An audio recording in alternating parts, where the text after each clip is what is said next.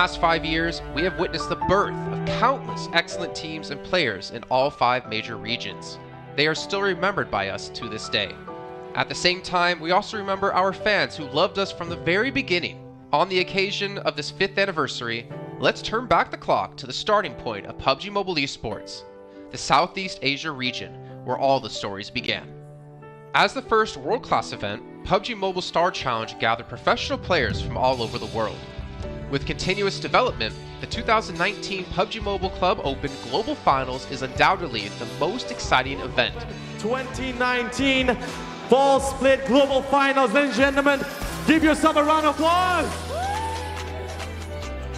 Among the countless rising stars, one shined particularly bright. Bigatron Red Aliens, a team from Indonesia, Bigatron Red Aliens! just got first place in the PMCO Southeast Asia Fall Championship, earning the chance to compete in the PMCO Global Finals in Malaysia. In the subsequent prelim stage, intense competition kicked off immediately. And finally, they advanced to the Grand Finals in second place. BTR demonstrated impeccable strength in the competition. By the end, BTR was leading the lobby by a significant 106 points, bringing the first ever championship title to the SEA region.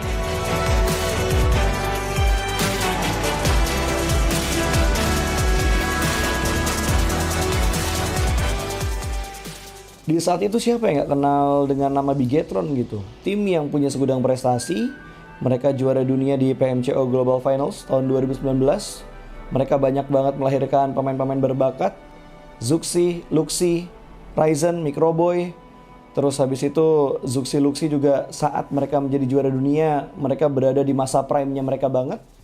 PUBG Mobile Esports always strives to develop and grow year after year. That's why we made sure to continue the support and build the SEA region. In 2020, the improvement of the competitive schedule introduced the World League, which later became the World Invitational.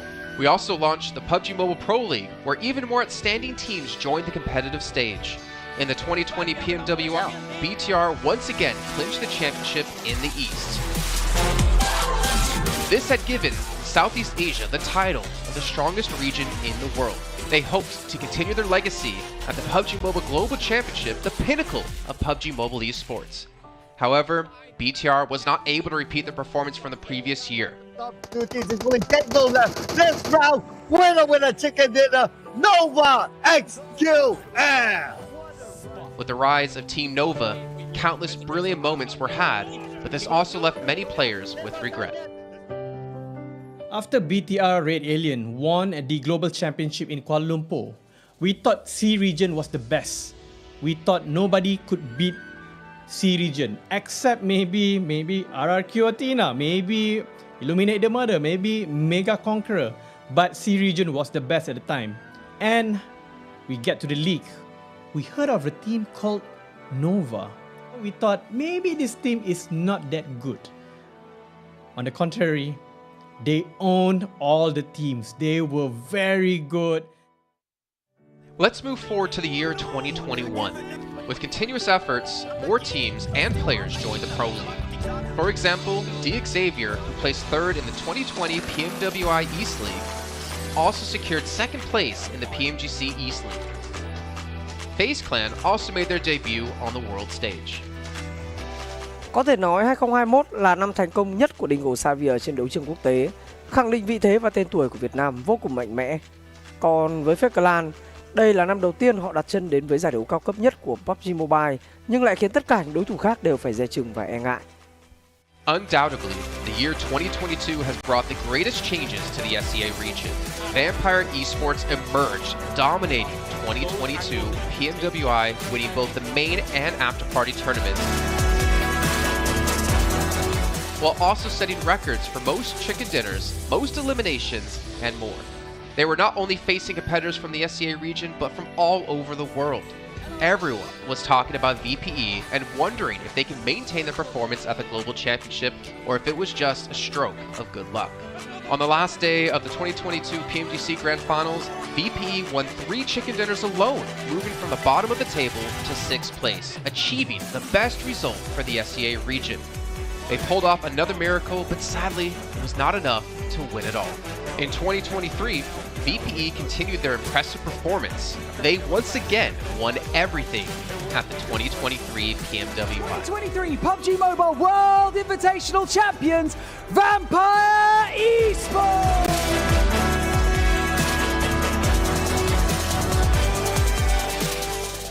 ก็ย้อนกลับไปในปีที่แล้วนะครับเอาจริงก็ผมมองว่าน่าจะโอ้โหไม่มีใครที่จะมองว่าทางฝั่งตัวแวมไพร์จะซักเซสได้ถึงขนาดนั้นนะครับเพราะยุคนั้นเหมือนทุกคนจะโฟกัสไปทางฝั่งตัวอินฟินแล้วก็เฟซแคนที่มีแบบว่าผู้เล่นดังๆนะครับแล้วก็ถ้าจำมันได้เหมือน PMGC ปีล่าสุดมากินไก่แบบเบิ้ลติดๆกันในวันสุดท้ายเหมือนเอาจริงน้องๆก็เคยบอกเลยว่าเฮ้ยเราเครียดกันไปหรือเปล่ามันเป็นตัวเองดีกว่าเล่นแบบปล่อยจอยได้แบบจอยเลยสุดท้าย3คะแนนติดจบอันดับ6ของโลกซะอย่างนั้นนี่นะครับแวมไพร์สปอร์ตเหลือเชื่อจัด But don't forget, Alter Ego, an Indonesian team, showed a very strong performance by winning the Super League twice.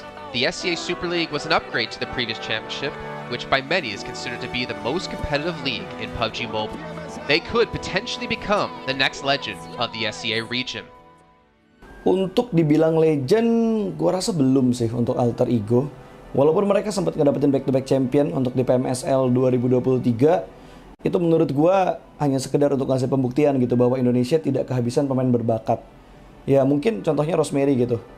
Datangnya dia ke Alter Ego tuh bener-bener jadi ujung tombak untuk Alter Ego. Dan gak berhenti di Rosemary. Masih ada Alpha juga yang didatangkan oleh Alter Ego untuk mengisi kekosongan atau kekurangan dari Alter Ego.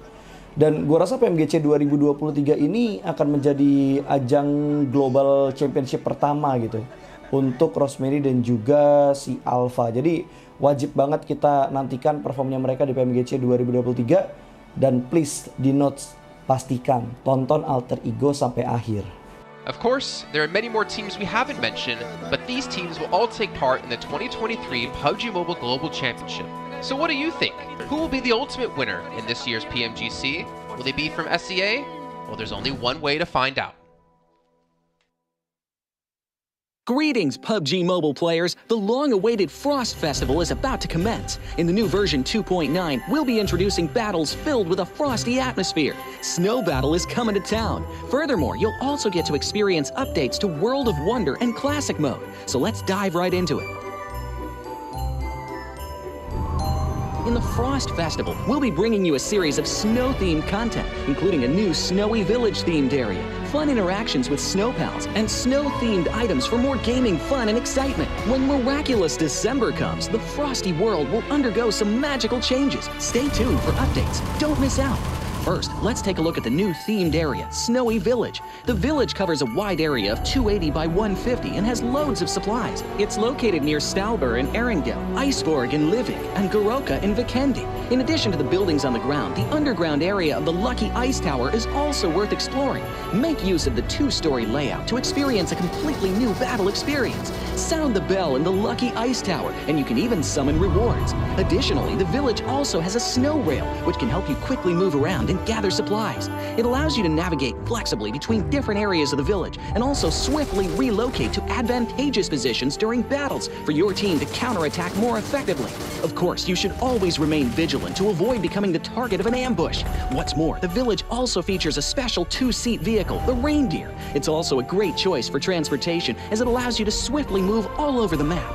For intense battles, we've also prepared festive and practical battle equipment for you, the Snowball Blaster and Snowboard. The Snowball Blaster can be used in many ways and has loads of functionality. When you aim it at the ground or a building, it can create a snow pile cover for you. When used on enemies, you can temporarily transform them into lively snow pals to restrict their movement. When facing bodies of water, you can use the Snowball Blaster to freeze the surface so that you can walk on it. It's definitely a practical yet entertaining weapon. After transforming into a lively snow pal, you will be unable to use firearms to do battle. You'll only be able to rely on basic actions such as walking, running, jumping, and swimming to evade enemy pursuit. It takes some time before you can revert to your human form. Let's build a snowman together. The snowboard will also bring you a whole new experience. Apart from helping you glide and move on various surfaces, it can also be used with the Snowball Blaster. Explore the many possibilities and use these 2 items to have all kinds of fun. We've also designed various interactive mechanics, such as searching for snow toddlers, lucky ice, and the snow blast zone. When you encounter a lucky snowman on the map, don't be in a rush to leave. There are 4 lost little snowmen hidden near the lucky snowman. Search for the 4 hidden snow toddlers and bring them back to the large snowman. You'll then receive a token of gratitude.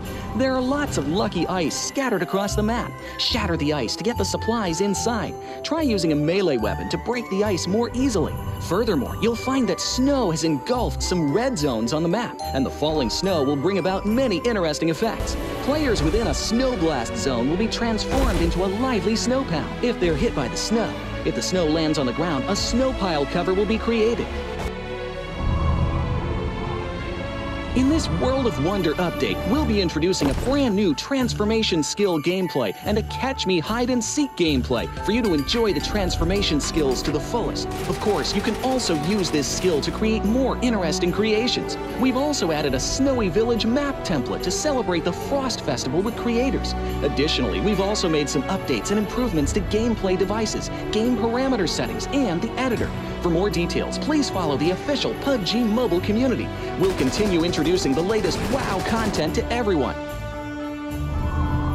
As for Classic Mode, we've also made some improvements to vehicles, firearms, creation mode, emotes, settings, and more. First, we've enhanced the designated marksman rifles. Some DMRs can be equipped with the full auto mod to fire in full auto. We've also improved the attributes and handling of some vehicles to enhance your driving experience. We've also added a new garage mechanic. From now on, you can choose your dream ride during matches. Meanwhile, we've also added a custom SFX adjustment feature. You can adjust the volume of some sound effects to whatever best suits you. As for creation mode, we'll be introducing some quick view features for watching the victory dance and fireworks displays and the new Frozen Kingdom themed performance in order to provide players with more possibilities for creative content. Furthermore, we've expanded the emote backpack. Now you can equip more emotes before entering the battleground. That's a wrap for the main content in this new version. In addition, new content will be added to the popularity battle event, Metro Royale, and season rewards. For more details, follow our official PUBG Mobile community. Snow Battle is coming to town. Winner, winner, chicken dinner. In 2020, while the eyes of most PUBG Mobile viewers were focused on Southeast Asia as well as other regions, there was one region in particular that went under the radar, the 2020 EMEA League. Numerous teams from different regions were fighting for a spot in the 2020 PMGC. Among them, the teams from the EU region were the most dazzling.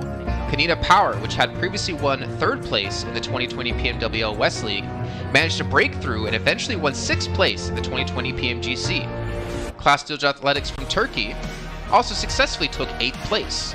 For the entire EU region, this was a great start, and in the future, the EU region would grow into an even stronger region. The EU region seems to have endless potential. They always have a number of astonishingly talented newcomers.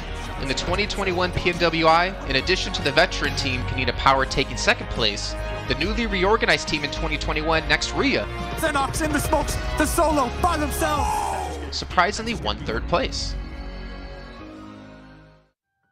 The EU region seems to just have endless potential. There's always a number of astonishingly talented newcomers coming up through the ranks, developing their skills, and in 2021 at the PMWI, you had some of the veterans there for sure. Kanina Power taking second place, an incredible performance coming through from them to get that second place. But not only that, you had the reorganized team for Next Ruya in 2021 who won PMPL Turkey. They came first in their region and then were invited on the back of that to the PMWI West to take third place. So these new talents working as this new roster at the time, a phenomenal resurgence there, and there's so much more left in the pipeline, I'm sure, for this region. I'm really excited for what the future has, and I can't wait to see what they've got. In the 2021 PMGC, teams from around the world gathered once again. First of all, worth mentioning is that among all the participating countries in the Grand Finals, Turkey had the most with 3. Among them, teams like S2G and Next Ria finished 4th and 6th respectively. This was a massive achievement. The efforts of the EU region are constantly bearing fruit. Now they just needed an opportunity. 2021 yılında Dünya Şampiyonası istediğimiz gibi başlamıştı. Çünkü West aşamasında 3 takımımızı birden ilk 6'ya sokmayı başardık ve büyük finallere 3 takımımızı göndermiştik. S2G 4. olarak buraya katılma hakkı kazanmıştı ve kadrosunda Rip7, Timber, Kalse, Sylas gibi isimler vardı. Büyük finallerde ne yapacağını çok fazla kestiremiyorduk temsilcilerimizin, çünkü dünyadaki takımların iyi performansları söz konusuydu. Büyük finallerde temsilcimiz S2G 4. olmayı başardı, Nexuya 6. olmayı başardı. Maalesef Fenerbahçe ilk 8'in dışarısında kalmıştı. Ama bu takımın ileride çok iyi şeyler vaat ettiği konusunda herkes hemfikirdi. Next, let's go directly to the 2022 PMGC. At a time when everyone was focusing on whether Nova could win 3 consecutive championships, a team that was not originally a favorite to win was about to become the focus on the stage. S2G performed consistently in the first 2 days of competition, always maintaining a position at the top of the leaderboard. And on the final day, S2G changed its conservative tactical strategy and sought to gain more elimination points in the last few rounds.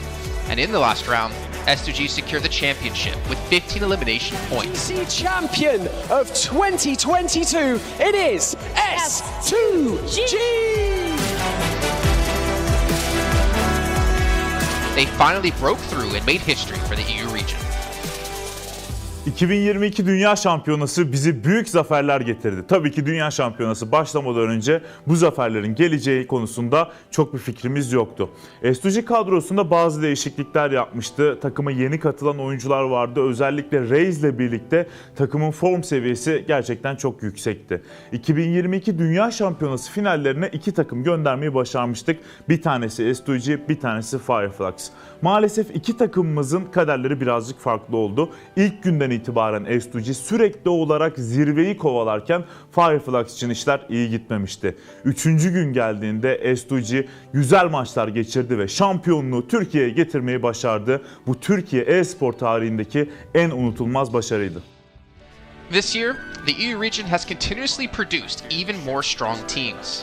First of all, G Gladiators won first place at the 2023 PUBG Mobile Pro League Spring Regional Championships and third place in the 2023 PMWI. Veteran teams like Next Ria and Kanina Power have been performing better and better this year and successfully qualified for the 2023 PMGC. Subsequently, hot recent teams like Mad Bulls, BRA Esports, Major Pride, Melise Esports, Demorte, among others from EU, have also successfully gotten a spot in PMGC.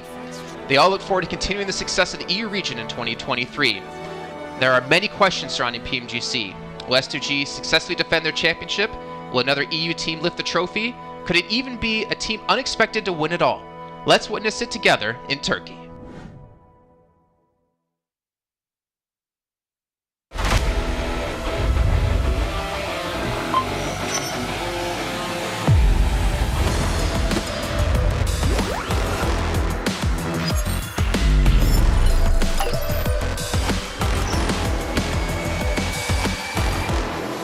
Investigator. Join the investigator team and let's protect the game's fairness together. 2023 Popularity Annual Gala event tutorial. Hey there, welcome to the 2023 Popularity Annual Gala. We've introduced a brand new competition and upgraded rewards. You will have to go through 10 rounds of 1v1 matches and compete to become the first ever PUBG Mobile Popularity Annual Gala champion. So let's get right to it. New competition, ladder competition. The Popularity Annual Gala event will be utilizing a new ladder promotion system. Players' initial ladder grade will be determined by their battle points at the end of the first round. Ladders are divided into 6 grades: Triple S, Double S, S, A, B, and C, with Triple S being the highest. Ladder promotion rules. Players are ranked based on the popularity they gain during the battle period. For rounds 1 to 9, the ladder results are settled at the end of every round's battle. Apart from ladder grade C, each ladder has 100 spots, with the top 20 promoted, the middle 60 retained, and the bottom 20 demoted. If you're trying to move up the ranks, be sure to stay within your ladder's retained threshold or higher before each round is settled. Additionally, ladder grades can only be promoted or demoted by 1 grade at a time, so your performance in the assignment round is crucial. Be sure not to miss it. Final showdown. Based on the rankings from the previous 9 rounds, round 10 will be the decisive showdown to determine the final rank and ladder grade placement, including the champion of the 2023 Popularity Annual Gala, who will emerge as the ultimate winner. New exclusive rewards. At the end of round 10, rewards will be issued based on the player's ladder grade and final rank. For outstanding players, they will receive exclusive rewards that can showcase their supreme honor both in and outside the game. In-game rewards include the honor title, honor name tag, and honor avatar frame, which are sure to make you stand out. Moreover, there are also physical trophies, interviews, custom-made popularity gifts, official social media promotion, game exposure, and other exclusive honorable rewards. Gain global renown both in and outside the game. What are you waiting for? Participate in the 2023 Popularity Annual Gala now.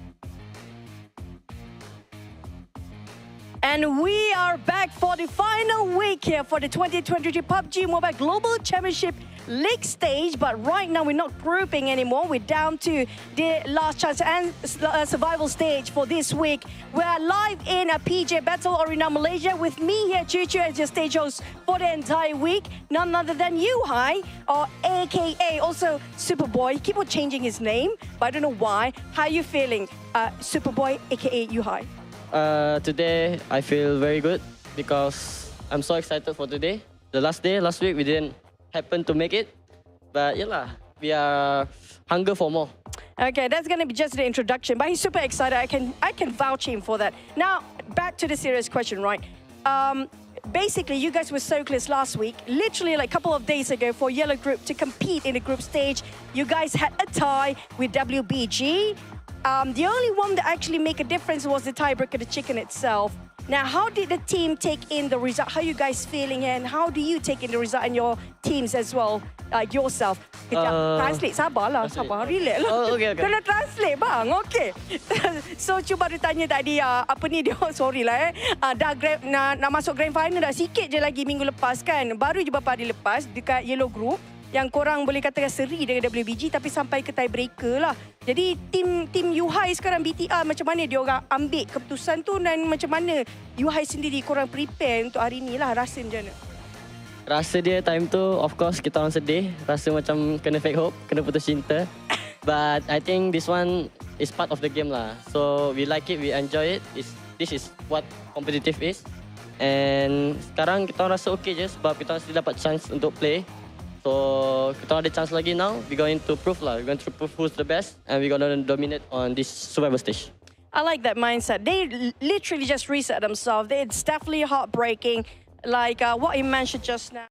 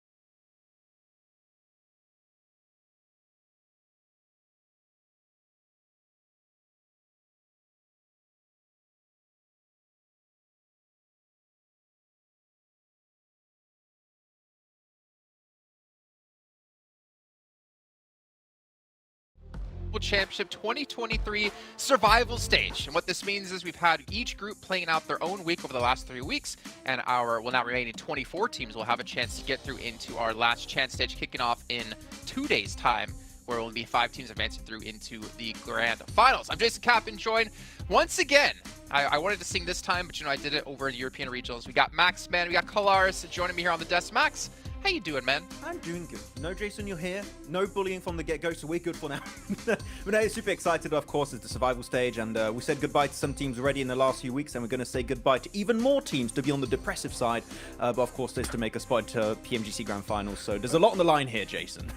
On the plus side, at least our groups now are awesome, right? Like, yes. of all the teams that have actually gone through here, not fallen down in that bottom 5 across all groups now, I'm really happy with the makeup of what we've got, even though we've said, congratulations to some great teams in these groups. We're still left with some excellent teams here to be able to treat us here in the survival stage and last chance.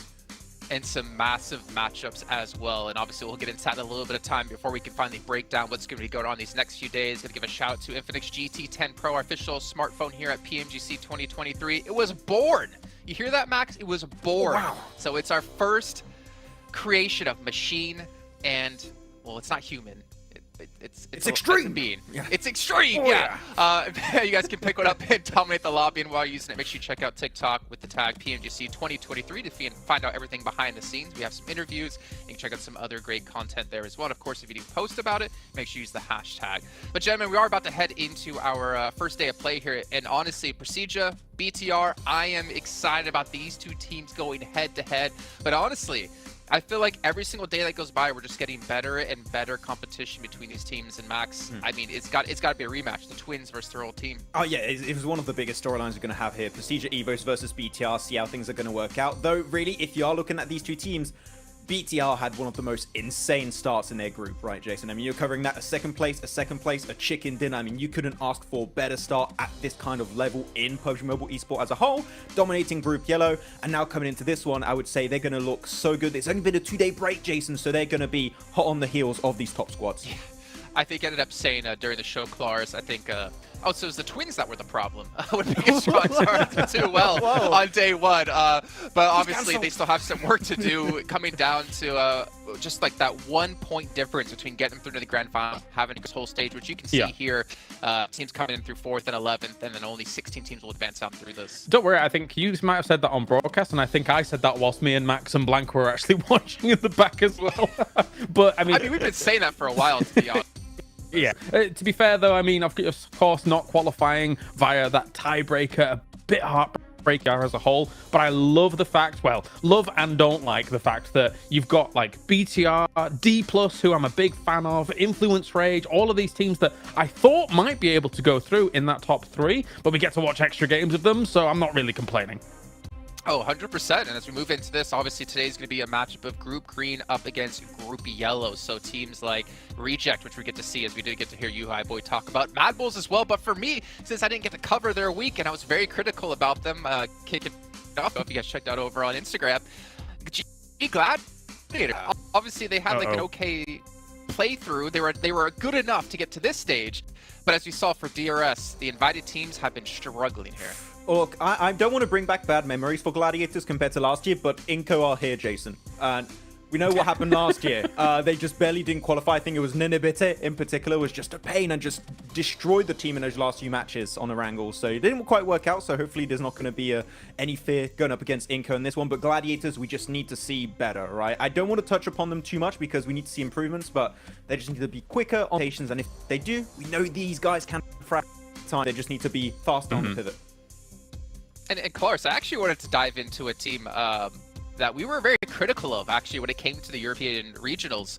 Melisse, this team, you said, and we all agreed, not the best team in Turkey, even though they came out first place in their own PMPL. But they've been able to make it to this point, and I have to say, I'm pleasantly surprised for this team, considering their performance throughout the year and their improvements throughout the year. I mean, hopefully they're able to pull the socks up and do even more, because honestly, so far, Turkey in as a whole has not really been that impressive at PMGC just yet. I mean, yes, we've got S2G in the final and stuff, but Melisse, 123 points, just 2 Gladiator. I do think as a whole, our region, in terms of the teams as well as the European teams gained steam throughout the group stage. Like Mad Bulls and even Gladiators to an extent as well got better results the later we got into their group stages as a whole, and then we all know how Major Pride did, right? So I'm actually pleasantly surprised kind of with how our region has done so far, because there was a place where they could have just fallen completely flat and continued those day one, those day two jitters. I was so happy to see Major Pride take first place. You would have told me that Major Pride were going to top any of these groups. I would have said, no, they couldn't make it in survival stage, no, right into the finals. I would be really, really surprised if that happened. But Nomi in particular, being MVP of his group, just popping off, normally being the off-angle player, but he's like, I mean, I see them. How about I also shoot at them? And he just got a ton of eliminations off the back of that. So hell yeah, why the hell not? I'm loving seeing it. But more importantly, for that group, Suk qualified, Jason, which I'm happy to see Suk. He's going to be back at LAN event in Turkey, so I'm hyped to see that happen.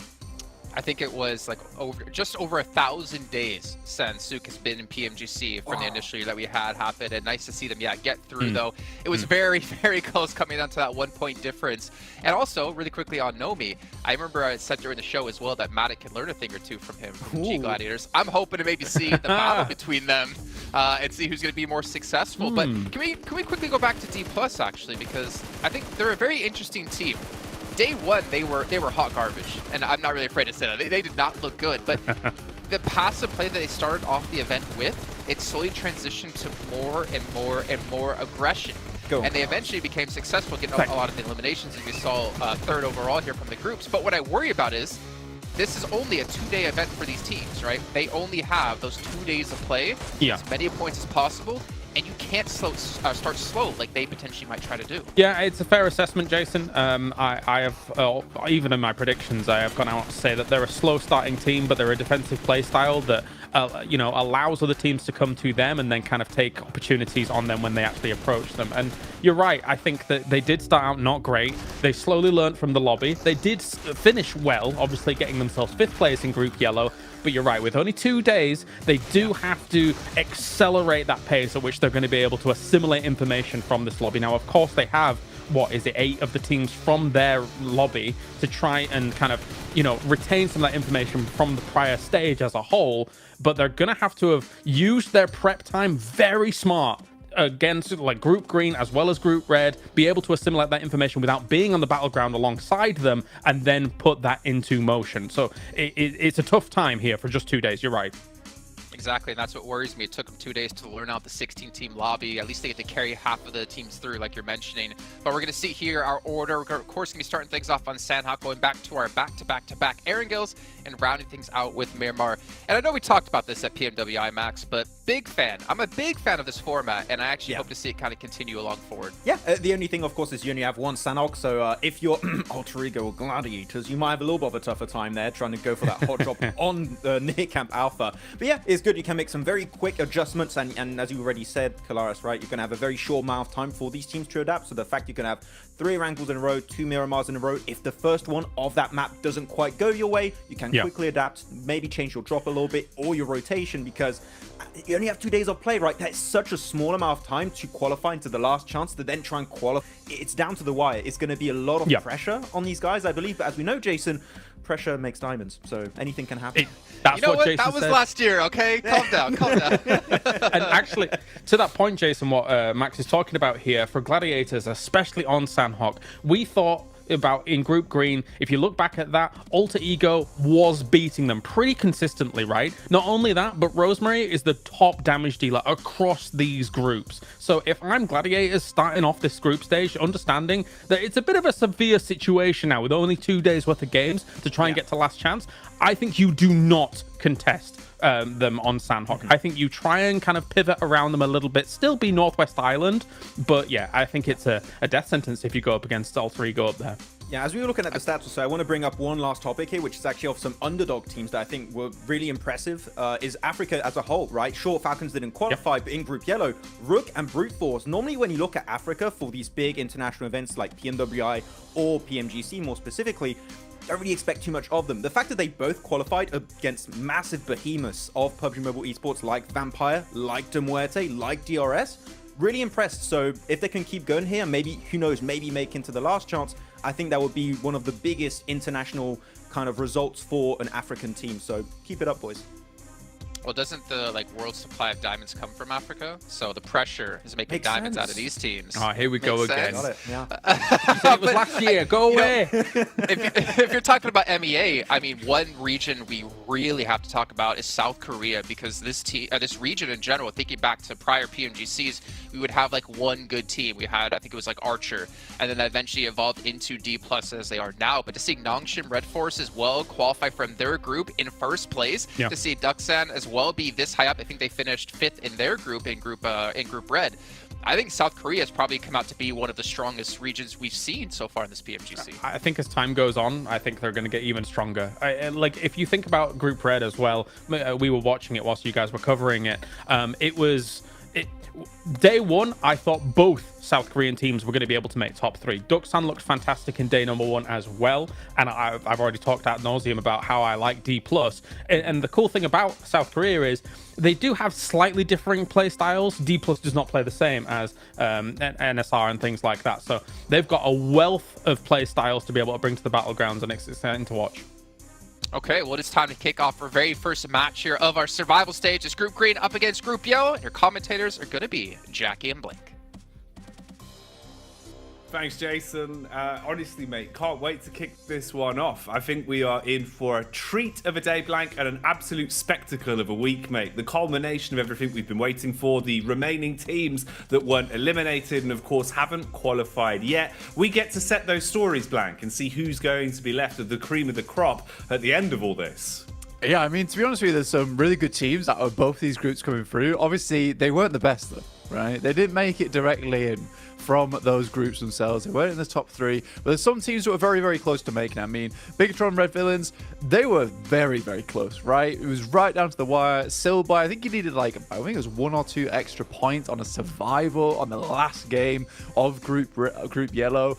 For Group Green, Reject was so close to making it in, but Alpha just had such a ridiculous amount of points just accruing throughout the entirety of Group Green that it was very difficult to catch up, and I think the guys touched upon this already, which is a case of Reject starting a little bit slow, which can't be the case here. I think it's even more difficult for Reject in Group Green since they've had so much time off as well, Jackie. Oh, absolutely, mate. You know, the downtime they've had since they started now, are they going to be warm? Are they going to come into it with that same confidence, that same sort of, I don't know, quirky charisma we were seeing on the cameras as well, Blank? Because that's what really won my heart for Reject Tokyo, was the fact that even outside of the lobby, they just looked like they were giving it and having a great time. So I hope that comes back, and we'll see as we get to ease into it. Our first Sanhok always starts with a banger, so let's see what we're in store for. Yeah, tons of hot drops on this map. We saw it throughout the entirety of all the groups. Most teams are always struggling. Specifically, though, in Group Green. That was where we had the most voracious amount of actions as teams were hungry to pick up their spots early on in the game. Looks like Gladiators do confirm their position up towards the top side of Northwest Island, which is great news for them. A lot of times they were contested by Alter Ego. Team Queso off towards their western side and Quest up towards the northern edge. I think these teams in particular, you know, Team Queso were looking fairly good towards the start and end of their group itself, but already got ourselves a little bit of action. It's DK versus DXavier. The double D action. Love it. Yeah. Thrown straight into the thick of it, mate. And this is what we were expecting as well, right? We kind of even set up this angle with the interview we had on stage, where you could see players realize today, like, Sanhok isn't going to be a walk in the park to start it off.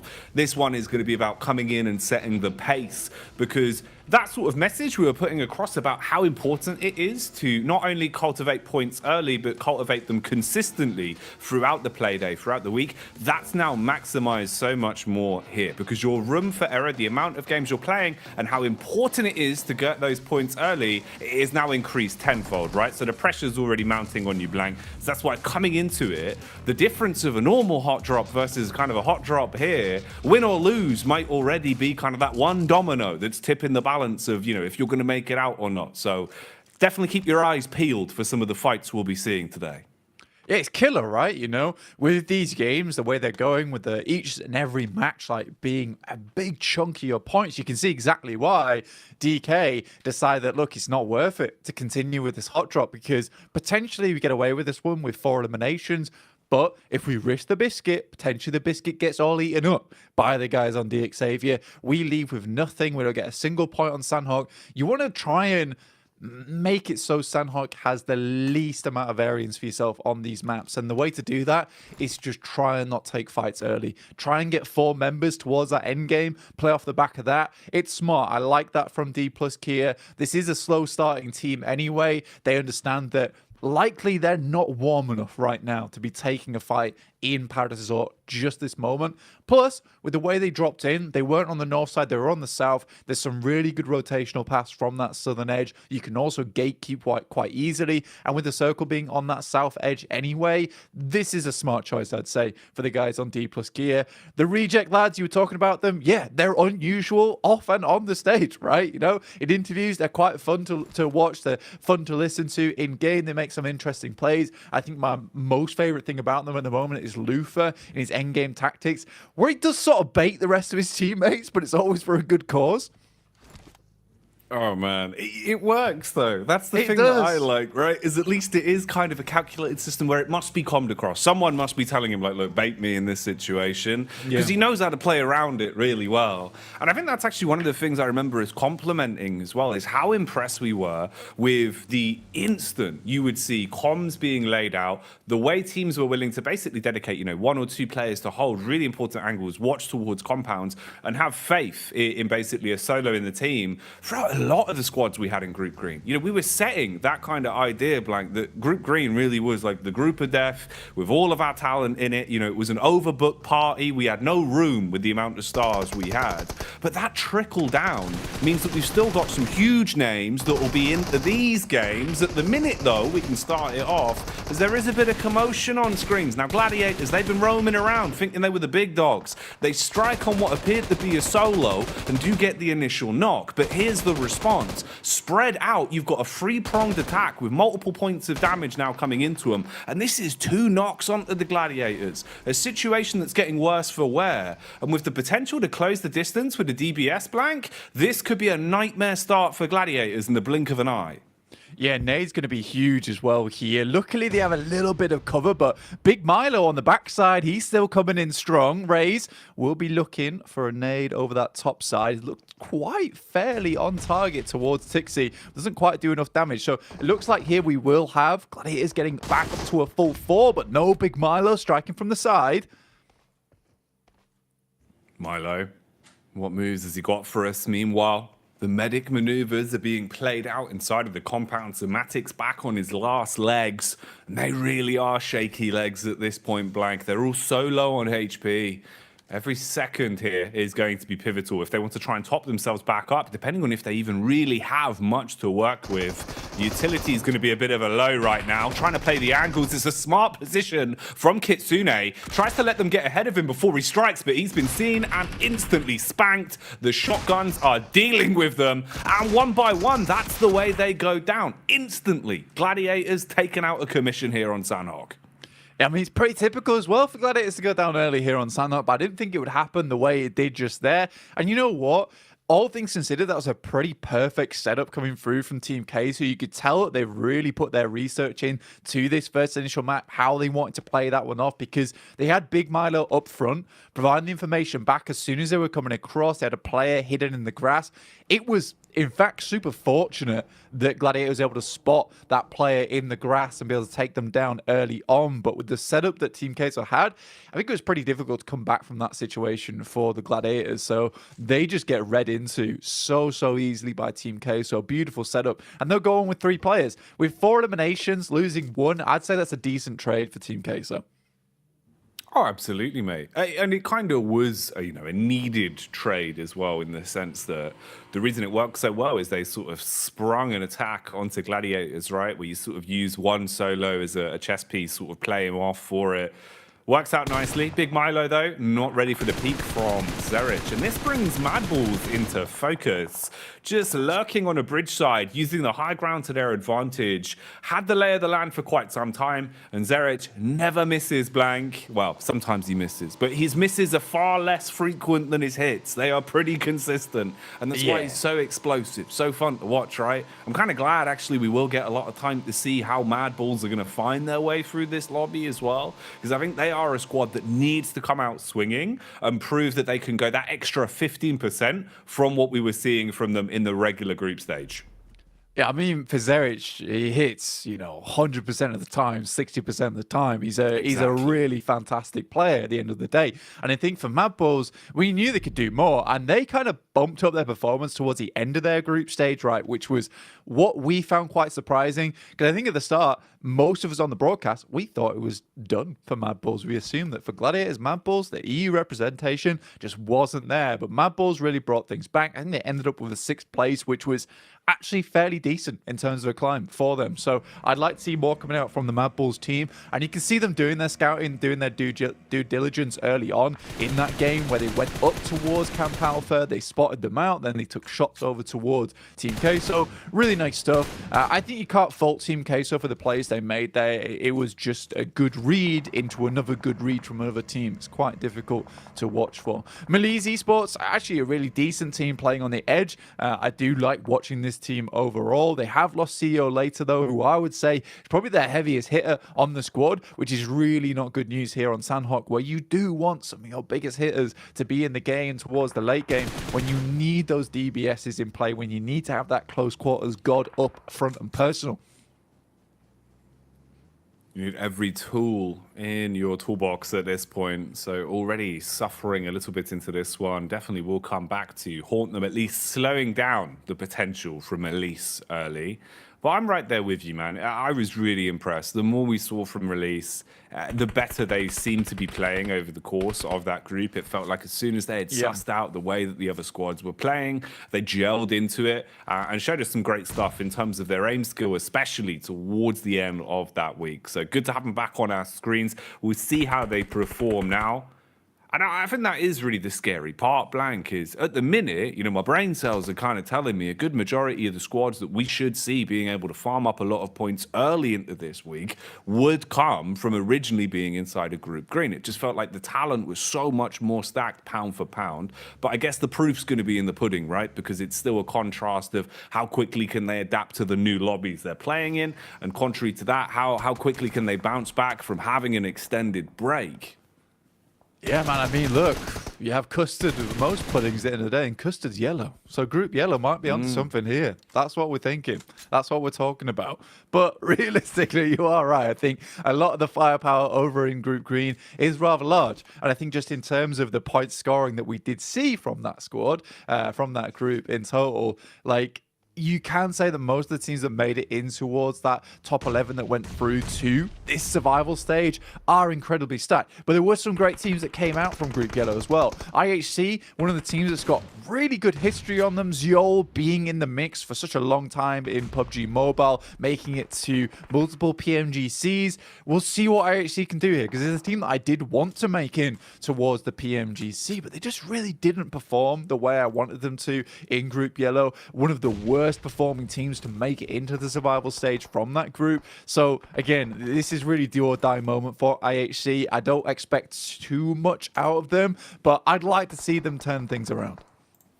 Oh, absolutely, man. I mean, I've been so massively impressed by a lot of just the sheer talent we've seen from the Mongolian region. So if there's still more Mongolia madness to come out, Blank, I would be living for it, be it IHC or whoever it is that will be picking up the points. Right now, though, IHC not really being getting much from this, other than a bit of buckshot into the back as the DBS cleaves its way through most of the roster. So it'll have to be a little bit later if they want to start popping off, leaving them down solo, so we'll see what he can get done with it. Still potential to try and sliver your way through the rest of the game, maybe steal away a couple of points on the old placements, but dream scenario not going to work well for them. The fight's continuing a little here as well, and finally we get a cameo from Quest back on our screens. Haven't had time to touch on them just yet, but this is a side that I was very impressed with in terms of resilience. Did a great job to fight for their spot, to be here today, and showed that they deserved it, really. Al Hadji had some huge moments as well, but at the minute they are trapped, playing down in a gulch, effectively separated with two players back over towards the compound, but you are eating a bullet sandwich, and it is not very tasty. Not at all. I mean, Influence Rage is going off on them at the moment. This is painful for Quest, absolutely. BTR down towards the southwest side right now, around Camp Charlie. Still got a little bit of a ways to go. Alter Ego in front of them, so Indonesian on Indonesian action at the moment. Alter Ego making their way in from Group Green, tried to shunt out the guys from Gladiators, so some of them were a little bit easier to play from, but didn't happen to be the case here. So Alter Egos had to switch up their things just a little bit. They've had a lot of prep, but will not save them from the guys on BTR. Superboy went down early, but doesn't really matter. La Paz, Tatar, as well as still bringing rain here from BTR.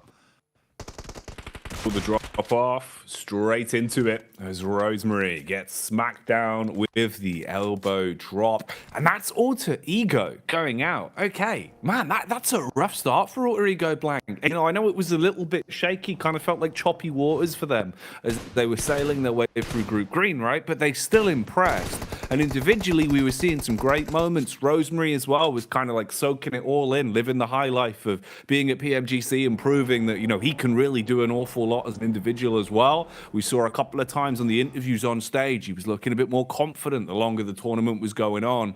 So that's unlucky. Kind of a bit of a reality check, I suppose, for Alter Ego straight away here then. Yeah, tough stuff. I mean, they get stuck out in the water as well. Not a good place to be. But I think with the amount of time you've had to really think about what's going to happen during these stages, you might have been able to predict BTR's rotate here and think about maybe potentially playing underneath the cliffside instead of getting bogged down in the water too early on. Circle on the northern edge, though. This will take us further up towards those little ridge sides around where we've got Influence Rage playing. I think that Influence Rage definitely a team that I didn't expect to see here over in the survival stage. I thought they could do so much more as the Brazilian squad, one of the biggest risers from this year in terms of teams from the American region. So I do want to see a little bit more out from Influence Rage. Already you can see their firepower is still here on display, but it's crazy to see because this is so much more of a balanced lobby this time around with the amount of eliminations going through to multiple teams. It's going to be an interesting finish, that's to be sure. And we don't end up round cave on this south side, which I'm happy about because that is always a really awkward finish, and usually it's one or two teams that benefit from the back of that.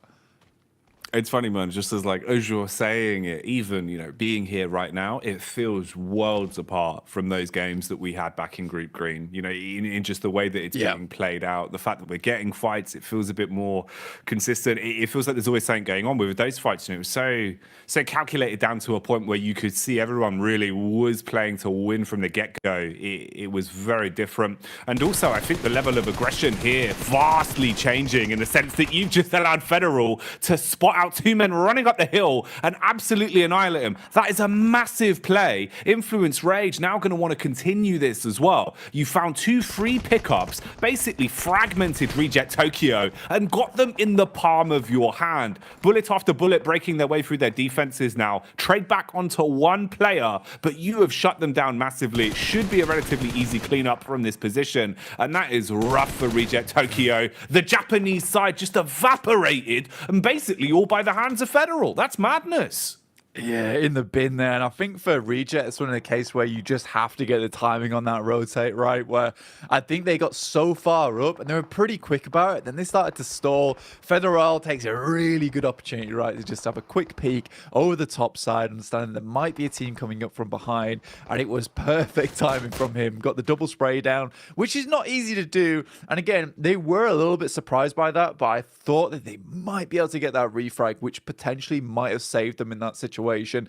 Little boy still holding out towards that eastern side, looking towards the hilltops, over towards Mad Bulls, who made a really smart rotate over towards that northeastern edge to just manage to make it way in whilst not having to fight against Influence Rage too much. Circle down towards that south side, and Pasija Evos, they get a nice spot in the circle off the back of this one with their position on the map. Getting this control of this compound is really big news for them. They just need to hold out BTR now. Another team that did really, really well in their group. We'll see what Pasija Evos can do here. Zuxi's in, Luxi's out. We got Link's Misery as well as Redface. They showed us some pretty slick moves over in their group. Fell off towards the end though. And I think for them it was sort of unfortunate because they really could have gone all the way, because towards those very, very last games, there was certainly a step up in performance, but by that point, it was too late. Alpha 7 had already ascended. Alpha 7, man, were really like one of the 3 big point vacuums that were in that group, always one of the absorbing them all, right? It's mad. That's why it's so hard to kind of like deliver like the true depiction of the way those games went. If you didn't see them, it was just madness. Even looking back at, the overall sort of point differential that we have from the top to bottom in like top 3 for all 3 of the groups, still just wild how Group Green was so much further ahead in terms of the overall points, right? A lot more elimination. A lot more aggression, but late games with close scoring between a lot of them. So that's why it was so impactful. We were talking about Reject Tokyo, barely missing out by like 10 points or whatever it was. And now they've kind of instantly, again, you've come in here, you're like, all right, let's see what we can get going into this week. Not much in the first game. Sandhawk not going to go their way. I'm surprised by how many teams we've actually already seen getting dented here as well, Blank. We're starting to rip our way through for a vast majority of our lobby. I was expecting this to be a bit of a slower game, kind of, touch and go, test the approach, see how people are playing coming into Sandhawk. Instead, everyone's playing to their strengths, which is actually really nice to see. It's not playing not to lose at the minute.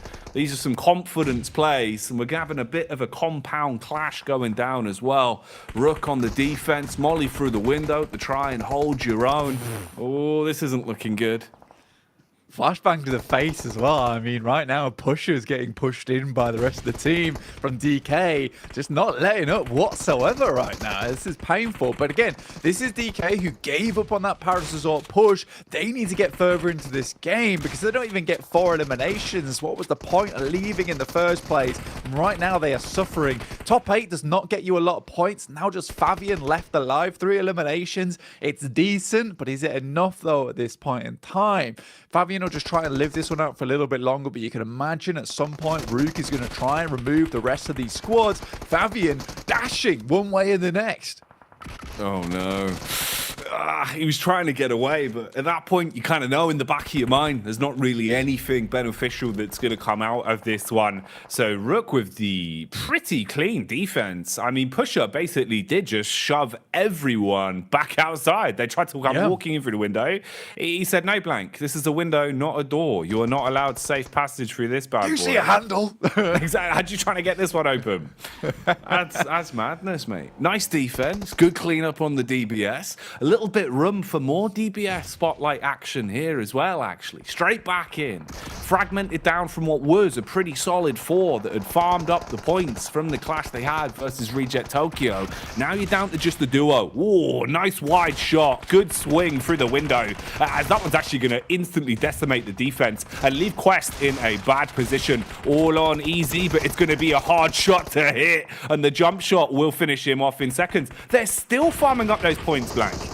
Yeah, Influence Rage just have some serious fragging power on the team. I think they were tactically outclassed there by the Mad Bulls on the north side, but that by no means doesn't mean they're going to keep going forward and pumping out those points. Now, Pasija Evos looking to finish off the rest of Rook as Mad Bulls put a big dent in towards that team early on and explode on the vehicle. But Pasija Evos, 3 eliminations, but a high placing off the back of their compound on this south side is fantastic. But look at this. Mad Bulls have not had an easy rotate into this circle. cycle. They've not had an easy run, but they keep making the right decisions of when to take fights, when to leave them. They even leave one of their players behind to keep tabs over towards Influence Rage to get the rest of their boys into action. This was so well done from the Mad Bulls. They're not lacking too much on utility. Smokes, though, is going to be a big deal. Luckily, they already have the circle and masses of damage going through to Pasija Evos right now. Fleek just trying to get forward here. 7 eliminations on your boy Zerich. Oh, Zerich, mate, he always lets it rip like a Beyblade when he's in a good position. And right now, he's playing an advanced angle, far further ahead. He's the one with 2 nades in the back pocket as well. So the offensive utility in close range to deal damage. Meanwhile, Tulika from the sideline, bullet after bullet, trying to keep the attention on him. Fleek closing the gap. He's got 2 nades to work with as well. Tulika connects onto Misery Blank, and this will be an absolute misery of a defense for Pasija Evos at this point. There's not much to play with. Geometry's out the window. They're right in your face. Hello? The super jump going up. They still go for the peak round. Hit Fleek with a first, but the trade back is at least enough to hold it for now. But this is where the third party comes in, Blank. Kayovski on the side gets a good amount of damage, able to steal away at least a couple of those eliminations. Now Mad Bulls, it's Tulika and Zerich. Tulika just standing up in the back there taking shots, and 2 heavy hitters at the end game here. A 2v2, let's see if the Influence Rage. Mad Bulls, who's going to come out on top? EU versus Americas here. A clash between both of our groups. Who wants it more? First chicken dinner of the survival stage. The points taken from this will mean so much. You don't want to leave it up to another team to decide your fate. But hot hands, Blank. Influence Rage set ablaze as they go running through the Molotov. Tulika, he's just got to peek. He's just got to hit the shot. He's not enough. He's scared for the face. Eventually hits one, and it's all going southward. Mad Bulls with like 10 HP between the both of them have to put the foot down. And Zerich does it, securing the chicken dinner for the Bulls. Mate, Zerich with the flash step out the side, the DBS to the face. Federal barely saw his life flash before his eyes before he went down. What a chicken dinner from the boys. You can see how happy they are with that one. It has been a long time coming. We wanted to see a win like this from the Mad Bulls. You got to give credit to Influence Rage, though. Some really nice rotates of their own. And I think you look at both those teams, there's kind of lightning bolts going between the eyes because they made very similar plays towards that end game. Mad Bulls puts themselves in direct line of path with Pasija Evos, though, and wins the fight. Even with the Mario super jump, like you said, Jackie, coming through from Pasija Evos, it wasn't enough to Goomba stomp the Bulls. No, it couldn't be done, man. They must have had a power-up star, Blank, because they were looking like the stars of the lobby on that one. It got dicey, though, I must admit. I was really impressed by the individual gun skill we were seeing that was coming out into that one. So that final fight, when you're looking at 2 players so low, if you don't peek off each other's contact, you know, there's a timeline where that goes wrong. Interesting final fight. I think that's a great way to start it off, Blank. That kind of got us into the groove of things. And this has already set a little bit of the lay of the land in terms of some of the teams we need to shift our focus onto now with the survival stage, with these 2 groups going head-to-head. That was a really interesting one. We can have a quick look at the stats as well for our winning side here. Mad Bulls already with a chicken dinner under the belt.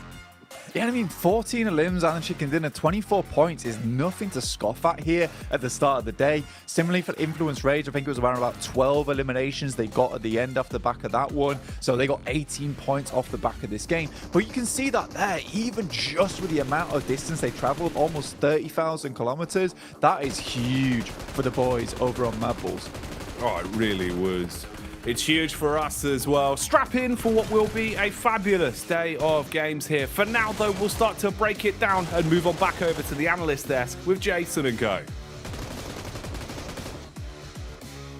Does that mean I'm the analyst, or I'm not? I don't know. I don't know how I feel about that. But yeah, obviously, welcome back, guys. We had a corker of a match here, starting things off with Mad Bulls taking a phenomenal victory, and obviously Maximin Klars. This victory had to have a start somewhere, and Klaris, there was a particular play that they pulled off that really like set the tone for this match, and set the tone of what Mad Bulls are bringing to the survival stage. Oh, it was a barn burner, mate. This was them I feel like they were controlling so many scenarios, right? Firstly, you go up, you third party, well, not really third party, but you clean up the remnants, the scraps of what was the Team Queso Gladiators play, which was insane. We can probably talk about that later on. And then the big wide rotate through Painan in the blue. He had to try and dip into the north side of the circle, realizing that there probably won't be that many barrier teams up there. I think not enough teams are actually utilizing wider wraps on Sandhawk sometimes when the circle goes against you. And Mad Bulls understood that extremely. 24 points on a Sandhawk. That's a huge start here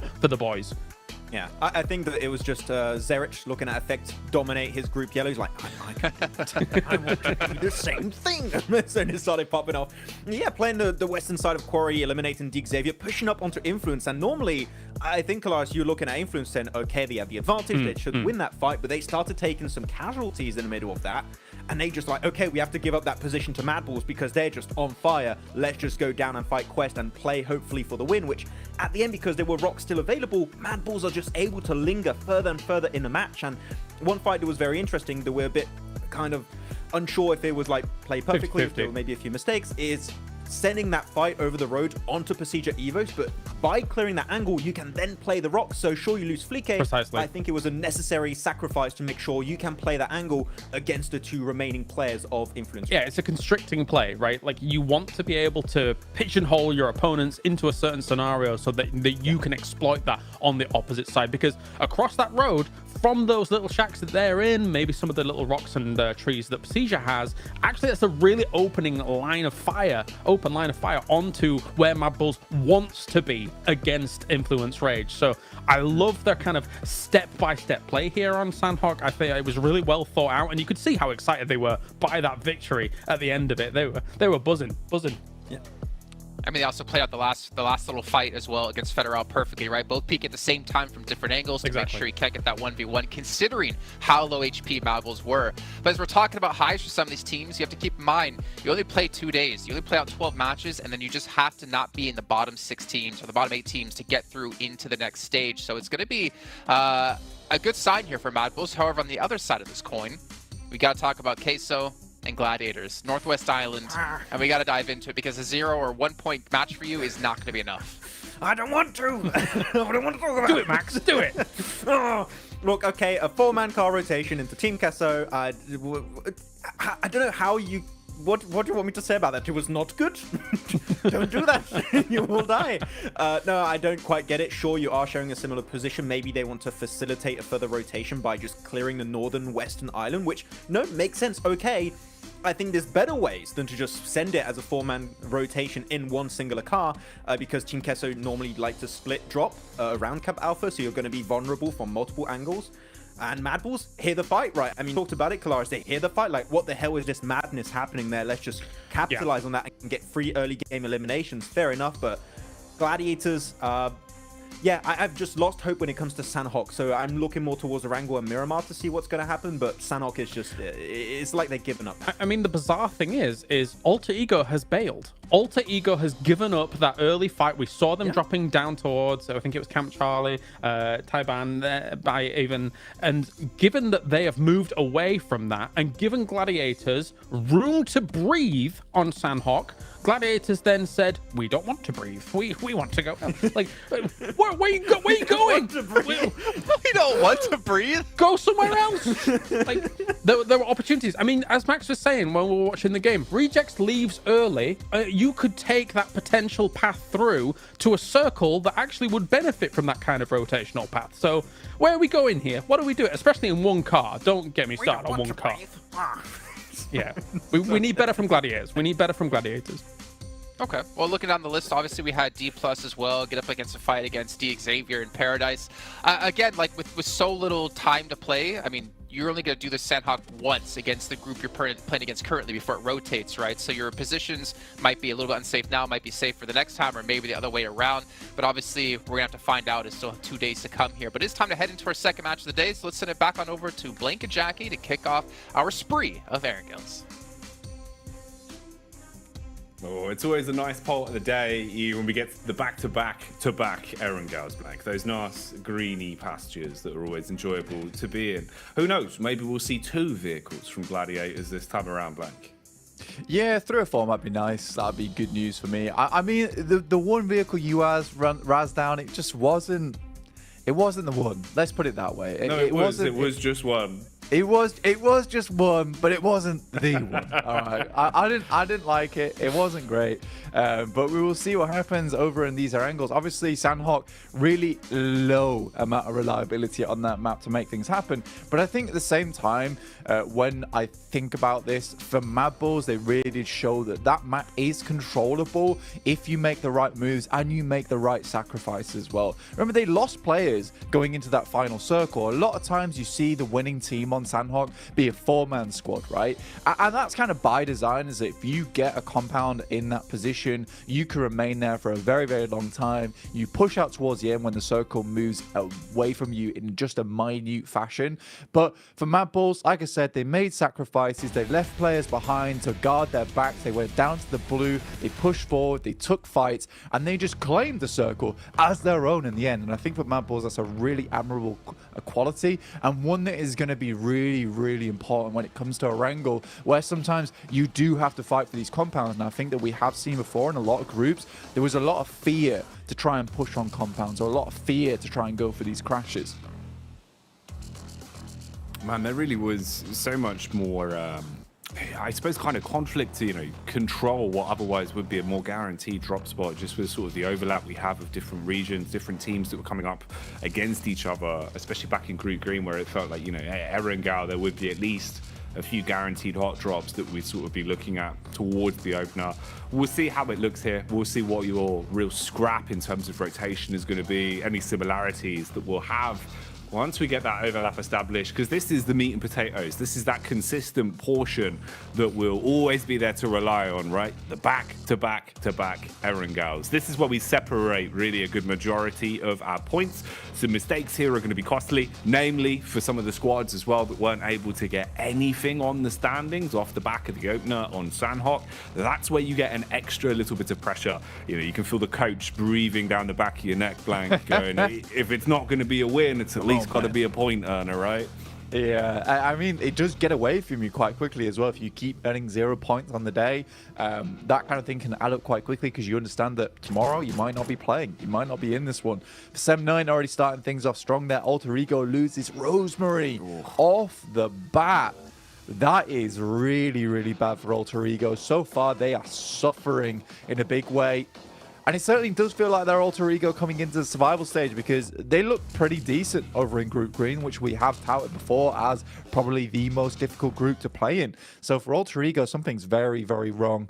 Either that or they didn't take the time to research enough. I'm not sure. I know that team does put a lot of effort behind the scenes, so it's just odd to me that they are losing players here and there. It might be nerves, might be something else, but right now something has to change, and quite drastically, because this is looking like another survival game for them. Losing a player in the first couple of seconds of the match, you're looking at maybe 2 or 3 eliminations, potentially 3 placement points if you're lucky, and even that feels like scraps. It's rough, man. It's like a wall, Blank, that needs to be sanded. It's looking rough. That's not the sort of start that you want at all, man. Coming into it with the first game with Sandhawk, it's at least one of those where you can kind of, take it as a bit of a slap on the wrist and then try and bounce back. But for Alter Ego, now losing Rosemary again, who did feel like he was a bit of a key player, kind of sort of a more young gun that was reliable if you wanted someone to initiate fights, be a bit of a closer as well. Now 2 games where he's not only not in the server, not helping you get points, it's also individually. He's not warming up as quick, right? If his thumbs aren't ready coming into the day, Blank, now these are 2 games where instead of playing, warming up, getting his gun skill to where it should be, he's instead forced to watch, sat with the team rather than participating. So you're not feeding that hot hand. You're not getting his confidence back up. It's icing him out more. So that really is worrying, having that happen now 2 games back to back. I didn't expect Alter Ego to come in and kind of like roundhouse kick their way through the survival stage, but it was one of those sides where I'm thinking, they have definitely the potential and the talent. It's just about the timing. Exactly. And I mean, as we know, Rosemary, world-renowned sandpaperer, now only 3 guys who aren't even that good at it to try and sand that wall down. And it's a big wall, it's a big wall. That's a 4-man wall. All right, okay. It's looking a little bit painful for them. And you're right, honestly. And I think it's something we talked about before in the case of Rosemary being that young gun. A lot of times when you do get your confidence knocked like that, it's even worse when you're a player like that who's up on the rise, because that can be something that can really dim your confidence to make these plays. And it's not something that's easily dissuaded, right? It's not something where the coach can clap you on the back. You've got years of experience to deal with this sort of thing. It's a case of like you can get down in the dumps pretty quickly, and this is a day where you have to perform, so you just can't let that happen. So I think for Alter Ego, big reset required on that next game if they can't get something done here. And I think for Rosemary, it's almost important that the rest of the team is able to get something done on this map in particular on match 2 to make him feel like, you know, it's not all over. It's not all over at this point.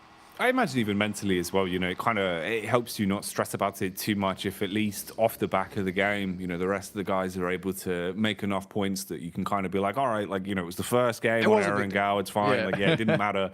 Whereas more so if you see them go down, sort of getting absolutely trounced after you're the first of 4, exactly, right? And you're blaming yourself. He's there in the hotel room blank. He's never going to be the same man throughout the survival stage. So hopefully they can at least bring that confidence back up a bit. Just pulling out tweezers, just picking his hair out one by one. It's just painful. It's just horrible. Where have your eyebrows gone? Stressed, don't ask. Stressed. Very stressed. Oh, yeah, bad time. So if you see tomorrow, Rosemary, he's only got one eyebrow, you know what happened. You know why. You know what happened. Yeah, if you know, you know. For the rest of the teams at the moment, let's have a look at it sitting over towards that top side. It has only been one game, but BTR, Persija EVOS, 2 of our Indonesian squads, doing pretty well. So we've still got that representation on that side. I think is a region that's really stepped up, honestly, recently. And I think that it went through a barrage of changes once we saw Zuxi and Luxi get jumped off from BTR, right? You know, they were no longer playing on it, moved over towards Persija EVOS. BTR had a bit of a reform of their own, and I think a lot of the big talents kind of split up between squads, and we found some new big talent coming through. And I think for Indonesia as a whole, it's been a very, very important change, moving away from the fact that the Zuxi and Luxi is the be-all, end-all. And obviously, even Persija EVOS doesn't think that anymore, because Luxi and Zuxi get swapped out all the time for the right situation, for the right time. And I think that is a really, really admirable quality to have for Persija EVOS, because I think that they could just earn fan points by having Zuxi and Luxi in every single match, but they're going for the win. They want the points, they want the money, they want to be in PMGC, and this is the right way to go about it. Absolutely. I know we were even speculating about it, where it felt like sometimes it was like there was some sort of consistency to the inconsistency in the way that they would rotate out based around using their subs, because it wasn't always the same battleground, so it's not map related. It felt like, you know, at times it was even just energy. If it was more of a staggered day, right, where you've got sort of 6 games, they would rotate to try and keep the energy of the team, I guess, at like the highest maximum output. And that kind of did work for them. Honestly, there was a few games where you'd see sort of like someone coming in fresh, and it's like, oh, okay, yeah, you subbed out Luxi, but it is working in a way where they were all sort of happy to pass the baton. And I like that element, right? Like, if you're going to have subs on the roster, if you're fielding them as well, Blank, it means that everyone's on the same page. It's not like you're bringing them in last minute because of an issue and then they can't deliver. You kind of, you know, gambling on a super sub. It was the fact that, you know, it feels like you've got more of a sort of 5-6 man roster here with EVOS, and all of them can play very comfortably around one another. Yeah, I'm confused, but it's working, guys. Great job. That's basically what we're saying. I mean, it's good, though. You're right. I think that although I do sound confused, yeah, it does work. Energy-wise, it's certainly picking up that way. Kitsune drops out of the vehicle here early, looks to take down Quest. Matic attempts to run him down. A little bit cruel. Only one player here from Quest at the moment. The rest of them are quite split off, and I don't know what he thought he was doing by taking that engagement. Might have just wanted to hide away. Gladiators, though, do at least find themselves one singular point off the rip. That's decent for them. They're on the south side. They dropped on the southern edge of Sosnovka. Team Queso also dropped in a similar location. I thought we were going to have another case where Team Queso just takes down Gladiators. This is like a rival match once again. But no, they both make it through. And they're on the right side of the map as well. So potentially a game here for Gladiators. They desperately need it. I think that Sandhawk, they understand, is not their best map at all in terms of anything. So I think that if they can get a strong map here on Erangel, it's a case of you just forget about Sandhawk. It would be like a social media meme for Max that is just shaking hands emoji, Gladiators, Sandhawk starts, you know? Yeah, That's pretty kinda, much. yeah. It's the same thing every time, right? So yeah, it's not changing anytime soon. I don't think so. You know, I mean, as funny as it is to say, they survived slightly longer on that one than some of the rough drops they had on Sandbox. Yeah, you're not wrong. So swings and roundabouts, really, Blank, right? Like it's either kind of better for them or way worse. I guess we'll see how they can translate that going into this game. The first elim they got was a weird one. I think we were both a little bit puzzled by it. You know, Quest relatively fragmented from the get-go, just one man trapped on his own, really. Yeah. So he was kind of the fish food for them, and they've nibbled down on that. For now, just taking a bit of time, get themselves situated, suited, booted, and looted inside of the compound. There is a set of watching eyes in the distance. That's going to be DK trying to get a lay of the land. IHC on screens here as well. It's the Mongolian massive backup for action. Meanwhile, over at the barn, it seems that Alter Ego is still struggling into the lobby today as Quest have taken contact towards them, and it's the Bison that seems to be delivering 64 bullets of pain straight to the face. Yeah, Alter Ego now down to 2 players. Ooh, it's not looking good for this team whatsoever. Potato Fnatic have to continue onwards. Rook currently rotating in from a very, very far away position on that northern side. But yeah, it's all starting to pop off now around that central arena in Gatka. A lot of fielded area in this position. Not easy to play with. A lot of times it's kind of just setting yourselves up for the right rotates in the late game where you have clean fields to just try and pump your way through. Vehicles, absolutely huge in this situation. You want to have as many as possible. I'm looking at you, Gladiators. But again, there are some big names here. Mad Bulls, Influence Rage, we saw from that last game. Malice Esports, although did go down early in that last map on Sandhawk, I felt like it looked like they'd done some really good homework between things to try and find out where these teams are going to be playing and really take control of that edge.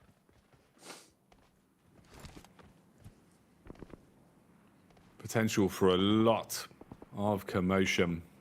In terms of the lay of the land, you can see the rotations that are coming in.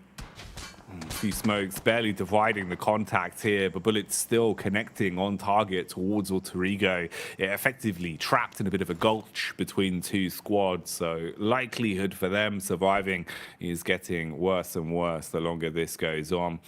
It's Gladiators that are still down towards the compound. They found themselves a safe spot and have been at least gifted more safety in terms of the longevity of this position, with the zone favoring them relatively center so far. Mad Bulls already in a good spot as well off the back of this shift.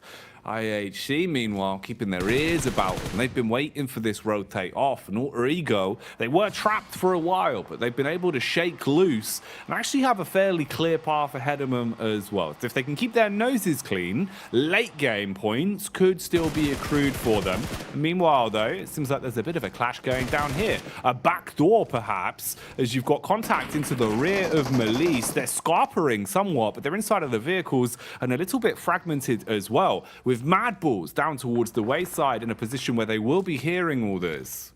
Yeah, and we know from that last game as well in Sandhawk, Mad Bulls quite easily picked their way through over towards this western side, spotted out some of these players, and then took the fight afterwards over towards Team Case. And already, Mad Bulls, they are engaging. They took some shots over towards Malice Esports. They've crumpled some of these teams. They want to try and take as much control over this edge as possible.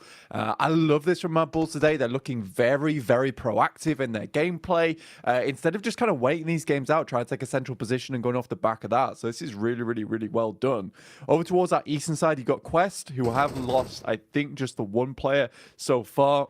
So it's not the end of the world for Quest at the moment, but holding down Sakatka as 3 players is not easy. You generally need those 4 points of contact on each corner to play out the game the way you want it to happen. Otherwise, you let something open here. And I think for Mad Bulls, if they made a wild guess, went over towards that north-left side, you know, there's a chance that they're able to take complete control over Gatka quite easily. But again, you'd have to know that that was open.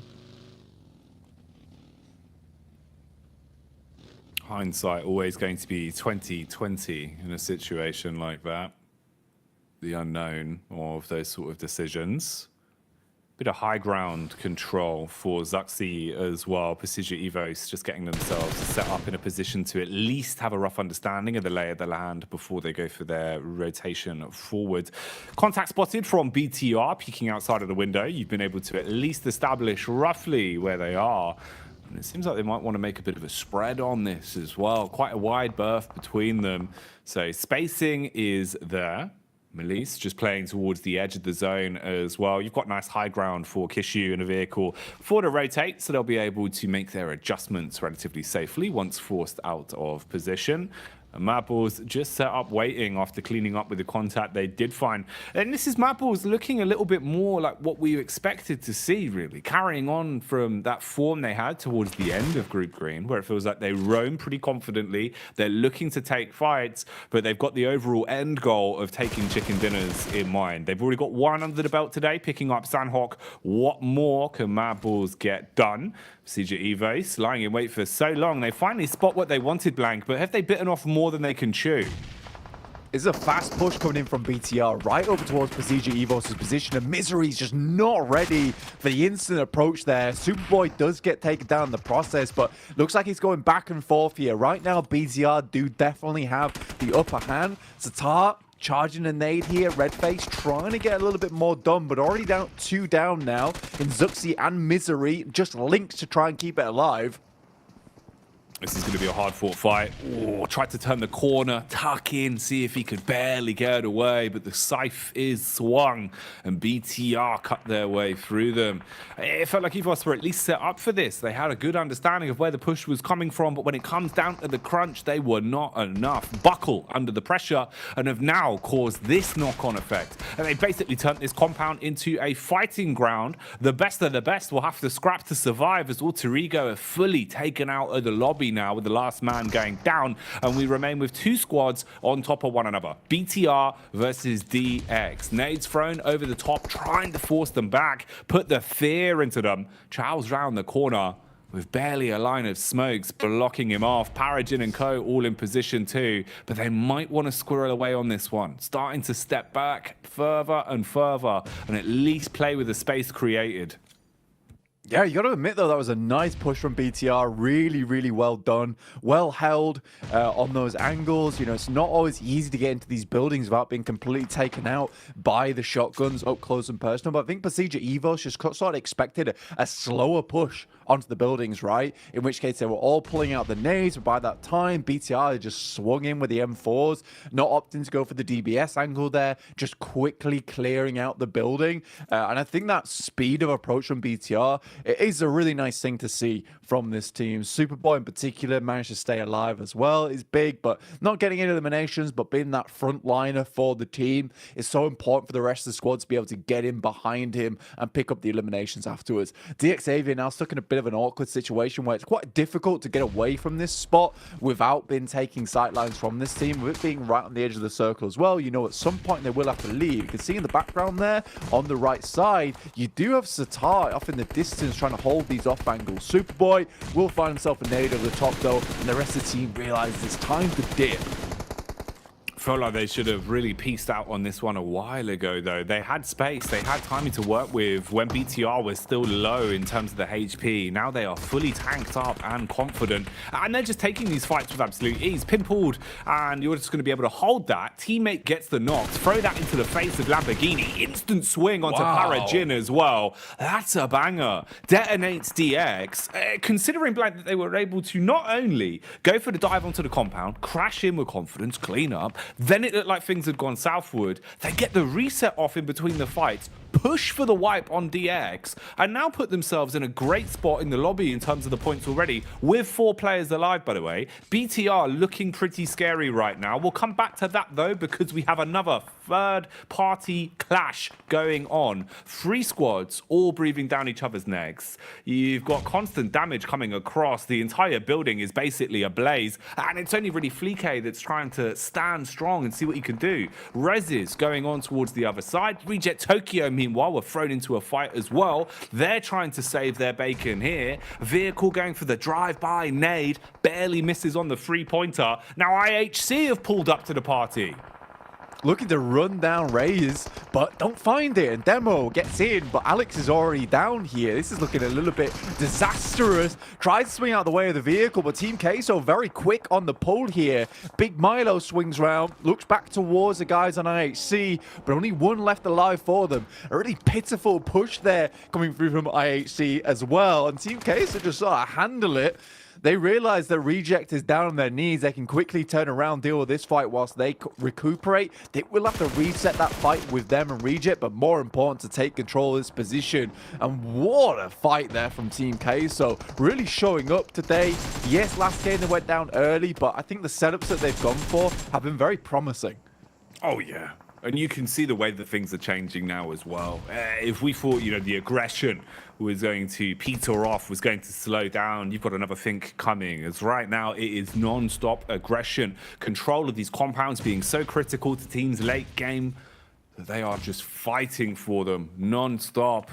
Numbers thinning out again here. Rook, they've had some clean fights. They've shown that individually today, they're at least looking quite warm. But still being able to put up a solid defense here has left them somewhat rattled. A lot of our numbers dwindling across a good majority of our squads as well. If you flick towards the right-hand side of your screens here with the skyscraper, you can see that we really are sort of burning through our numbers quite quickly, actually, into our opening Aaron goal. And none of these fights are fully finished off either, with just one player really in the thick of it towards Gladiators. He's fighting from the trees, Blank. He's wide swinging on it, but he's eating nades, and that's not what you want for a balanced breakfast.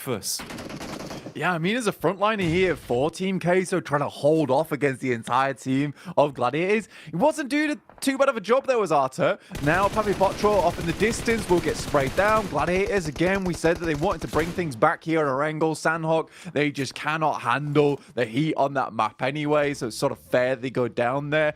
Not fair, but, it's understandable that it happens. We know they're not great at that map. But here on Erangel, not doing too badly. A nice initial rotate as well. They skipped and leapfrogged a lot of distance. I think that's something that we've kind of complained about this team before about, which is a case of too many pit stops, right, along the way to the end goal. And I think sometimes you just have to trust in the fact that you can make a decent rotation. You know where some of these teams are, and you know that you're close to an opening within the circle. So pretty decently done here from Gladiators. Question is, can they keep this up? Because I think their gun skill has been a little bit lacking recently, in particular their team fighting. And I think this is where they start to scare us a little bit. Influence Rage as well off in the distance. A very terrifying team to come up against early on in the game.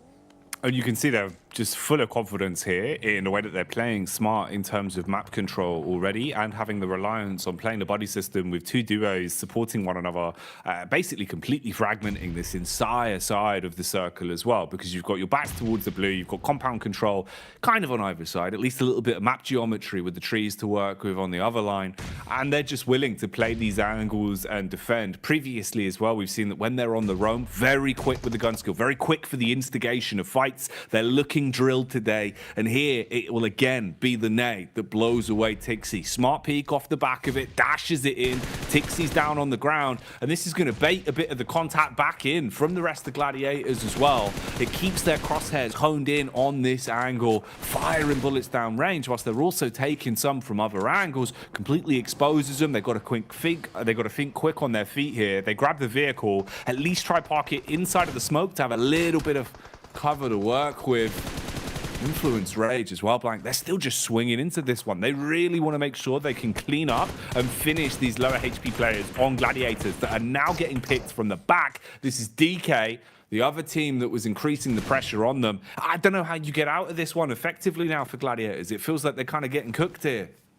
Yeah, got themselves trapped between a rock and a hard place here. Influence Rage just performing really well there. You talked about the buddy system, and again, you got to congratulate Influence Rage on the way they're playing this game. I think from consistency from Sandhawk to this one, it has been looking pretty decent so far. 7-9 though, do make a push over towards DK. See what they can get done with the nades here. T plus Kia, Korean teams, well known for holding on to compounds towards the central regions of the map. And again, I don't think this is anything different over on Erangel here.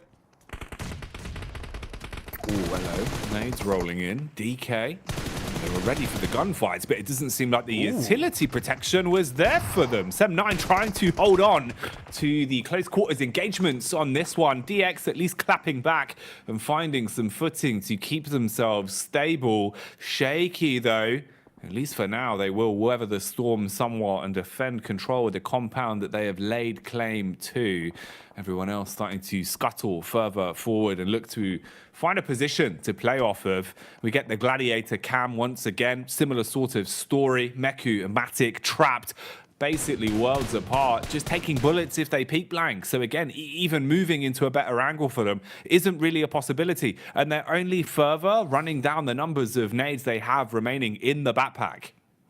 Yeah, there's a few other teams here are really low on members, including Brute Force as well as Quest. So for Gladiators right now, 4 eliminations, saw one of 5th place right off the back of this. But with Gladiators going down, with Matic out, down to one of the players coming through from BTR, that is stressful. Most likely will die off the back of that. And yeah, he is out. I think Brute Force went down first, so 6th place. It's okay, it's not amazing, but that's definitely not what's going to take you straight through towards that last chance. And I think this is last year where Gladiators once again fell short in that survival stage where they were so close to making it in. Bear in mind though, last year it looked way better than this. So again, for Gladiators, not a lot of hope at the moment for a lot of squads, and I think they've got a lot to prove to their fans. BTR flying in from that northeast side, trying to make their way through the lobby. Right now, Brute Force has got YDO towards that center side, still hanging on for the team. But it's Influence Rage, which I think a lot of eyes are on at the moment. Really strong team so far, great fragging power. And in a lobby like this, and a map like this, with a circle that's over towards that fielded region, where realistically you need to have very accurate shots. This is where a team like this can shine, but they need to wait for Rook to push out. They need to wait to where they can get in towards the circle, because right now BTR has so much control. Oh, mate. Control of the recoil, though, is the difference maker here for Rook, playing on the roof and giving a real rude awakening into the side of Influence Rage. Definitely causing a bit of rage to bubble up and boil on that one. Good distance on the connection, focusing on their surroundings as well, trying to keep their wits about them as they realize that BTR are far closer, relatively pushed up. A little bit of geometry to work with as well, with the hay bales blocking some of the contact. Low HP on Influence Rage now, and with the zone starting to nip away at their heels, it feels a bit rough for them.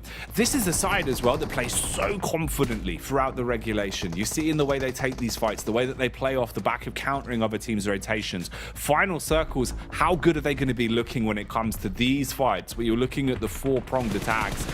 How well can they play it out? A few bullets just being exchanged from either side, but with no real gap in the middle, no real room to fight from. It's just if they can actually land their pot shots. The first one's a nice connection, and this could instigate BTR to now swoop in, which seems like to be the play. Shutting down Rook relatively cleanly, actually, as one by one, they are being torn down. Now DK getting stuck in as well, and I think for Rook it was always a matter of time here. Playing from that side of the compound, they get a lot done from that high ground that they owned, but once they started to get pushed out again, they didn't really have too much hope there. I think the push out to come a lot sooner. They got very greedy with the eliminations, trying to take control of that high ground. I think they opted to try and push out earlier. Instead, decided we want more eliminations from that top side. Satar once again pushing out. Oh, he's hit some pretty crispy shots. How much more is in store for us? DK seeming to just be playing the defense rather than offense right here. You've got the 3-prong setup. Little bit of cover for all of them with a supply crate, at least blocking off some of the angles, some of the line of sight for DK. Maybe not enough though. BTR, they've been looking better and better the longer this one's gone on. High HP, utility to boot, nades in the back pocket. First one goes flying out as it's flung towards Forest. See if it will connect on target. Ooh, barely over the top on that, yeah. It looked way closer than that, actually, to be honest with you. Nobu, though, looking for one more towards the tower. He's got a really nice off angle for the rest of the team. It is Lepar continuing to put the pain over towards Influence Rage, and that rage is finally quelled. And the boil is put to a stop, brought down to a simmer as we get towards the end game here. Whilst both these teams slowly but surely will meet towards the center. BTR currently have a very, very good outlook on this one. We'll see what DK can do in this last and final moment. But it's looking painful with the amount of ground that's currently controlled by BTR. Yeah, this is going to be a hard-fought fight for DK, man. You're going up against the Bigatron red villains. The villainy is always terrible to play against, and it's the utility that is doing the work for them. Nade after nade. BTR blow away the competition. That was under 30 seconds. Blank, pull out the stopwatch on that one as Bigatron pull up with a huge final fight there. And the nades do all the talking to secure the chicken dinner. And I thought 14 eliminations would be a big count from that first game on Sandhawk, but BTR just blows out of the water immediately.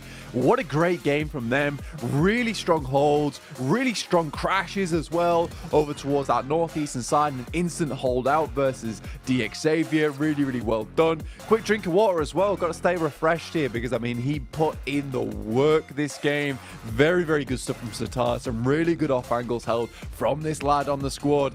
Yeah, really, really well played, and I think the amount of control they took in that end game was monumental. They got a little bit lucky with the circle shifting up their way towards the northeast so hard, but all things considered, I do think it was a strong game coming through from BTR overall. And that's two pretty clean games from them back to back, really. You know, even on the first outing on Sandhawk, you could see the talent was there in some of the decision making and what they were getting themselves into. The longer this one went on, though, the more comfortable they looked. It was really nice to see. I think it's the way that they sort of took control of that final circle. When you're looking at the fight that they instigated, you know, it did look a lot better from them. So there you go, Blank. Another chicken dinner in the back pocket. A nice one to start things off there for BTR. I think maybe that's the first of more to come today. It might be the first of more to come today, and I hope that it continues for some of these teams, but we'll find out later on as we head back to the desk for the meanwhile.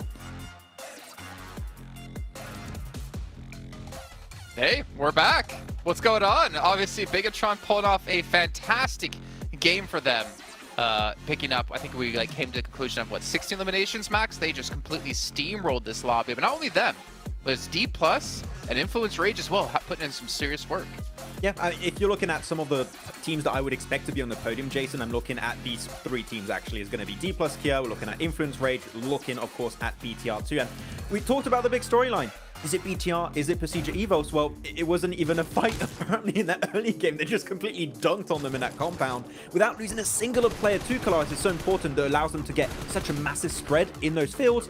And most importantly, you want to hold on to that utility, right? And that is why in those finishing moments, it's so important. You cannot play those hay bales because one nade and you're just gone. Yeah, real urgency for the majority of this lobby in terms of getting a priority spot early in a player like this, in a game like this, right? When between these compounds and chopsticks, the land is so open. I will say a huge kudos to BTR for the crazier 2-2 split that they were holding on to across chopsticks as well as northwest of the chopsticks, where there's really not that much cover. You're still kind of playing fields, but with a little bit of a lip in front of you to give you some cover against some of those teams that are south of you. But that 2-2 was instrumental in them being able to transition strongly into the next circles to have that kind of linchpin. And you can see here towards the end, they were dunking on teams. They played this so well, did BTR. It was a great game from them. I think they had like 8 eliminations before this, and all of those on northern teams, which means that you are not going to be backstabbed in those situations. So you can play the hay bales, play the low-off terrain advantage, and they're looking so happy, of course, as they secure themselves that win. Looking fantastic. 26 points right here for BTR. Looking good, and they want to make sure they don't lose a tiebreaker again, Jason. At least they got the win. If another tiebreaker happens, they should win it normally. It should be fine. I mean, obviously, it's just try to be out of the bottom 8 here, and one victory like this could be exactly what you need to be a little bit more safe. And while we're doing Group Yellow, I did remember mentioning to Seven and Cameron that this BTR, it's like the old BTR with the play they're able to do in Day 1 in Group Yellow, and what we're seeing here in Day 1 as well. It's fantastic to see BTR be this strong team yet again. They're so control based in terms of their positioning. Actually, so is Procedure normally now. Like these two, the rosters kind of split off from one another, right? And they've really focused on their control and how they're kind of being able to lock down certain locations. Fun fact though about this game, Jason, you've got BTR, D+, and Influence Rage 1, 2, 3 in this game, they were 4th, 5th, and 6th at the end of Yellow. They were the teams that were on the cusp of trying to get through into that Grand Finals straight. So Yellow is coming out to play here against Green, and I'm not surprised because watching Yellow when you guys were covering it last week was an absolute treat. These three teams, big high hopes for these three teams, and they're showing it here on the Battlegrounds. I mean, it's called the Group of Death for a reason, and we're seeing exactly why with the strength that they're bringing into the survival stage. But one thing we also need to mention is not obviously just these three teams, and you two were very vocal about this, is that when these zones changed in such of the terrains that we had, so many teams were ready to go or were already ready to start moving, knowing that they had to make that transition, and seeing teams be quickly on the move like that it's a reflection of the caliber of the lobby that we have. Yeah, I mean, teams are clearly understanding how to play this kind of terrain. And during that game, you mentioned it, Kalaris, that you don't have many strong positions to play from. You've got a few compounds. Outside of that, it's just flat terrain. It's fields that you don't really want to play for the duration of this match. So you just want to just blast for those positions really early and try and take control, which is what we saw from teams like D+ Kia, from Gladiators, from also Quest and BTR taking a fight versus Procedure Evo. So they all understood how important it was to go for it. And one team, especially for me, and Kalaris, you're going to be happy talking about D+ Kia, their position straight in the center, looking good overall, but they knew we're not going to win this game from this location. So what do? Just get as many eliminations while we are still alive in this match. And look at that, they got double digits just by trying to get those points before going out in the match. So I love the mentality overall of all this lobby, but D+ Kia more specifically this match. Yeah, they showed that their compound defense and control is strong. Again, kind of one of the hallmarks of D+ that I really enjoy watching is their ability to be able to hold down these locations, and they do it really well. And just to wrap that up succinctly, what you were talking about, Jason, and what Max was talking about with the movements, you want to be in your cars moving before a circle pops. We see too many teams be slow, not in their cars, not ready to go. But at least if you're in your car heading in a direction, it could be the wrong direction, but at least you've got momentum to start moving to wherever it goes as it does pop. So we see this lobby, I want to say maybe 13 teams were ready to go on circle 2 and 3. As you say, Jason, the caliber of this lobby is awesome. I'm happy to be here in the survival stage.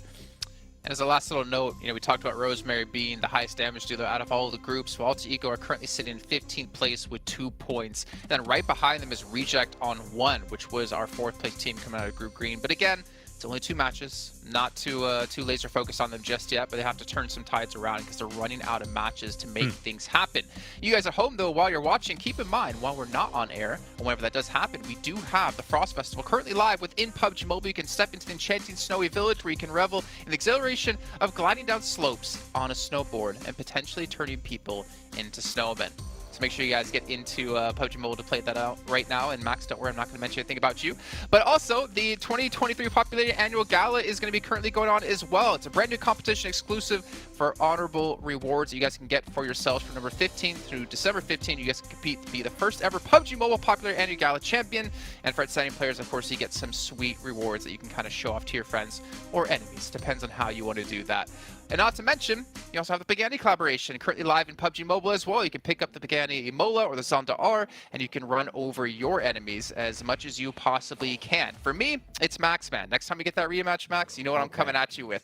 And then also, we do have, PMGC on TikTok. We also do have a special dance going on as well. You guys can pick up the RP-A4 dance where you guys can show off your victories. Not to mention there's even a PMGC 2023 statue that you can use to show off to your friends.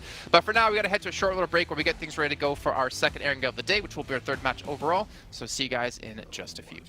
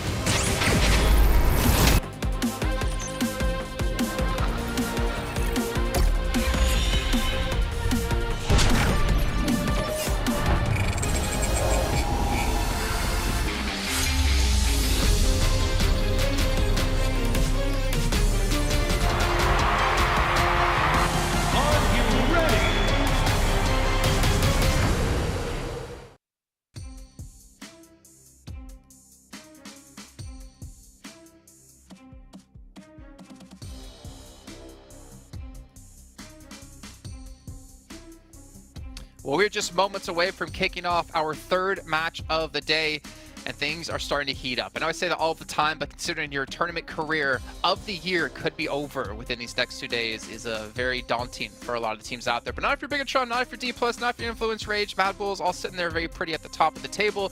But also, we have to keep in mind, it's about being out of the bottom 8 teams. You don't have to do that well. You just have to do not that terribly. Let's head over to our casters as Jackie and Blank are ready to take you into our third match. Just doing not that terribly is what me and Blank do better than anyone else. Blank, we couldn't be in a better position for this. Yeah, we could be. Look, we know what it takes. We know what it takes to be a 16th place type of guy at the end of the day. That's the experience that we bring. See, when I say I know what it feels like to get no points there, is because I know what it feels like to get no points. No points. Yeah, I've been in that scenario. I can't tell you what it's like to have the most points in the lobby, but I can tell you how it feels to suck. Down towards the bottom of the lobby, at least. It's looking a little bit scary for some teams. I think we have come away with a couple of squads getting pretty much 0 points across the board so far, which has been pretty horrid, to say the least. Let's put it that way. I think right now we're looking at Reject with 1 point only, and we really thought Reject would kind of take it home during the survival stage. Right now, not looking too good at all. Alter Ego also losing Rosemary 2 times has made them suffer, which also begs the question of how important is Rosemary to that squad, because it feels like if they don't have him on side, they're just not able to make those same kind of pushes, same kind of plays in towards that end game. Xavier currently in 12th place, sorry, with 4 points. So also, not a great start. There is some teams that are really getting cracking towards that top side of the lobby at the moment. That is BTR and Influence Rage. At the end, kind of discount Mad Bulls from that one, considering they got the 24 points and the 1 point last game. So for Influence Rage and BTR, it's been 2 strong games back to back. And I think right now that sees them pretty safe at the moment. It's a pretty good spot to be in. How far will our standing shift over the course of the day? Who's going to be on the top, the cream of the crop by the end of it? Because already I'm feeling like there is a lot of room for some big shifts still. I still don't feel like we've seen a true taste of some of the squads in this lobby just yet, but the signs of life that we are seeing from some of them is really impressive. You know, like you were saying, BTR coming out swinging into both of our games, 1 chicken dinner under the belt already, and it's just how quick they are at clearing compounds. It blows my mind, Blank, that you can see them coming in so confidently on compound crashes and just making it look like a walk in the park. Yeah, for sure. And I think for, you know, we've not seen the true taste of some of these other teams, but we certainly got the little teaspoon out for BTR. You know what? To me, that's a 10.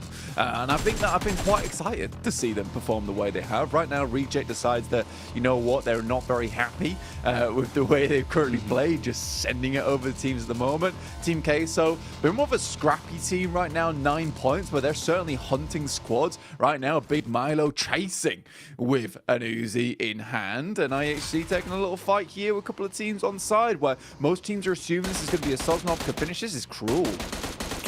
Oh, mate, this is a battle on the bridge, and not one you really want to be a part of. That's rough for Quest, man.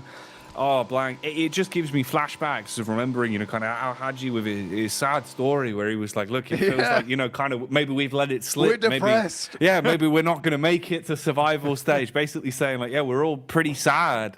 We've been giving it our all, but it's just not been working. They make it to survival stage. And again, they're kind of just getting hit with that unlucky stick, man. Yeah, I mean, I'm just waiting for the Al Hadji interview again, where we just get another. We're pretty sad. We feel like we're not going to make it the last chance. But we know Quest, you know, they always make it through in that last moments where Hidan as well as Al Hadji start to bring the fire to the table. We'll see what happens, though. You know, it could be a case that Quest just do absolutely horribly the entirety of the survival stage. It'd be sad to see. They did knock out Tiamba, though. A cruel 1-pointer over the top of them to make that one happen. Procedure Evos on our screens, 9 points for them as well. And I think, honestly, though, for Procedure Evos, I think they've been making the right calls, some of the right moves around the map. This time we've got Luxie and Zuxi in the mix, trying to make things happen. Gladiators off that back at that last game, I think they made an initial good rotate and then kind of got a little bit caught. They were making some swings from side to side, trying to find some positions to play in, but they kept getting caught out on either side. Couldn't quite make a decision in that end game, which came back to bite them.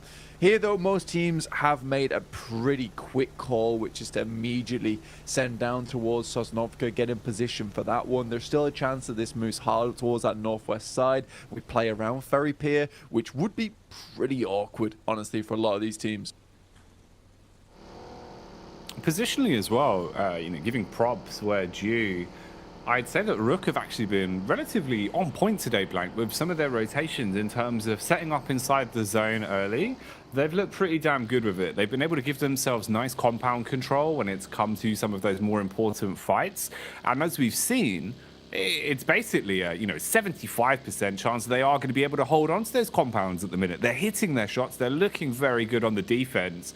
So already being in a good spot in terms of military base setup already. We'll see how that works out for them the longer the game goes on. Of course, that is sort of the main mindset for a lot of our squads at the minute. Complete the mass migration with how harsh of a circle shift is going to be down towards the side. You're going to lose a ton of land mass where most of the circle is water. Reject Tokyo were one of those squads that started their grand journey a while ago and have now started to touch land and arrive where they want to be. So bit of moving, shaking, and grooving going on. The early combat seems to have calmed itself down. One of the other squads we saw getting absolutely rocked, by the way, was Melise. They were basically trapped on the bridge in some very unfortunate positions, just getting mauled by an LMG. That was what we saw from them when we caught a couple of glimpses. So Melise are down to just one player already. So that's a bit of a rough start from them. I know they were actually looking more and more impressive, obviously, the longevity we got out of them with the original group stage and regulation back with Group Green. I was hoping that they would be able to, come out and really give a good display of themselves into the survival stage. But at the minute, looking like they're getting a little bit outclassed by a few of our squads, targeted in a few of these opening moments at least. Yeah, we wanted to see them Melise the Beast, but unfortunately we don't really see that here with them, sadly. And I think that for the rest of the team, it's just some of these plays that they're making.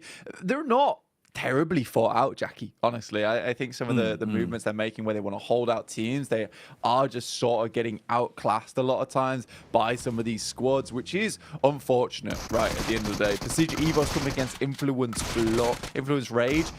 I am worried about this team overall, and not the fact that they're doing badly, but I'm worried that Influence Rage is going to start really taking some big points away from a lot of the teams in this lobby. Like Kale was saying, you don't have to do extremely well in the survival stage, right? You just, like we said before, you just don't have to do horribly.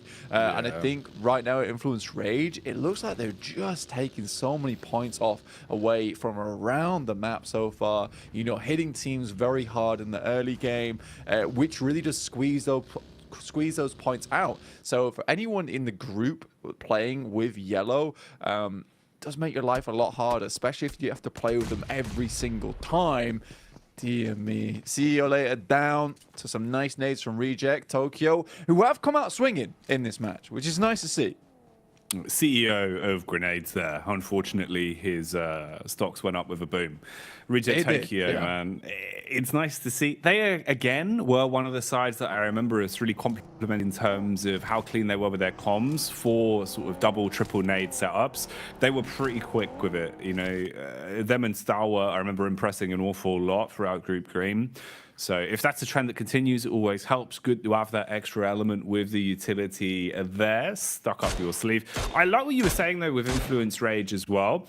And it's an interesting tidbit because the way they're playing it, we even sort of noticed it back towards the final circle in a previous map. They're very confident over the course of the first few stages of the game. They prefer roaming. They prefer fighting. It's that, more sort of classic method that we were seeing with some of our Brazilian teams, right? Where like Loops were playing like it, where they would just build so many points. Alpha 7 were playing like it. Skyrocket, where they would build so many points off of roaming, picking apart weaker squads, kind of finding targeted squads that they're willing to kind of track down game in, game out as well, and put the pressure on, because it frustrates them and it accumulates points for you, making your job kind of a bit easier. And they are skyrocketing further up the standings as well. And keep in mind as well, when you look at sort of where they are in the standings with a guaranteed second place, out of the top three, they're the only team that doesn't have a chicken dinner under the belt as well right now. So these are just basically elim and placement points, and that bodes well. Even if they're just playing for elims like this, Blank, and guaranteeing a good few per game throughout the course of this first play day, that's the sort of stuff you want in a survival stage format like this, right? Where you're sort of just doing the handiwork for yourselves. Even if you're not guaranteeing you're playing for that guaranteed chicken dinner, you're still getting the points you need to have a safe placement. And safe placements are kind of worth their weight in gold right now. Yeah, I mean, for the guys on Influence Rage, they do sort of have that Brazilian confidence buff, right? And I think that does come a long way, especially when you get to a survival stage. I think we've certainly seen some teams in this lobby, like for instance, Reject or DXavier, Alter Ego, severely suffer from the fact that they are in the survival stage. But teams like Influence Rage, Mad Bulls, BTR, who just decide, you know what, look, we're in the survival stage right now, but it's a case of we could either like kind of drown in our sorrows here, or we can just put the boots on and get to work, honestly, and just kind of secure our position to the last chance, make it as easy as possible from day one like this, and then go from there. And I think that is a really, really good mindset to have. Coming out swinging in the first two games is so important for the mental game, especially in survival stage. You mentioned it really early on, Jackie, and it's a great point to make, which is a case of you don't have much chance for error here. And with Alter Ego going out again with 0 points, I think that they might have made too many mistakes already. Man, with how it's going right now, I want to kind of agree with you, because I think really the realism of where we are with this, Blank, is it's just going to be so harsh to instantly start bouncing back. You know, it's kind of like a metal bar. You're already way too far bent out of shape, right? Considering the fact that not only you have to fix the damage you've done, but then you've got to get more. It's just like kind of sad. It is kind of sad. We've got the Maxman update coming in as well. So that was literally them just raw on the rotate. So the timing of it all not taken into account in terms of the rotations. Going out to the blue just off the back of swimming. So you are cold in water and now eliminated by the blue. Oof. Third game in a row, Blank, where you've basically got nothing on the scoreboard. If that's not going to tilt you mentally as well, alongside just, the actual tangible things we can take into effect to say, like, look, it's not been a good day for them, plus the mental side now coming into effect, I don't know what we're going to be seeing from AE at this point. Yeah, I mean, you identified it really early. Like, look, it's a case of Rosemary going out a couple of times, confidence gets knocked, there starts to be a little bit of sadness draped over the team. And then from there, you just don't make the right plays. And a lot of times, this is what PUBG Mobile boils down to, is if you're having a good day or having a bad day, you have to be able to make those calls in those moments, because if you're not feeling confident, you're not feeling great, that's a day where you don't decide, look, boys, we're just going to crash over a milli base, or we're just going to go crash the ridge side on the western side of this circle. We don't care if there's a team there at the end of the day. We're still going to make it happen. But if you're not feeling great about it, that's a position where you're like, we'll just, hang around on the edge of the circle, maybe drink some tea, and then hopefully we get in later. And that doesn't cut it. That doesn't cut it here in the survival stage. Right now, we've got a couple of teams that are looking fairly decent right now, and one of the teams on that Western Ridge is Rook. And you talked about earlier on, this team, it does look like a squad that is really, really confident at taking Central. Right, they're not the hugest points in the lobby right now with 14, but it's good enough. In the meantime, we got Brute Force here going up against Influence Rage, who are still trying to hit some big money shots at the moment, try and get some big amount of eliminations on board. Prepod coming in, one of the best names in the world, in my opinion, over to try and remove some of the rest of the players here from Influence Rage. We will run down Federal. Now it's just one player remaining in Kayovsky, and that will be the end of it. Nice one from Prepod, moving in there, understanding that he can probably finish off the fight for the rest of the team, and Brute Force will move on forward. But again, 4 eliminations on the game for Influence Rage. Could have had more, but on a map like this, on a circle like this, where you're quite far away from the circle anyway on the eastern side, I think you'd be pleased with 4 eliminations. I think so. I think so. Especially with the points you've already gathered. This is one where at least you can go, okay, kind of halfway point of the day. We can accept that and then get a little bit more out of our next games. Just think about it as, all right, we didn't get nothing. We still got a few elim points on top of the buffer we had already built. As long as sort of, no one outside of the top 3 kind of has like a mad game and starts to mess up where you are in the standings. Yeah.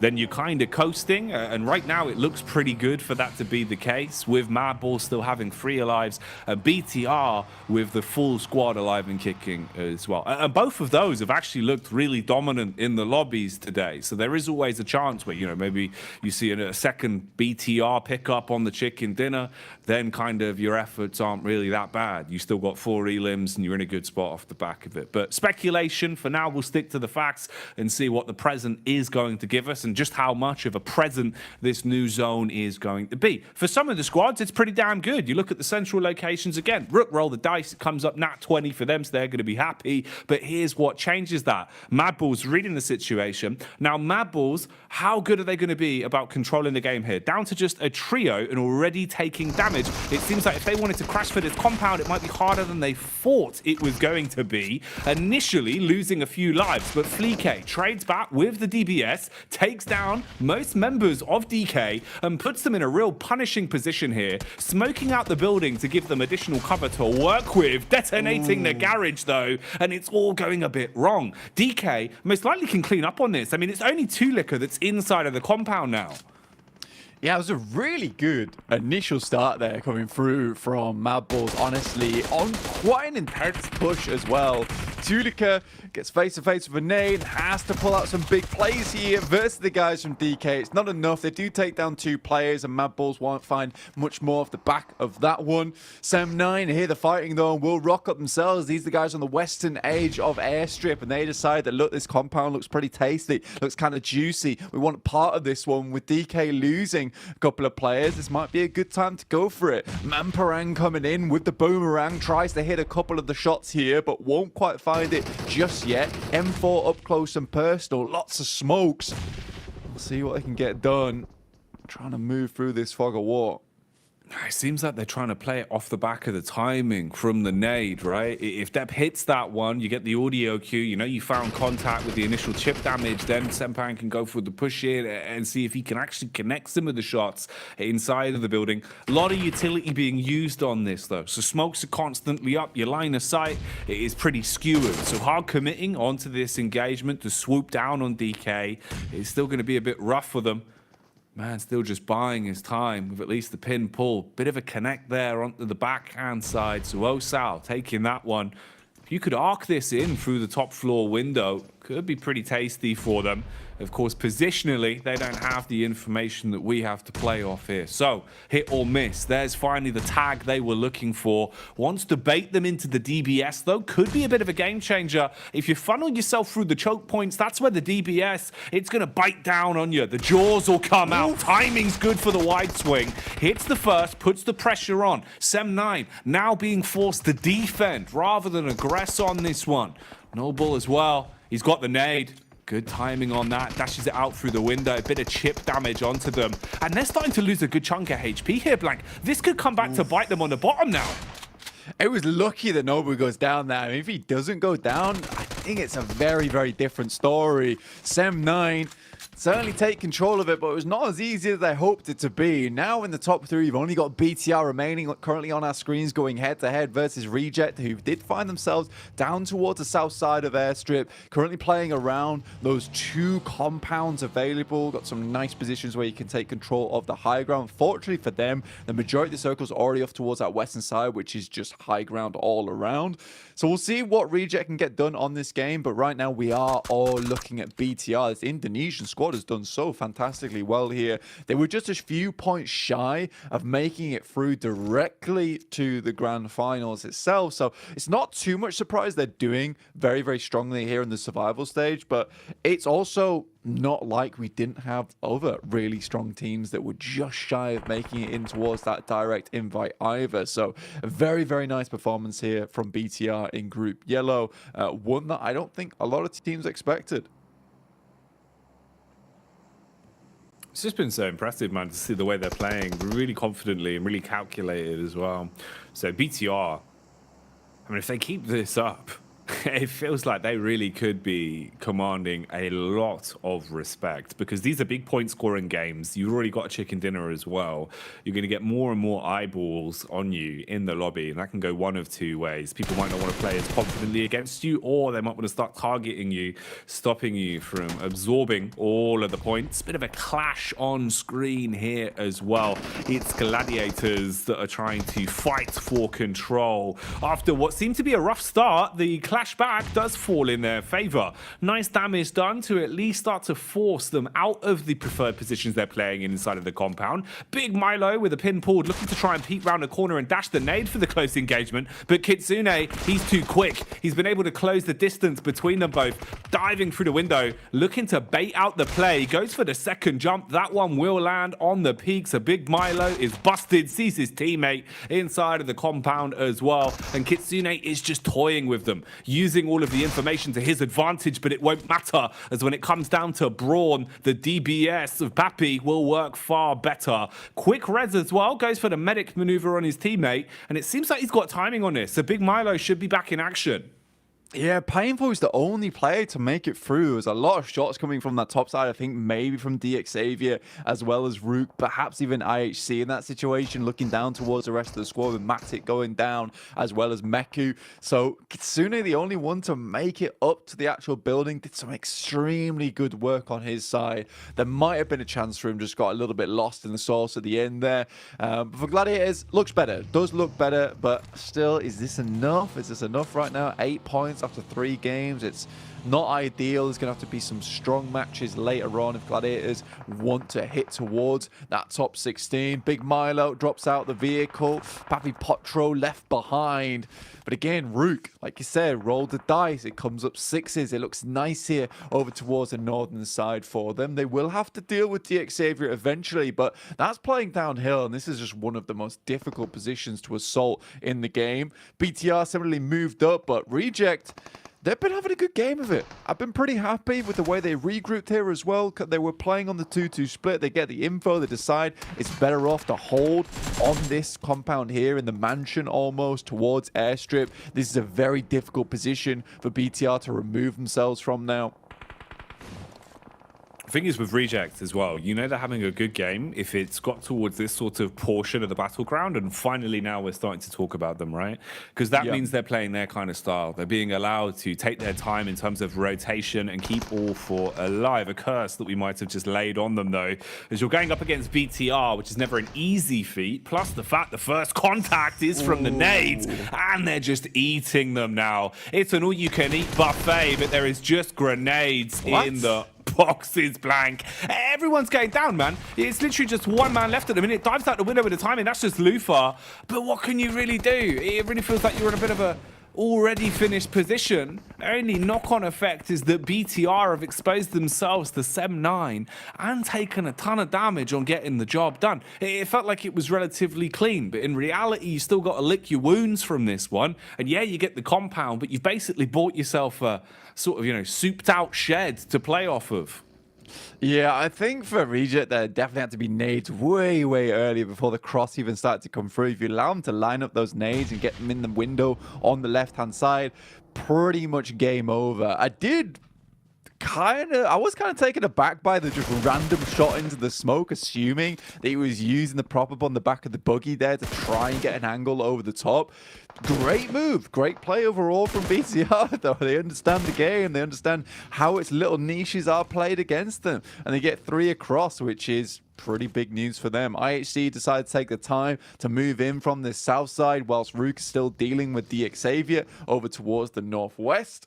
Yet to push in, and they will have to do eventually. Eugene just cycling right now, trying to get any info he can. 7-9 on the move. clearing round the back of the ridge, the engines burning, noise at least going across, so audio cues for either side, visual contact now as well. So many teams budged up on one another, but making the first move, making the instigation is not something that anyone wants to do. You don't want to give away the first mistake for free, but finally bullets are starting to fly, realizing that they can probably take the engagement on this. So IHC start to put bullets down range. Ooh, looking for the bonnets as well, and we'll actually be able to claim one.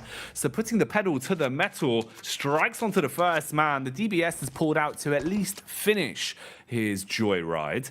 And you can get the res back off as well. So IHC will reset from that one confidently from now. But this is going to be an explosive engagement. You look at just the grouping we've got here, Blank. They're all on top of one another. And DX, they were setting up with the nades. It seemed like they wanted to try and arc that one over the top. But from the side, DX have been spotted, and Levi's has dropped. Yeah, Levi's going down here, not ideal. Another one falls as well. That's Chow. Rook just pushing through him. Another knockdown with a vehicle. There will be a frag back, though, onto Rook, as IHC's Yo just taking some heavy hits. I think Rook just spent way too much time trying to deal with DX Xavier, and IHC sees the opportunity of a lifetime on that south side where they were not in a good spot and picks up a nice little position towards the central arena. You gotta love this from IHC. You can tell this team is very experienced, veterans of the game in multitudes of tournaments to get towards a position like this so quickly. 8 eliminations will see them very happy at the end of this game no matter what. Default. At least playing medic right now, seeing if he can save his teammates. You've still got something to fight with, some sort of additional benefit going into this. As the longer this one goes on, the more the pressure mounts, knowing you're getting closer and closer towards a potential chicken dinner.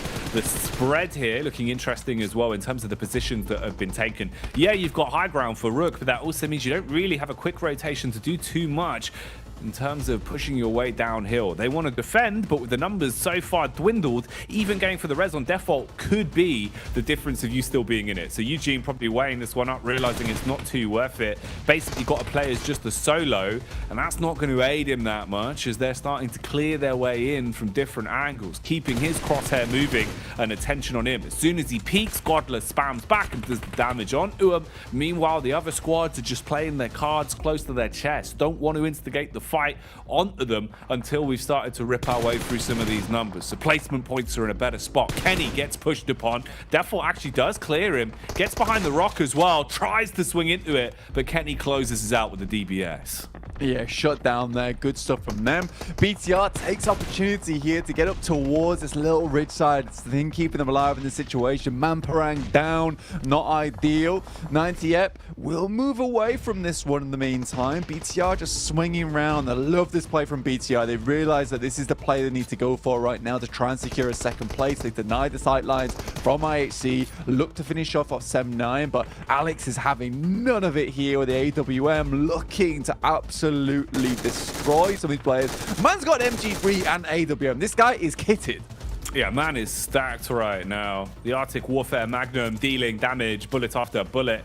And this bad boy just laying a spray of lead to consistently keep them stuck in position, taking peeks towards the opposite side of the hill. Alex, my man is quick scoping now. Get their camera as he's doing 360s Blank and keeping the pressure on all of the squads. So the high ground paying off massively for IHC. The Mongolian side getting closer and closer towards getting their hands on a chicken dinner, but they've still got to find their way through BTR. BTR that are down on their last legs, so far away towards the blue, playing medic as they're getting everyone back up, and Sem9 has kept the attention of IHC, fragmenting them as well. So BTR actually have time to try and reset a little bit and have something more to fight with coming into this. Luckily for the timing, Alex spots them, has contact, quick switch as well onto the sniper, he'll leave them laid out. He's dealing all the damage Blank. This guy's like the final boss of the dog now, just all the loot crates coming his way. He is killing it. Alex now, I'm looking to finish it off with big bang. Wow. Boy Lobby, he tags it. Gemfoss is down. One more to go in Superboy, and finally, Ray Boss is out. Superboy is clapped back. They're going for the res though. They want Alex to finish this one off. The terror the man's been on. They're going to get him on his feet once again. get attached for max precision. Let's see if he can finish it off on the Superboy. His BR will go up in a puff of smoke, and it'll be IHC that claim victory here today. Great finish for him as well, Blank. Show real on that one. Damn, guy had the John Wick pistol in the back pocket as well. It's crazy. He was loving it. IHC, though, pretty calm victory from them. Not Matt literally just drops a peace sign, and that's it. God that's all you get. I'm in the survival stage, man. I didn't get the direct invite. I don't feel good about this one, but I don't feel too bad about it either. A little bit of smiles all around here for this team, but, you know, I'm happy for them. I do think that IHC should have done a lot better over in their group. I don't know whether they should have been the one to get towards the direct invite, but I don't think they should have been so far down the lobby. But big props to Alex here. He's had some big opportunities and some massive standouts in previous tournaments of the past. And well played, honestly. 904 damage total for him. Ziol picking up 986. He was really on a swivel towards that center side of the lobby. Overall, just great rotations in that end game, and I think that's what clinches it.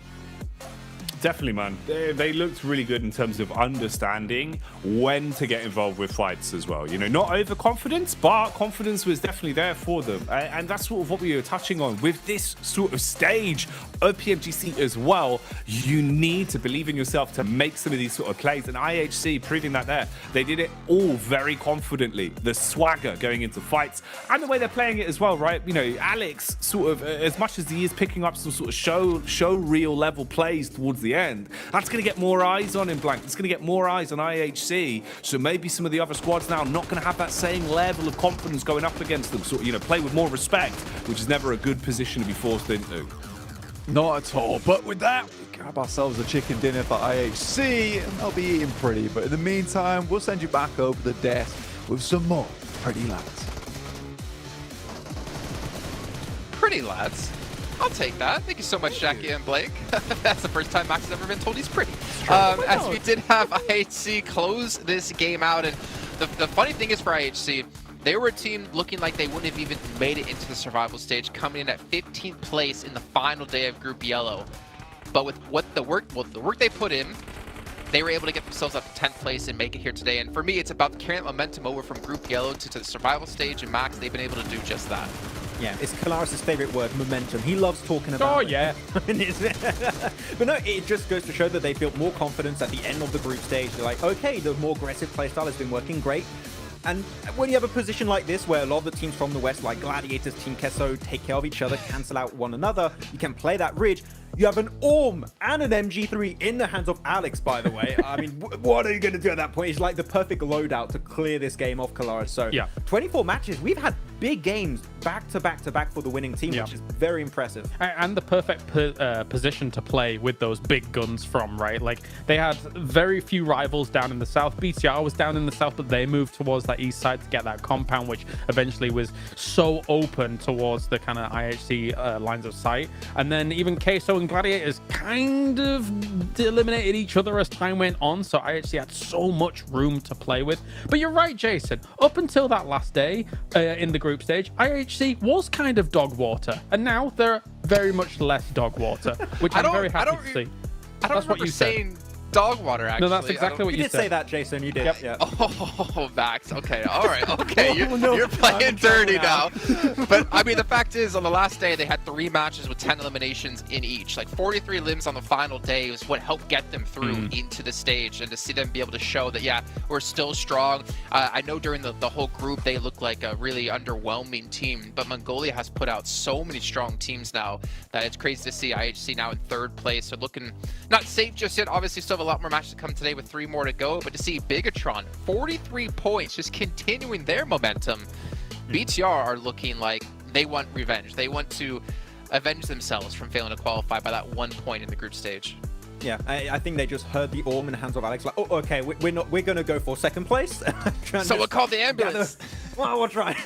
Not for me, but yes, it was for them at the end. But good fight onto Reject at the end. They understood, okay, that position of IHC is a little bit too strong currently. How about we just breach onto Reject, try and just survive if we can into a top 3 podium finish location, which they ended up doing really well. So I'm stoked with BTR. that I want to bring the conversation to another team, and we mentioned a lot about these guys in particular this match, is Sem9, right, Kalaris? That, man, sometimes you just don't have time to do the scouting. You just are pushing into the circle with minimal information. They see the smokes, they hear the gunfight happening between Mad Balls and D plus Kia. Third party that fight, just go for it, and it ends up working out great where they can get the top 3 podium finish here. Man, Sem9, that was the best play they could have done in that scenario, and it worked out amazingly until the end. I mean, admittedly, the start of their campaign looked fraught with danger, considering they were on the East Bridge. They were kind of stuck in a bit of a rut alongside all these other teams. Yeah, you get some eliminations here and there, but then you've got to transition all the way to these circles, which are constantly shifting west away from you. So when that happens, you really don't have much time to make that scouting happen, like you're mentioning, Max. So just to be able to find the right spot at the right time and then transition towards some of the later stages of the game, I'm impressed because, honestly, again, in Group Yellow, I wasn't that impressed, but they squeaked by just 2 points ahead of Vampire, I think it was, after Vampire in the last game made that crazy send. But anyway, let's not talk about that. So by all intents and purposes, they are only just barely here, and they're doing all right with it so far.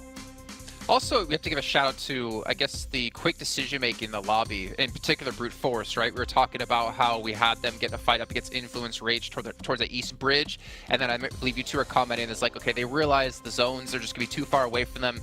Go back, get those eliminations, and just try to scrap some points into this. And they come out with 5. So, I mean, 5, it could be the decider between, you know, qualifying and not qualifying. Yeah, I have to just fully agree with what Blank was also mentioning during that game, which is Pre-Pod. It's a really cool name. Outside of that, it was just good to clear the eliminations because you just know you're not going to be able to linger in this match any longer. To be honest, Pre-Pod did survive for way too long than I initially expected, just gunning into the circle with that with the buggy. Got actually an elimination on IHG, I believe. But we got a knock, right? We ran him over. Yeah. Exactly. But on the Eastern Bridge, where he pre-potted himself. Okay, well, just end it there. End of point. There you go. I'm so glad the points you bring up, Max. They have such great insight and analysis into the match. But obviously, we have to talk about, you know, Team Queso a little bit. I think for me, they were a very kind of lackluster team again, kind of similar to D+ in the group. But Team Queso have been performing. They've been stepping up, and I'm curious to see if they can maintain this throughout, obviously, their next day of play. Of course, the 3 matches to come, which are going to be on the other side of this break. So we're going to head to a short little break here. We'll get things ready to go for our final Aaron Guild today, and we'll see you all in a few moments. These were the few moments. We're here now. That's right. We're back. You ready, Blank? You excited for this, mate? I've got my chill face on before that one. I was ready for the break, like. Just ready. Just waiting. That's fair. But we were just having a pre-pod, never D-pod, you know? Yeah, never D-pod, only pre-pod. Don't pre-pod yourself. We're all good to go. Anyway, for this game in particular, you know, last angle of the day before we hit some Miramars in particular, I'm ready for it. I'm excited for it. Obviously, some teams have been differentiating themselves from others. BTR have been on an absolute tear today, honestly. And I thought Influence Rage and Mad Balls would be able to keep it up, but it is BTR all the way at the moment. Happy to see it, love to see it, and hope it continues. And it's not just Superboy who's doing all the work. You know what? That guy needs to stop changing his name, though, right? Yo, U-High Boy, Superboy, U-High Man. Ah, God, come on. Just pick one, stick with it. I'll be happy with it. Maybe but it's BTR... good, maybe it's like a, you know, like a Dragon Ball Z character or something. Oh, he's just evolving. That's what I mean. He's going through his different forms, you know? It was a boy, then it was a man. Now Superman. he's got superpowers. Yeah. Hang on a minute. It's crazy. It's a weird evolution. I hope that's how I go as well. You know, got a couple more years on me before I'm a Superman myself. But I think for that squad in particular, it is nice to see that it's not just him doing all the work for the squad. I think Satar and Lapar in particular have been really, really good for the team. GemForce once again playing a very strong supporting role for that squad. And I think that's what was required from BTR overall. And I think that it's also something that was required for Superboy, because I think every single team he's been thrown into for a long, long time, he's sort of been that savior for the squad, where he's brought in and kind of expected to do so much. It's nice to see him on a squad now where genuinely looks like he's really enjoying himself, because the pressure's not all on him anymore. Yeah, you don't have to, kind of be the sole survivor of plays. You know that you can rely on your teammates, have a little bit more to bounce off of, and it's a lot better. Sort of having the 4 fingers on one hand in this instance definitely makes it a bit easier. They're working in unison and looking pretty damn good. I've been impressed with quite a good few of our squads coming into the games we've had so far, and we still have a good portion left. I think that's the most exciting point, right? This is only kind of the official halfway mark of day 1 of the survival stage here. So you've still got another 3 games in store, being the last of the Erangel specials that will be here. And then we get into Miramar, so we have a bit of change of pace as well. This is rough already. Okay, we're setting up the timeline where Alter Ego literally have, seconds of survival time throughout the whole damn day here. Sem9 have dropped onto their spot, feeling kind of targeted on this one. It's Kenny that's in position, but Kenny, man's only got a pistol, and they are armed to the teeth, already finding some weapons to play with. Kenny does get one though, picking up the UMP to Soleil back, and Fnatic will be saved by Potato. So maybe gunning for Alter Ego here has come back to haunt them. Yeah, someone's not right. Someone's not right now. And I think for Alter Ego, they're split at the moment. Tam here has got himself a DBS, which can be quite lethal. At the end of the day, Rosemary comes flying in up close, and the DBS can do quite a bit of damage here. Goes for a spin. He's got DBS of his own, but a nice jump shot will shut him down. Rosemary's out again. It's over. It is so over. That's painful, but it's painful. It hurts more as well because it felt like they had kind of, starved off their demons this time and have been able to gain control of the compound, win out on that fight versus Kenny, kind of, reset things. Whereas here, it just feels like you're watching yourself, on some sort of roller coaster that you can never get off blank. It's still going to be a couple minutes at least before the torch is over. As Potato's just trapped. Really about to be farmed in a more aggressive manner than Potato that's in the ground. Just the Bison in the hands trying to evade and avoid the contact. His teammate at least arrives on the scene, so a bit more of a fair fight here. Can Alter Ego actually stay alive on this one? Contact close on the wall. It looked good at the start, but the DBS just too powerful as the workhorse of Sem9 here will find the frags. Oh, just a Potato left remaining. Waiting to be peeled and chopped. I'm putting the old pound. I think for Alter Ego, today has been a very sad day. It's allowed some more teams to really shoot themselves towards top of the tables, and I think for Group Yellow in particular, potentially even Group Green, fairly unhappy with this one, considering that, a lot of those juicy points, which they would rather be more evenly distributed, have just been sent towards a very, very select few at the top there. Potato tries to get some of done, will find one elimination, one knock at least, but that will be it. Alter Ego out. 3 points total on the game. It's really, really not looking good for this team.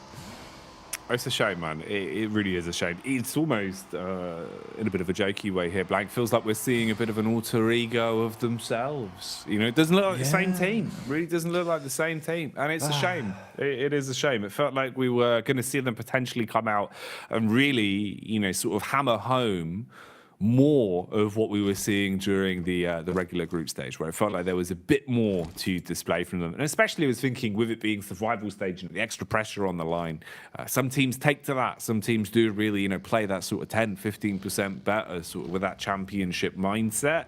Here for Alter Ego, it feels like it was one rough roll after another to the point where now, if even last game we were saying, kind of been a while, do need to get points sooner than that. Now I don't know how much more we can prove with it. It kind of feels like one of those where likelihood of them really getting a reset from this or any real points on the day, especially, it's not really going to happen, is it? Yeah, next game, guys. Next game. Promise. Come on, please. I think you can only say that for so long. I mean, 2 matches left on the day to play. It's really looking rather awkward for this squad. I think for some of these other teams, Malice Esports, there's still hope despite being in 16th place at the moment. Quest, we know they can sort of bring it back, but even so, you look at a Reject Quest and Malice Esports, 5-4, 2 and 3 points apiece. Right now, that is pretty bad scoreline, although Reject showed us a little bit more in that last match, right? You know, they got further into it. I feel like they took a good position, and I think they're getting themselves ready to go. But again, this is what we talk about with D plus Kia as well as Reject. There's two very, very slow teams to get off the block right. That's fine on a league format, but when you come to the survival stage, this is where teams and their mental game just gets absolutely broken, because you do get so few days to make that run, to make that branch out, that sometimes it feels like luck whether you can make it happen or not. For some of these teams, they're certainly taking the game into their own hands. We're looking at Influence Rage, BTR. Sem9, you could even say, are doing something similar with some of their really scrappy endings on these maps. But for other teams, sometimes it just takes a case of getting the circle, getting a position on the map, and playing off the back of it. And I mean, that's something that we've seen Rook do so far. But for other teams, it's just not been the case. And I think going out in the first couple of seconds of each and every match, where you get total playtime for Alter Ego today of about 3 minutes, yeah, it's not a good place to be in. It's not at all. It's also, looking at this now, Blank, if you ever look at our skyscraper here, bar Mad Bulls, every single team on the bottom is from Group Green. You can see the divide between two groups here, which, looking at it like this, is pretty ridiculous to say that, you know, no one is breaching. What's the threshold here? 10 points. 10 points being a threshold for Evis and DX that are tied. Outside of that, we see no one else from Group Green other than Mad Bulls in 5th place, which it kind of hammers home how things are shaping up in terms of the lay of the land. And kind of, you know what? Actually, this goes back to the point that we were making on the desk ages ago as well, where analysts were talking about the fact, you know, it's been a day or two since, you know, some of these teams were playing, whereas it's been sort of 2 weeks for some of our other teams. You take that into consideration, you're thinking, yeah, the benefit is, right, you can watch the other games, you can watch PMGC play out, have that benchmark come in ready. But how much does the benchmark give you versus days of play in the group stage recently? You know, your hands are warm, you're used to the booths again, you feel confident in that official. Because there certainly is the difference on the server right now, Blank, and it feels like some of these sides are just playing a bit more aggressive, playing a bit more sort of, you know, snappy when it comes to decision making. And other than Mad Bulls, we're not seeing much else to offset that, which is, it's interesting. It's really not what I expected at all. You know, I was kind of thinking, all right, Group Green dominated, hardest group, should be pretty good in survival stage. First 4 games haven't told us that. Mate, it's probably the most horrible way to set up the groups as well, because it's just very cruel in the sense that you talk about there, and you're right, 100%. Group Green, they've had 2 weeks off. You've also had a case of, you know, Group Yellow, they've had a couple of days off and they're back into it. But not only that, the main benefit of being in Group Green and going to the survival stage first is you get time to look at these other squads and you get time to research them. With Group Yellow versus Group Green's had 2 days to look at what these groups do. 2 days to see what these teams can pull out, and 2 teams to research their own processes. It's extremely cruel to Group Green with the amount of time they've had to prep, the amount of time that they've been away from the game as well and not playing versus some of these heavy squads in the world. And I think Group Yellow just sort of have that inherent advantage because they've had 2 weeks to study Group Green since then, just in case they go to the survival stage, because they weren't playing for a while. So overall, sort of to be expected that Group Yellow would be doing better here. I don't want to go as far as to say it's unfair on Group Green, but it's definitely not easy. Yeah, it's just one of those, right? I know obviously you've got to roll with the punches because sometimes the shoe can be on the other foot. You know, we could have just as well been sat here saying, oh, look, with the prep they've had, it's been able to help counter the hot drops, help counter the rotations. But the other side of that is you could just come in and play a completely different sort of game plan, really play more aggressive, play more confidently, versus sometimes what can happen if you've got too long anti-stratting, too long focusing on the books, when you get back into the practice and the actual game, when things change, they go against what the anti-strat's telling you, when the rotations are changing, frustrates you because you feel like, oh, we've done all this prep work, just none of it's working. Whereas you can notice teams like BTR, Influence Rage, right, even IHC to a degree with the way they're playing it, it's very much much themselves. They're kind of just playing off the skin of their own back. They're the ones taking fights. They're the ones looking to play for points rather than play a smart, slow game. We'll come back to this, though. Good topic of conversation for the overall lay of the land. But right now, in terms of the game we've got going on here on our last Erangel of the day, there's been a few fights going on. Some of the squads have started to go toe-to-toe, and we're seeing those numbers dwindle a little bit. Only one squad has left fully. That was the wipe we had on Alter Ego way back when this game started. At the minute, though, you're seeing Reject Tokyo, IHC, Influence Rage, everyone scrapping against one another. And that's because of this. Trying to get down to Sosnovka again. The zone has betrayed absolutely everyone. You have 2 bridges blank. That's basically it. So everyone is stuck on these roadblocks. They're in choke points, and they've got to fight for survival. Yeah, for Influence Rage, Brute Force, again, another really struggle bus of a circle for them where they rotate on that eastern side. Honestly, I think I've seen more Sosnovkas in the entirety of PMGC League than the entirety of the year. It's really quite silly. Quest goes down. IHC will survive 4 eliminations for them. Again, pushing themselves further towards that top side of the lobby. Sem9 suffering right now to the hands of Procedure Evos as well as Influence Rage. Procedure Evos in the back there. Sem9 still struggling against them. But some good plays at the moment from Influence Rage. Federal, the front man, will go down. It'll be a little bit of a difficult crawl to get back to the rest of the team. But I think for Influence Rage, they realize that right now the sacrifice to be made is to get those elimination points on board, try and pump up as many as possible, because again, it's not the easiest of circle to rotate to. With it moving a little bit further towards that eastern side, life does get easier for Influence Rage, but likely you'll have to leave Federal behind now.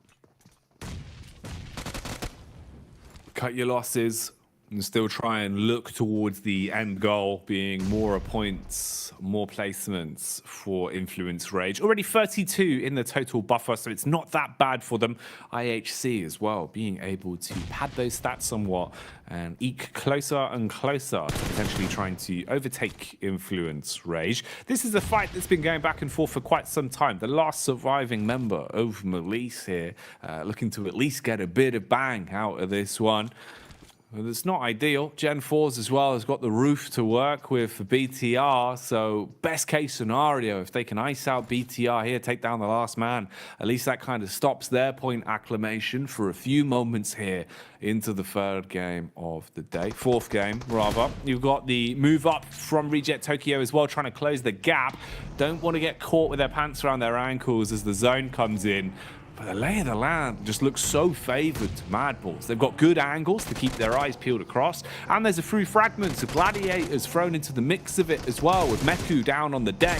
Finally, we see BTR being able to survive the fight outside of the zone as well. So it seems like they'll stay alive for now. Frozen strikes onto Lufa and wipes away the Reject man. So Madballs holding strong on the bridge defense.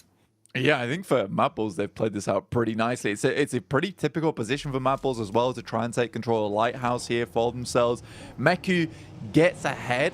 I think for Meku, it's very, very important right now that he stays alive, because he needs to be that landing post for the rest of Gladiators who are still trying to make their way in at stage 3, heading into stage 4. This is where the circle really does start to hit quite hard. DK do get themselves towards that position they played earlier on the map, down towards that western side, where we saw Madballs crash into them from the last game, I believe it was. Team Queso also on this western side. I think Team Queso has been doing some good work, honestly, in these games. Not pumping up the amount of numbers we see from some of the teams at that top side.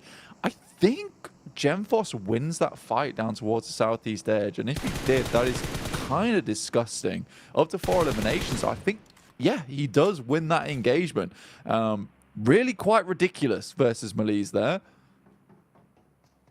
Oh, it's wild, bro. The fact he was able to stay alive through it and just get away, it's kind of crazy. It felt like, this was the one game where BTR were basically just sort of going to come in, get spanked, get nothing. Instead, you're still finding 4 elims and still, kind of coasting through this one, at least sitting pretty in terms of the points you've already given yourself. Yeah, like, you've made stupid. It, man.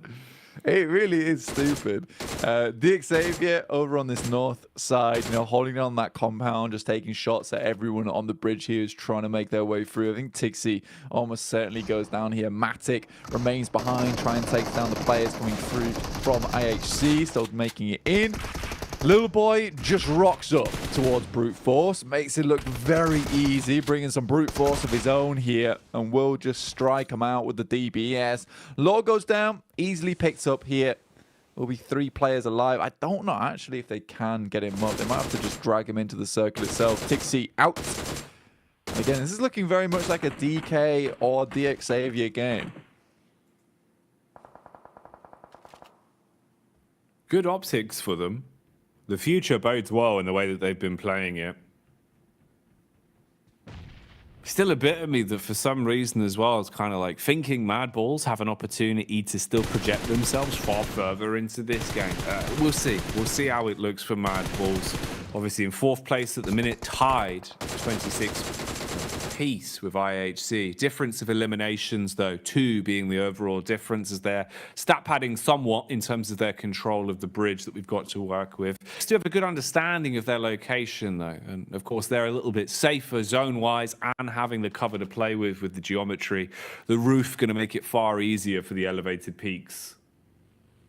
Yeah, I think for Mad Balls in particular, like, we've got to remember that they only got, what was it, 24 points on that first game. So from there, we're looking at a points gain of 2 over the other couple of matches, and then 3 on this match in particular. So I think for Mad Balls, this game's very important in terms of getting some big points on board now, because realistically, Mad Balls don't want to fall too far behind. They understand, again, as we pointed out earlier on in the day, that every single game here in survival stage so incredibly important, right? If you don't pick yourself up some big wins, some big points, your life becomes very, very difficult into the future. Again, you're just trying to stay out of that bottom 8 at the end of the day. And for Mad Balls, if you ended the day around about 40, 50 points, it really does give you a very, very happy medium going into your next day of play to remain towards that top side. Because for Group Green, if I remember correctly, actually, I'm not going to go off the top of my head because it's bad, but on the next day of play, it's a lot easier to really look at where the top 16 bubble is. And then if you have more points, it's much easier to push up towards that top side again, because you've got a clear goal ahead of you instead of just constantly chasing these other teams. At the minute, though, with the way the lay of the land is, you kind of just want to, you know, leave nothing up to fate effectively. If you can take it into your own hands, it's definitely the better way to go. It always feels so rough. The difference of qualification being off the back of sitting, watching and waiting whilst another team decides whether or not you make it. So points do mean so much, especially here, especially over these next few days, when in reality, you know, every day the stream's going to feel a little bit different. The competition's going to feel a bit different when we're rotating those lobbies, when we're getting closer and closer to knowing who actually makes it the whole damn way through. Because really, Blank, it's not going to get any easier. You know, this is only going to get far more competitive. And we're seeing with how these lobbies are going, at least now, with the overlap we've got between these 2 original groups, how things are kind of shaping up. If anything, it makes me think that the days are going to get more competitive throughout the longevity of the event.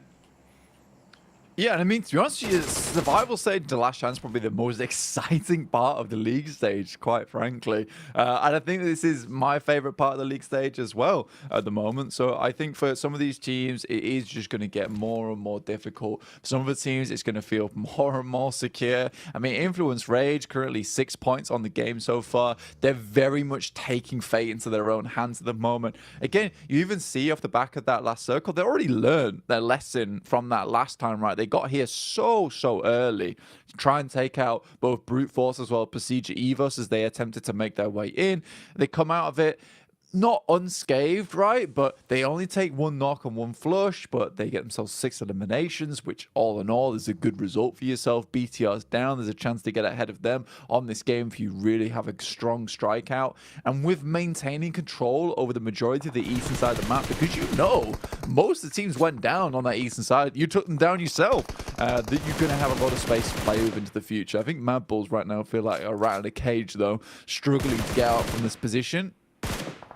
Are attempting to find a cheese, Blank. It's Gorgonzola, and it's very fresh. But the issue is it's a little bit too far out of reach.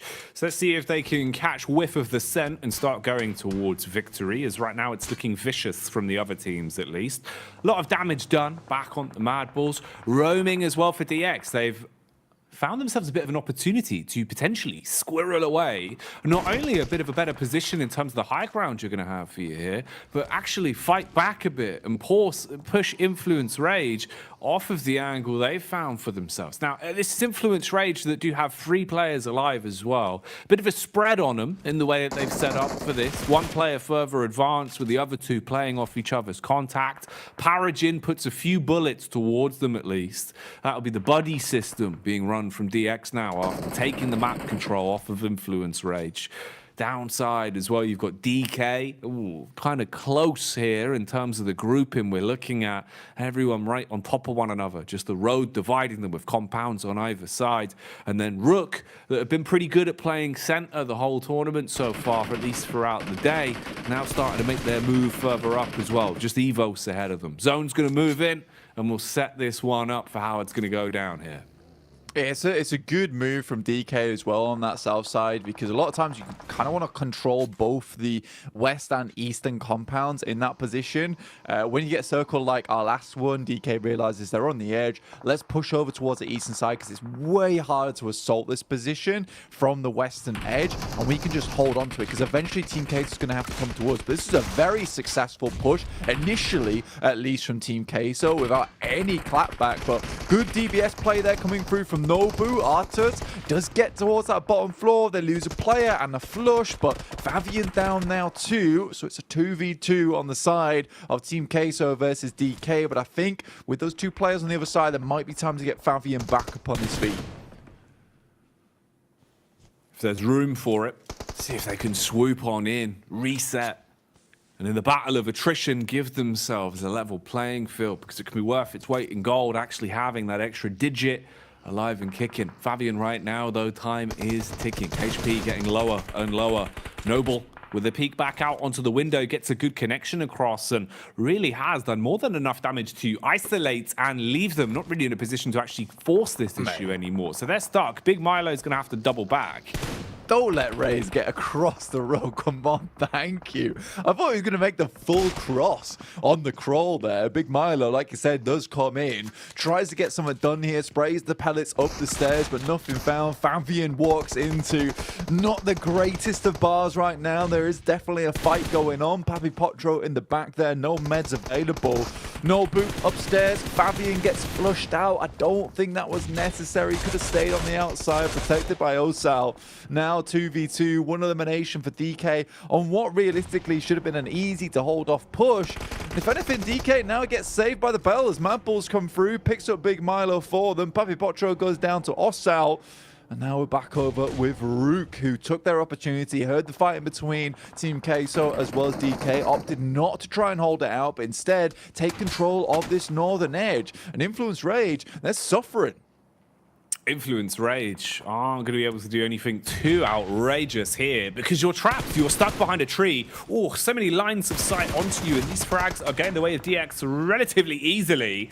Rook as well were the ones that opened it up. They got the first bonnet knock onto Influence Rage and then continued it with the firearm. So Influence Rage gone. So our top 3 out of the running this time. No last attempt for a chicken dinner here on the final Erengao before we move into the back-to-back Miramars for the top 3 in BTR, Influence Rage, and IHC. Meaning Mad Bulls and now potentially Rook as well have a bit of room to start leapfrogging some of these teams, especially if Rook can actually make a big game out of this. Blank. Individually, they've been looking better. Some of the compound dives we've seen from them today have been great, but you are stuck a bit, exposed from the back line, and that's where Evos have an angle to peek onto you. Luxy could take pot shots if he wants to, but knows he'll expose himself to the high ground and doesn't want to commit to the fight versus DX. Lamborghini, though, is starting to flank his way around. If he can get himself an angle, this could be the difference maker. Yeah, really lacking on meds here is Lamborghini. I don't know how the rest of DX is doing, but they got 4 players up and running, the most in the lobby right now with a strong high ground position on the season side. Next circle's really going to decide a lot here. It does move up towards the north, sort of favors them a little bit here, but Mad Bulls can still move across. Osal goes down, Frozen will find him. Right now, Mad Bulls very concerned about getting rid of this threat down towards their south side before moving out. 5 eliminations for them, but again, better news for Luxy right now, who currently currently is surviving can push his team Seizure Evos even further upwards. 4 eliminations found and currently in a top 5 position. 4th place, 3rd place, perhaps, maybe, could happen. All in their hands at the minute.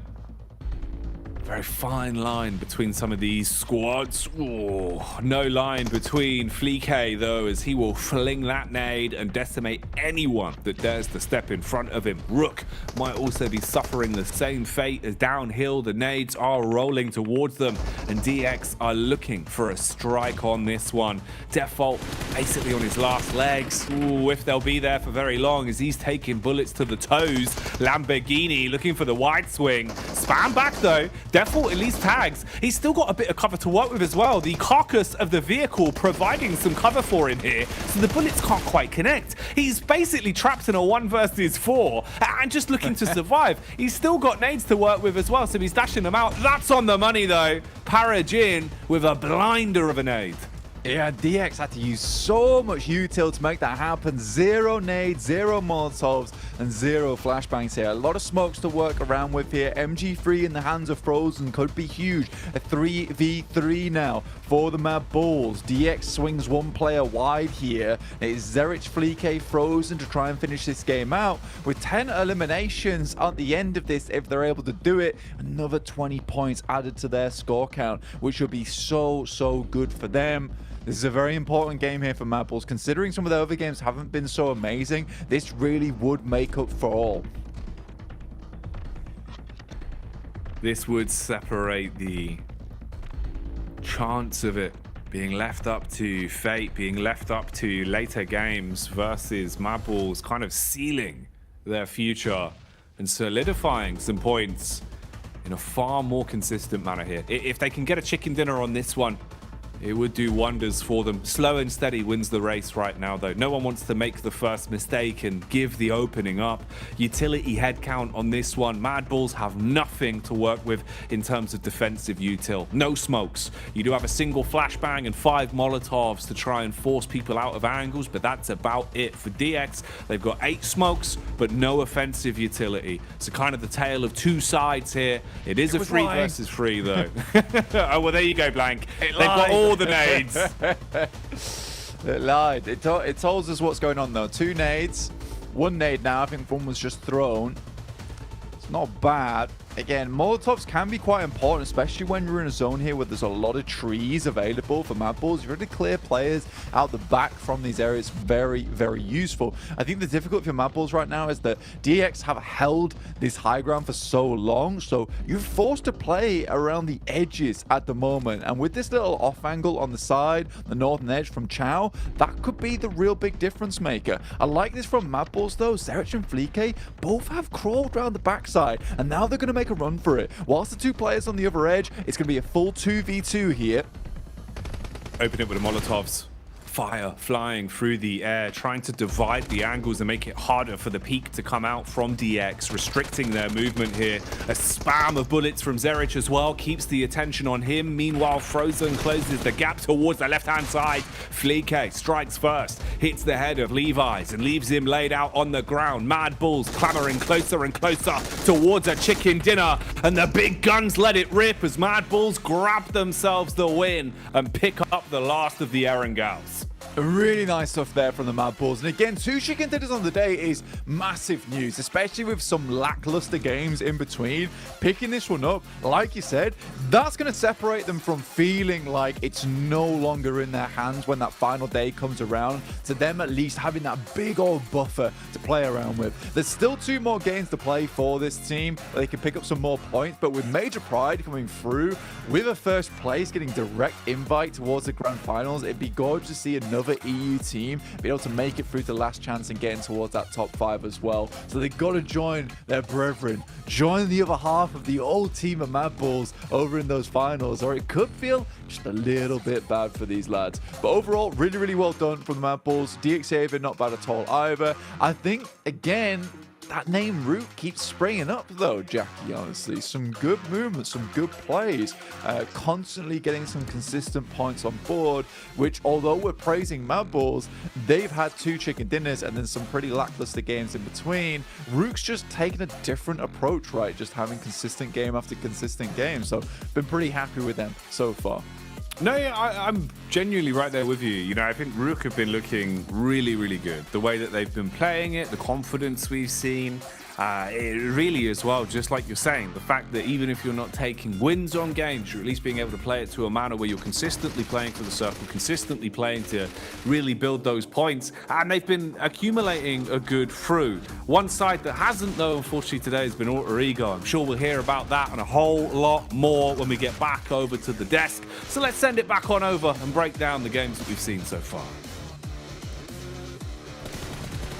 See, I told you we'd be back in a bit. We do have Mad Bulls securing their second chicken dinner on the day and potentially putting themselves in first place over Bigatron. A fantastic result here out of Mad Bulls and a fantastic closer as well as Colaris and Maxman were breaking it down while watching. Talk to us, Colaris, about the finish there for Mad Bulls. Yeah, just brilliant stuff from them. It almost felt like they were corralling Xavier against their will, against their plays, their wishes. I mean, Chow actually went for a really decent off angle, but it wasn't going to be impactful if Mad Bulls were kind of slow rolling that corralling process against them. And I mean, overall, they played this game pretty standard Mad Bulls style, right? They go to that lighthouse location, which is a checkpoint, as they came to that kind of West Bridge conflict quite late in the game, but they know exactly what they want to do from that lighthouse and then transition along a bridge, which could be kind of tenuous at best against so many teams that were there. So for Mad Bulls, this is textbook play from them. And if you look even further down the line of that match, when there was that fight Team Kesso and D plus Kia on the roadside, they don't really fight, they just waited it out, and the moment they eliminate D plus Kia, then they stand okay from this position. We have free reign to apply as much pressure on the remaining teams, which at that point I think is just Luxy, which was as a solo for the side of Procedure Evos, and then the rest of the Xavier. So that was just a tasty game, just as tasty as a good pile of marshmallows, Colaris. It was so good.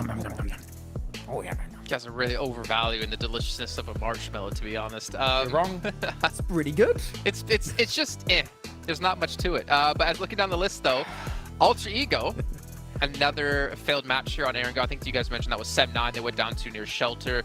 We did, of course, see Procedure as well, getting some decent points. I feel like every match we're seeing them get some consistent points here or there, though they're only in 9th place at the moment with 18.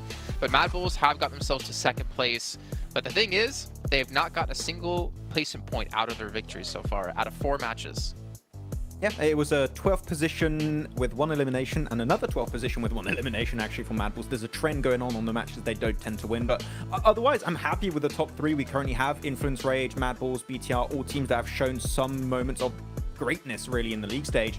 But as we get ready to go to Miramar, Procedure Evos were also one of the top performers on that one, so this could be a bit of a redemption for these guys to start to hopefully aim for the top, because I mean, it'd be fine at the end of the day. You want to be top 16, so there's a lot of room for these teams to make it in, but I'm looking to the next stage, for the survival stage, for the last chance stage, sorry, should I say, that might sometimes not be enough, so you have to be careful. For Mad Bulls, though, if you think about how they've been playing out their wins, at least, Zerich is enabled. Like, he is on right now in a similar vein to how we see him on in our region. He got himself 12 elims across the 2 wins that they've been able to take here today. So definitely feeling on fire for Zerich. And when you think about Alter Ego on the opposite side of these leaderboards here, Jason, are they a 16th place team? Personally, no. I don't feel like they are a 16th place team, but they're looking dire right now with some of their decision making that they're going for. They really need to tighten up some of these balls, because the swim that we saw in the previous game was terrible. The unfortunate drop scenario that they have here not near Shelter, it's terrible. They're a better team than this. Okay, so Max, you agree?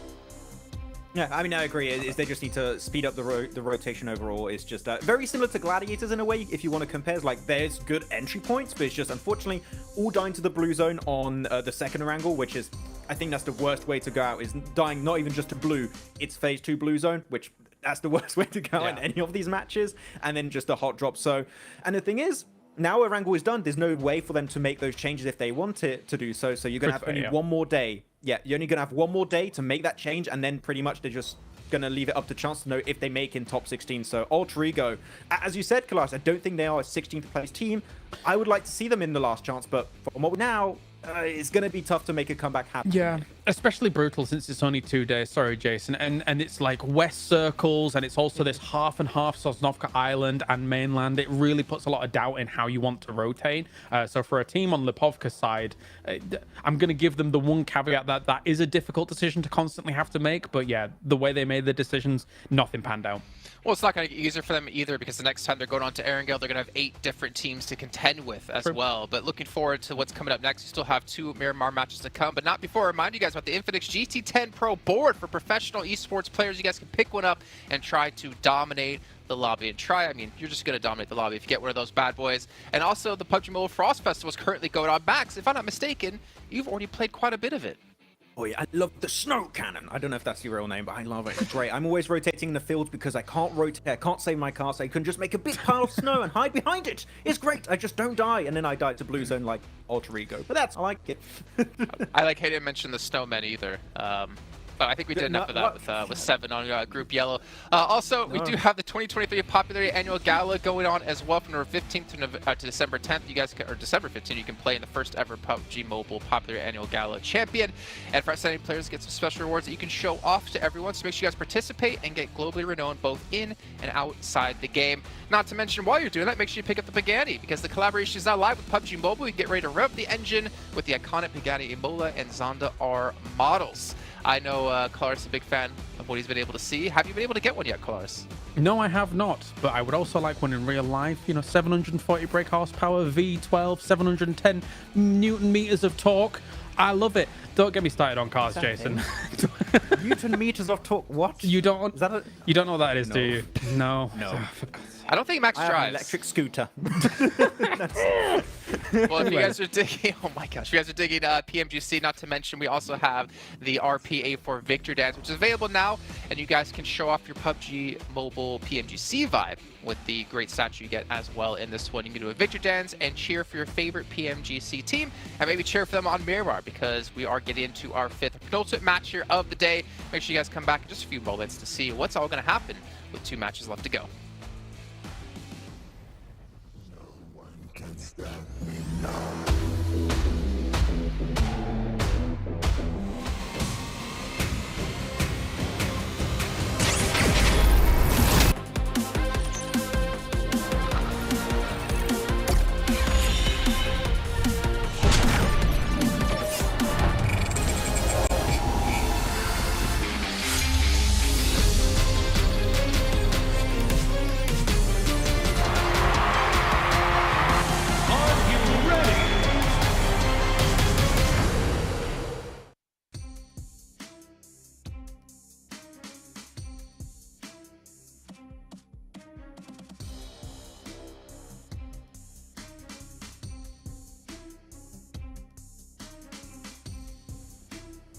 And we are back, strapped in position for what should be another explosive game. 2 games left to go today, both of them now being on Miramar Blank. So a bit of a change of pace here. Yeah, big change of pace for a lot of these teams. Obviously, going over towards Miramar is a big change for a lot of these teams. Much larger map, a bit more room to rotate, I would say. I think some of these teams were getting caught on some of their drop spots as well. I think this might be a time for Alter Ego to be able to potentially actually drop into the match and not get immediately taken out as per usual. So we'll see what happens for this team in particular. I'm excited to see what they can get done here. Mad Balls off the back of that chicken dinner looking a lot more safe on that side. GenForce, the in quotation marks support player, taking on an entire team for BTR themselves as well, getting them a little bit further into the match and a bit more elimination points. They'll be pleased with that one. But penultimate match of the day coming forward, match number 5 of our survival stages is Group Green versus Group Yellow, and let's see who can pump up some more points, because we really do have some teams lacking towards the bottom of the lobby. You got to pump them now. If you don't get any additional points on these last 2 games, you're basically leaving yourself with nothing really to keep you afloat, Blank. It's like if we were dropping our players into a really big Olympic-sized swimming pool and their points accumulated equaled what sort of flotation device they would get. If you're under 10 points, you're not even getting the armbands, Blank. Yeah, we're dropping you in. We're not. We're dropping you in Cinderblock. raw. Straight down. Damn, that hurts. Yeah, that's bad. I think. But you know, if you get like 30 points, Blank, we give you a little rubber ducky that you can sit in. Yeah, and if you get 50 points, life jacket. Totally overkill, right? You're floating on the surface, your face is all puffed up, but at least you get a little bell and whistle as well, just in case you want to get out. And you can that use last those chance. to alert other teams of your presence, you know? Yeah.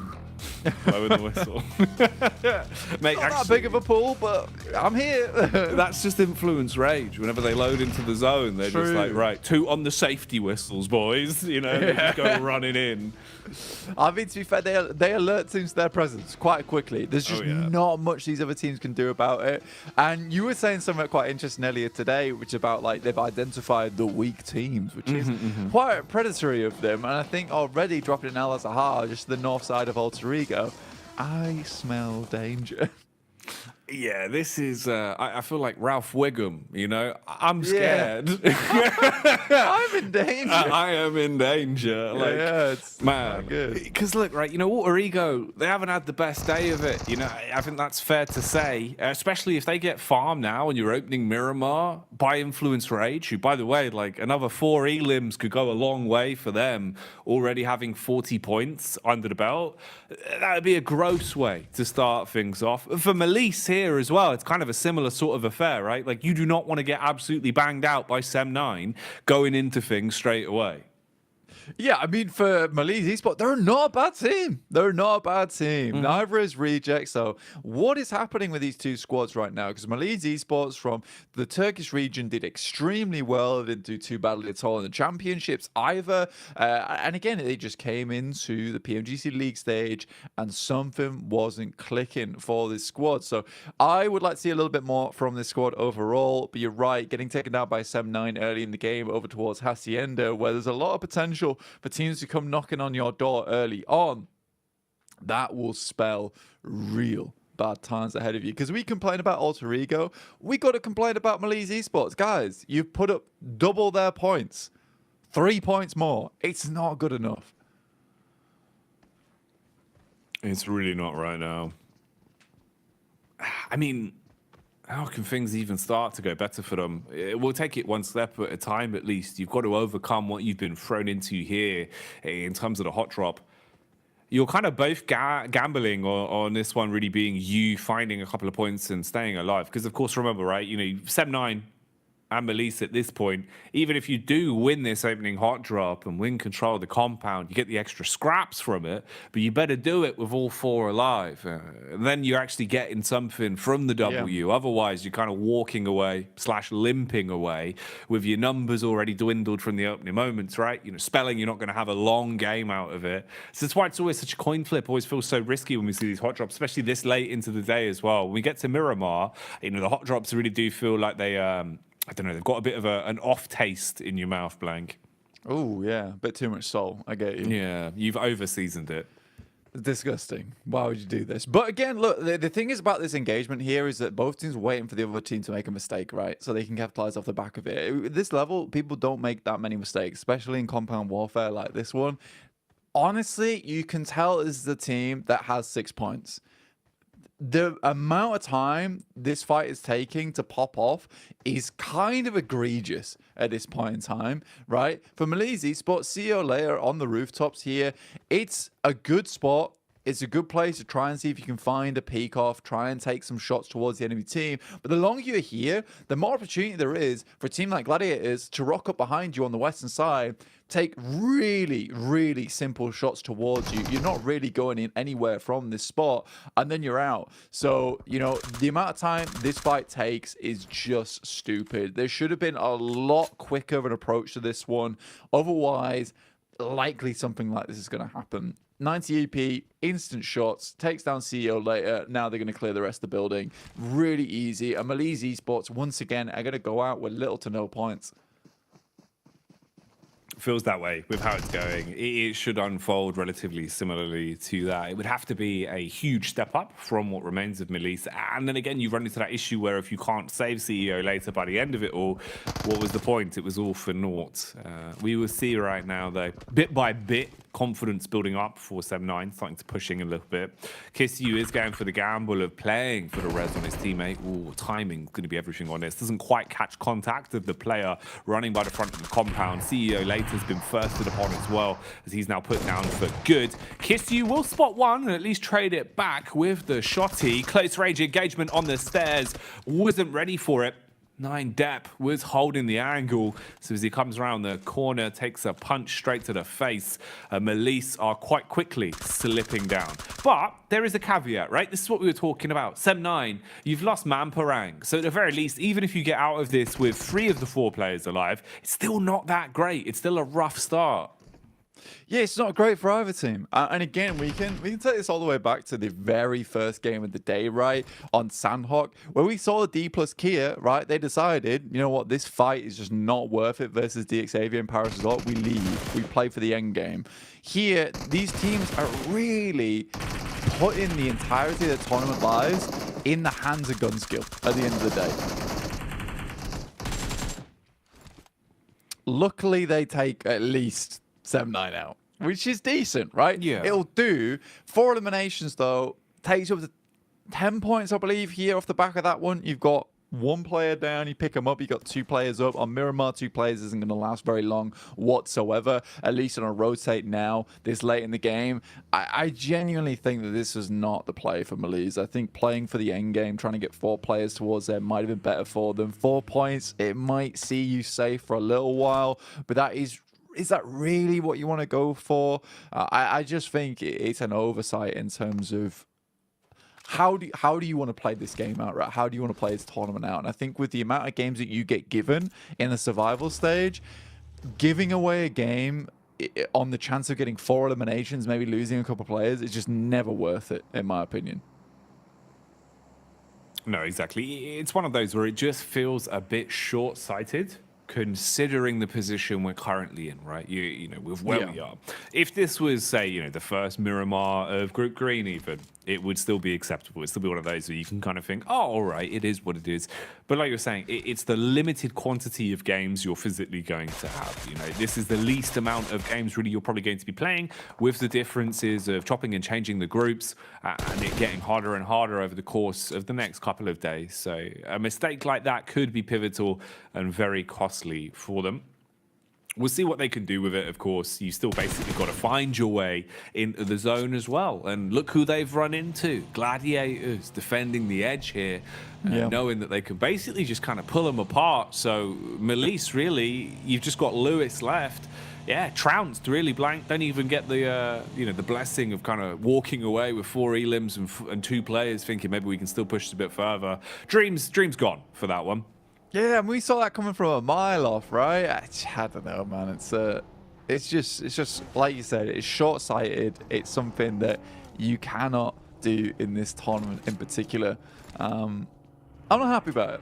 I'm not happy about it at all. Procedure Evas, on the other hand, look to make their way in. Got to give big props to Luxie on that last game for getting the amount of points that they did. They do lose a player off the back at the start of this game, though, sadly, but they will continue onwards.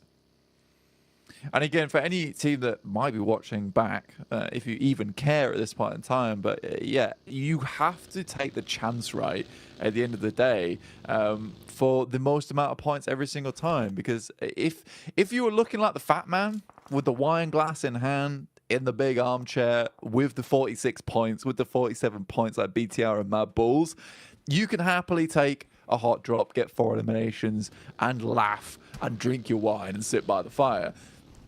This is not the case with some of the teams on the bottom side, and you have to take that variance in terms of we can go 4 eliminations now, or look, we try and play this game out and go for 20 points. Because for Reject, for Quest, for Alter Ego, they have to play for that now. You have to play for 20-point games. It's hard as well, because there's even a bit of me that almost feels disingenuous if I was saying, oh, that's still plausible, it's still achievable, because it is statistically, right? There's always a chance, but it just feels like with how they're playing, sort of going from that like 10% power to giving it 120% out of nowhere blank, Doesn't seem like it's going to happen in a day, right? Doesn't feel like we're going to see that instant transition. And that's what's so hard. Obviously, the format itself so competitive for a reason, especially when we reach this point, that, like we were saying, from game one, you have to come out swinging. You can't pull any punches. We saw some of our teams do that, and we've seen the difference in the standings already. Influence Rage, our first game, they were roaming, they're scrapping, kind of going around looking barbaric with some of the ways that they would pull up on other teams. But that's exactly what you want. It made other teams scared of them, made other teams give them respect. Now getting into the last 2 games of the day, you're not going to test them as easily. They're handy with the steel. It's a shame, though, because I feel like maybe that was a story that I was hoping we could apply to Reject Tokyo, whereas at the minute for Rejects, it hasn't felt as clean, hasn't felt as sort of powerful as what we had seen individually from them, and almost like they are playing a bit timid the longer the game goes on as well. Normally towards sort of the mid portion of a battleground, that's where they start playing a bit more confidently, taking names and looking to actually instigate fights. Instead here, it's been a lot more just focus on survival, edge your way through games. Gladiators thrown back into another clash this time, though. Seems like a pretty good defense on it, and that's BTR they're up against. So that's no easy cakewalk. This is a hard fight to take, but Gladiators dealing with the blows pretty confidently. Superboy, though, nice flick for the re-engagement. Man's honed in, Blank. Yeah, I mean, that was a nice peek there from Superboy, and it kind of just embodies the type of player he is hyper aggressive. When you don't think he's going to peak, he will off the back of it. Right now, BTR do have a pretty good surround on Gladiators at the moment, where they're kind of trapped in, stuck in this box, and Superboy is going to continue to send these nades in. The smokes aren't down, covering off the windows. He does whiff it off to the side there, though, assuming someone might peek off the back of it. I think the biggest deal right now for BTR is there might be players around them spotting this one. Quest are far away, though, nowhere near. Matic takes a heavy chunk there, and there's a nice molly as well. I think Tixie ran directly into it as well. Another player that most likely will be hitting the deck soon, luckily lives off the back of it. Dear me, this has gone wrong for Gladiators.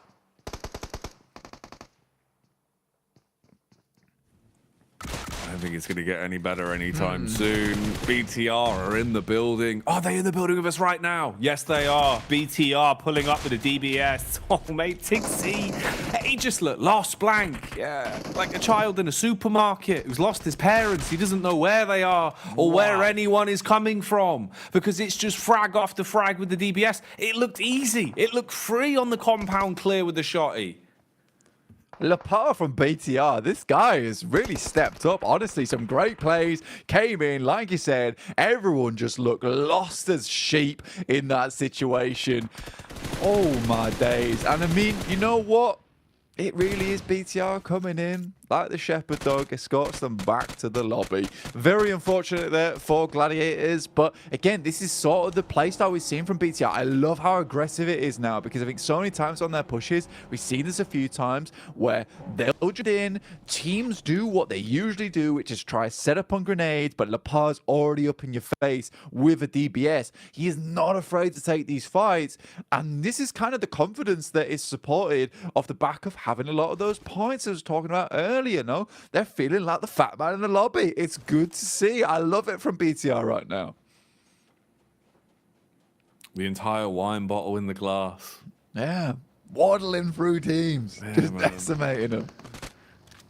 Absolutely giving it. The giving it might continue here, though. It's Alter Ego that are finally back to swinging into things. The vehicle attack there as they spam their way out on the drive-by, do a nice chunk of damage. But what can Alter Ego do for themselves longevity-wise? How much can they establish here? A couple of Lee limbs are a good start, but you've got to keep that rolling the whole way through. We'll see how that goes the longer this one goes down. Right now, off the back of the play, you've established at least a nice bit of high ground to set up a maneuver off. Zerich is on the move, the sole survivor of the Mad Bulls. Oh, watching him dart around will send shivers down you. He's just trying to find some cover, just trying to find somewhere to tuck into, as he knows he's so exposed to so many teams, and he's been taking bullets, made his presence known on the rotate as well. So he's kind of isolated at the minute, just looking to keep himself out of trouble until he can actually find a way to fight for points a bit later on. Right now, we've got DX on our screens. Up towards Los Leones, a lot of teams will have to leave here, and I think some teams assume this might push down towards the south side, but they've all stayed relatively on the edge of Los Leones as well. But we'll have to fight one another to get out from this position. Influence Rage take themselves up a really nice position, in my opinion, up towards that center side of the circle. Little compound to play around with, a little bit of high ground. BTR off towards the western side of them. So we've seen the same faces time and time again. Now, you mentioned in Reject earlier on, well, it's the mid-stage of the tournament, mid-stage of the day, where they start to look a little bit more confident, start pumping up some points a little bit. And I think for them, the one thing I noticed, the one thing that we noticed together, was the fact that when they were playing center, that's when they started to do the most amount of damage in the lobby, right? And right now, they're in a fairly central spot. Before today, or before at least this game, we saw them, like you said, a little bit timid on the edges. Maybe this is where they start to get a little streak of that confidence back. But they need big games, and they need big games right now. They do, because we haven't even seen them kind of, they were very emotive on camera. We were seeing them kind of, dancing, celebrating, throwing out the bicep curls as well. And we haven't seen that today. Not having enough to celebrate for. So maybe not getting that first kind of win under the belt, that first sort of gust of wind under the wings to propel them further, has held them back a bit. But you're right, if they're playing center, it looks more characteristic of the way that we like to see them play. And hopefully they'll have something to be said here. Bonneting, always reliable. So the vehicles will be able to bombard their way through some of the players that were lurking around the corners. That was DK that have now been turned into the road trash after getting run over. Alter Ego still alive and kicking then, so being able to roam around like a bunch of BMX bandits on this one and just set up from position to position. Quite a close grouping of big name players as well here, actually, with Influence Rage, IHC, and then the last of Madballs in Zerich, all on top of one another. Really just playing the angle. It's a bit of a lay here in terms of the spread you've got to look at. Reject Tokyo, still pretty good. Dead center, actually, off the back of the move. Still going to have compound control to work with for that one. And then BTR and Rook just ahead of them. Might be a bit of a clash there on the push down. Now going to have to start to hustle and bustle a bit further forward to get back in the zone. Yeah, you could potentially, for a Reject, honestly go play over towards the silos. They're not the greatest of positions, but, there is an opportunity there. I think if I was Reject, I'd be more concerned about trying to hold out on that northern side, maybe, up towards BTR and Rook, who are attempting to push their way. You can see Influence Rage's spot right now, very strong, with the circle moving further down towards the south. Doesn't really force many of these teams out of position. Alter Ego, though, they know that they need that big points on the game. They've got one elimination apiece, which is always nice to see. That's a bit of a breath of fresh air for this team. Looks like they're getting back on the bike here, or at least the BMX, as you put it. We'll see what they can get done. Moving in towards DXavier now. IHC, sorry. Oh, they eat the first nade. Follow-up from Alex as well. Looked pretty well timed to create space. Oh, nice. They push in, clearing from either side of the angles. So they're able to roam through. Kind of breach and clear on that one. That was pretty nice. Door kickers level action there from Alter Ego. And they clean out that compound relatively cleanly, actually. Maybe getting a bit more confidence back now, Blank. Yeah, a nice breach comes through. BTR Lucitado as Rook moves in. Default finds one. Superboy now on the defense here. They just went for the offense a little bit earlier versus Gladiators, but it's not to be as Rook just sweeps them aside, sends them back to the lobby themselves, and that's decent. Again, consistency from Rook has been astounding today. Really nice to see this from this team, honestly, pushing themselves further and further towards the top side of the lobby alongside with Influence Rage as well as Madballs. Now, Reject comes through. Like I said, maybe potentially looking to hold out some of these teams on the northern side, but it's not going well whatsoever. Two players take a tumble, take a fall. The rest of the team's not there to provide the assist.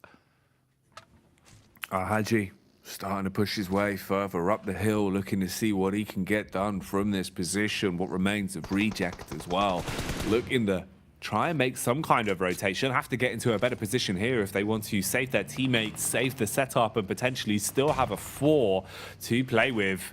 Won't be surviving for long, though. Quest still aggressing onto them. Sarah, the man with the big biceps, not going to be able to put up much of a defense here. Not in position to throw out any punches and clap back. That's going to be Rook's territory, as Pusher again deals damage from the side of the hill. Quest really taking the brunt of it now, Blank. Just getting bullets from all sides.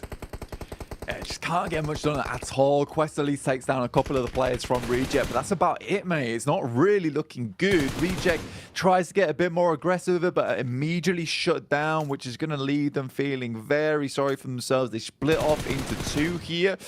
Al-Haji, a lot on this boy's shoulders here to keep them in the match with him and Easy feeling a little bit queasy as they try and push back the pusher from Rook, but I don't think this is happening, Jackie, at all. They're struggling so badly on the edge. The amount of plays that the guys from Rook have been making today, it's very, very difficult. One knock found at least. Rami jumps out. Oh, it looked like it should have been a fair fight for him, but it's Al-Haji that is just surviving. Look at the mechanics as well. Man jumps over the top of the vehicle, finds another flick with the backup of Easy. Rook one by one have been torn to shreds. Al-Haji's days were numbered. Man had a crosshair on his back, but he survived and done it in style. And Rook, suddenly the script is flipped. You've got Default as the only surviving member up on the hill whilst he has to watch his teammates get gunned down. I mean, this is why we talk about this guy on the side. I mean, Rook has been Al-Had in this situation. The guy is so good on the side of Quest. He really carried them through a lot of their games over in their group itself. Managed to get them through towards the survival stage itself. 5 eliminations. And Default is forced to leave. And Rook will have to lick their wounds because this is a painful defeat there. But you're right. Dude, just the mechanics alone coming through from Al-Had, the swing, dude. Is this guy on a rotating chair or what? Playing with the gyro to the max sense? That was incredible.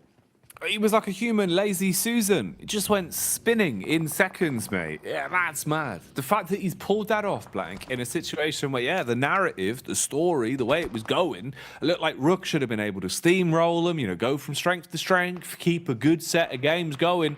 Instead, that's Rook basically kind of, you know, destroyed. You've got one player left, right? What more can you get done? Good luck. That's kind of where they're left. And for Quest, the reset with a duo, yeah, it's not the best thing in the world in terms of points, but hey, it's going to be huge for the confidence. And at the very least, maybe they can squeeze out a couple more points now. That would be the dream for them, right? Make a good game out of this after those heroics. Absolutely. I mean, to be honest with you, close range tracking like that at that speed is one of the hardest things to do in this game. So if anyone's watching and you kind of just pass up on that, that is some baller players coming from Al-Haji. Coming back to the rest of the game, though, like you were saying, Team Case off in the distance. Big Milo hits the deck with a FUD, and the rest of the team from DX looking to continue their onslaught over towards that side of things. Influence Rage have been chilling this game. They know they don't have to do too much. They just want to have a strong game off the back of this one on Miramar, really bringing things back, especially with the heat here on Miramar itself. They just want to cool it down. Alter Ego, some nasty knocks, but have at least been able to recuperate somewhat here, up to 3 players. Last player, and Al-Haji's not done with Root yet. Man's going straight back in, wants to finish what he had started here and leave them all lifeless. Al-Haji, the big dog from Quest, really. Don't test us. That's mint. I love to see it. I love to see it, dude. That's incredible. Reject still going as well, but Rook will be finished there. Like you said, Jackie, I mean, this is a chance for Quest to actually pick up maybe a decent game. You'd hope so, right? Because it's like, if you make a play like that, just being able to at least secure some point score off the back of it would do wonders for them. And we know they're a team that is pretty emotional as well, Blank. You know, they are sort of, you know, they're strangers to discussing that. Exactly. Like, they'll tell us how they're feeling, so... Which is good. You'd hope Al-Haji feels a lot better after that one, right? I'd imagine the interview would be more along the lines of, yeah, that was sick. Yeah, I felt like a god in that moment. I did pop off, actually. I was spinning. I'm a bit dizzy now, but at least we got themselves some good points. But yeah, I think that for Al-Haji, especially getting that at the end of the day, it's such a boon to that team because you did not want to finish the day without some kind of big movement, big play. A 2v4 will certainly do that for you. And next time we see Quest play in the future coming days, at least that they'll be feeling a little bit like we can rally around big man Al-Haji. The icon of the team for Quest, it feels like. Definitely a bit of a backbone for the squad. We'll move away from that, though, and touch on what's going on here. How has he hit the headshot on that one? Misery going to be punished on the love tap there from the AK behind the rock, decimating and destroying Luxy, realizing that his luck might have just run out. A 1 versus 3 to fight from. Good adjustments, honestly, like the crosshair was on point, but overwhelmed does fall and Evos go out. So again, Influence Rage building up the confidence here. Meanwhile, not a dull moment. IHC, they've been found and tagged and bagged. Out of the runnings now. Two teams that desperately need the points on board. It's Reject and Quest. Quest took down 2 of the players from Reject earlier on. Now they're trying to get a little bit of vengeance over towards the squad. Sarah's got 2 nades in the back pocket, but the first couple weren't successful, allowing Quest to get some of their own sent over the top. Al-Haji, though, on a bit of a spree of his own, does try and move over the top side, but immediately gets shut down there. That's by Sarah. A big biceps crushes him in between like an egg. OCO wanting to support. The right hook to the left hand that was Sarah assists him and shuts down Quest, ending their quest here with a bit of a foul finish. The nade from Sarah was huge, and OCO's final move secures that one. It won't stop there, though. Another battle going on as we see DX duking it out, trying to close the gap and flush out a tiny compound here. Not much room. Shoulder-to-shoulder action. A well-placed nade could end them all. They're trapped with low HP. Smoke out the front, nades on the back. That one tags. Now they're inside the compound looking to finish it with the raw rifles. Lamborghini, though, realizing you can't make many mistakes now. His teammates are going down. You've got trades on either side, Blank, and it's looking iffy. He's being pushed. Timing on the bat nade needs to be everything. Instead, switches to the UMP, but you know that it's Big Milo that's going to clean up against the X. There it goes through, though. Will it hit? Doesn't do enough damage. Levi's got nothing left. Only got a flashbang remaining, so Big Milo will be able to pick up Reyes in this position. Great stuff for them. Alter Ego still pushing their way through on this map as well. So many teams heavily damaged. Only Influence Rage now with 4 players alive. They played the long game off the back of this one, map. They'll pick themselves up quite a few points, but they're off in the distance here, Jackie. We'll have to push over a lot of open ground. Some of these other teams, a bit of a better setting to start themselves off with here. A little bit of smoke here from Rays to get Big Milo across, because Levi's definitely watching. Jump shot comes through, will manage to make it, and Little Boy goes down to the blue. It's anyone's game now, Jackie. It's wide. It is wide open for some of these teams to secure points. Influence Rage, they are going to be licking their lips at the prospect of not only accumulating so many points today, but also having another chicken dinner alongside all the points. So chances for them are in a good position. Can they grab that chicken dinner, or who else is going to be gunning for it? At the minute, Alter Ego start to set themselves up by this wall, using the nades to clear their way towards the top floor. Nade after nade in through the window. Levi is laying on top for the drop down. The zone encroaching in, going to be nipping at his heels soon. Big Milo and co, they are trapped and they are going down quickly. Levi's at least gets one onto Alter Ego, but now it's down to the real fight. What remains of Alter Ego versus Influence Rage, all on the line for the chicken dinner. Oh, it's sketchy now, bro. I mean, with the circle moving in at their back, Fnatic almost impossible to bring back up again. Octa is going to go for it while the smoke is there, but Federal moving around the side, might be able to get an angle soon. Nade as well in hand. They've been able to hold on to a couple of them. 3 in the pocket. Octa taking quite a bit of damage, might have pushed him away from the nade. A little bit of parkour on the hand, though, will get him over the edge. But will they be able to clutch this in a 2v4? I just don't think it's possible. Law goes down. Octa starts things off pretty decently. These nades could be dastardly, though, versus Alter Ego. You've just got a nade, a well-placed placement on that. It could finish the whole thing, and it will. Alter Ego go up in a puff of smoke. Influence Rage with the chicken dinner in hand. Not only have they had high elimination games, not only have they been looking like the most aggressive squad in the lobby, Blank, but they've now got a chicken dinner to prove it as well. Yeah, that's decent from this team. Lovely to see as well. I mean, for Influence Rage, today is just going from strength to strength for these guys. I do love the way that game ended. You just got my bar on the side, just not even watching the rest of his team, just old Boomer tapping his phone with a single finger. It's like, what's going on here? But overall, it's been great games today for Influence Rage so far. Some really, really strong, aggressive matches. And this is sort of scary for a lot of other teams in the lobby in the sense that they've picked up some big high elimination matches without the chicken dinner, but that set themselves up very nicely. But they slowed things down as well, right? You know, they slowed things down a lot towards the start of that game, picked themselves a strong position because they were close to it, held it off, and then took themselves a chicken dinner. So the fact that they can show teams they can play a very fast play style and then switch that with a slow play style into a win, you know, this is not a team that I would want to come up against. No, not at all, man. Like, they've been playing so well, Blank, and I think that's really what's impressive is just how they really are playing their style, right? They're coming out playing their game of PUBG Mobile. They're playing their rotations. They're instigating fights that they want. And even now in final circles, proving that, you know, they're able to play smart game as well in terms of not going overly aggressive, not sort of running into the unknown, playing with the utility alongside, having unbelievable rifle skill, which just makes the difference. And these have been some really interesting games. Like, if we get another Miramar like that to round out the day, Blank, I think all in all, they've been delivering. Yeah, dude, this has been an incredible day so far overall. I've been enjoying every single moment of it. I mean, to be fair, it's just one of those days where, like, anything can happen at any time. I felt bad for Lil Boy there, honestly, where he hangs his head in shame a little bit because given the MVP title, 5 eliminations, 300 damage. Stealer.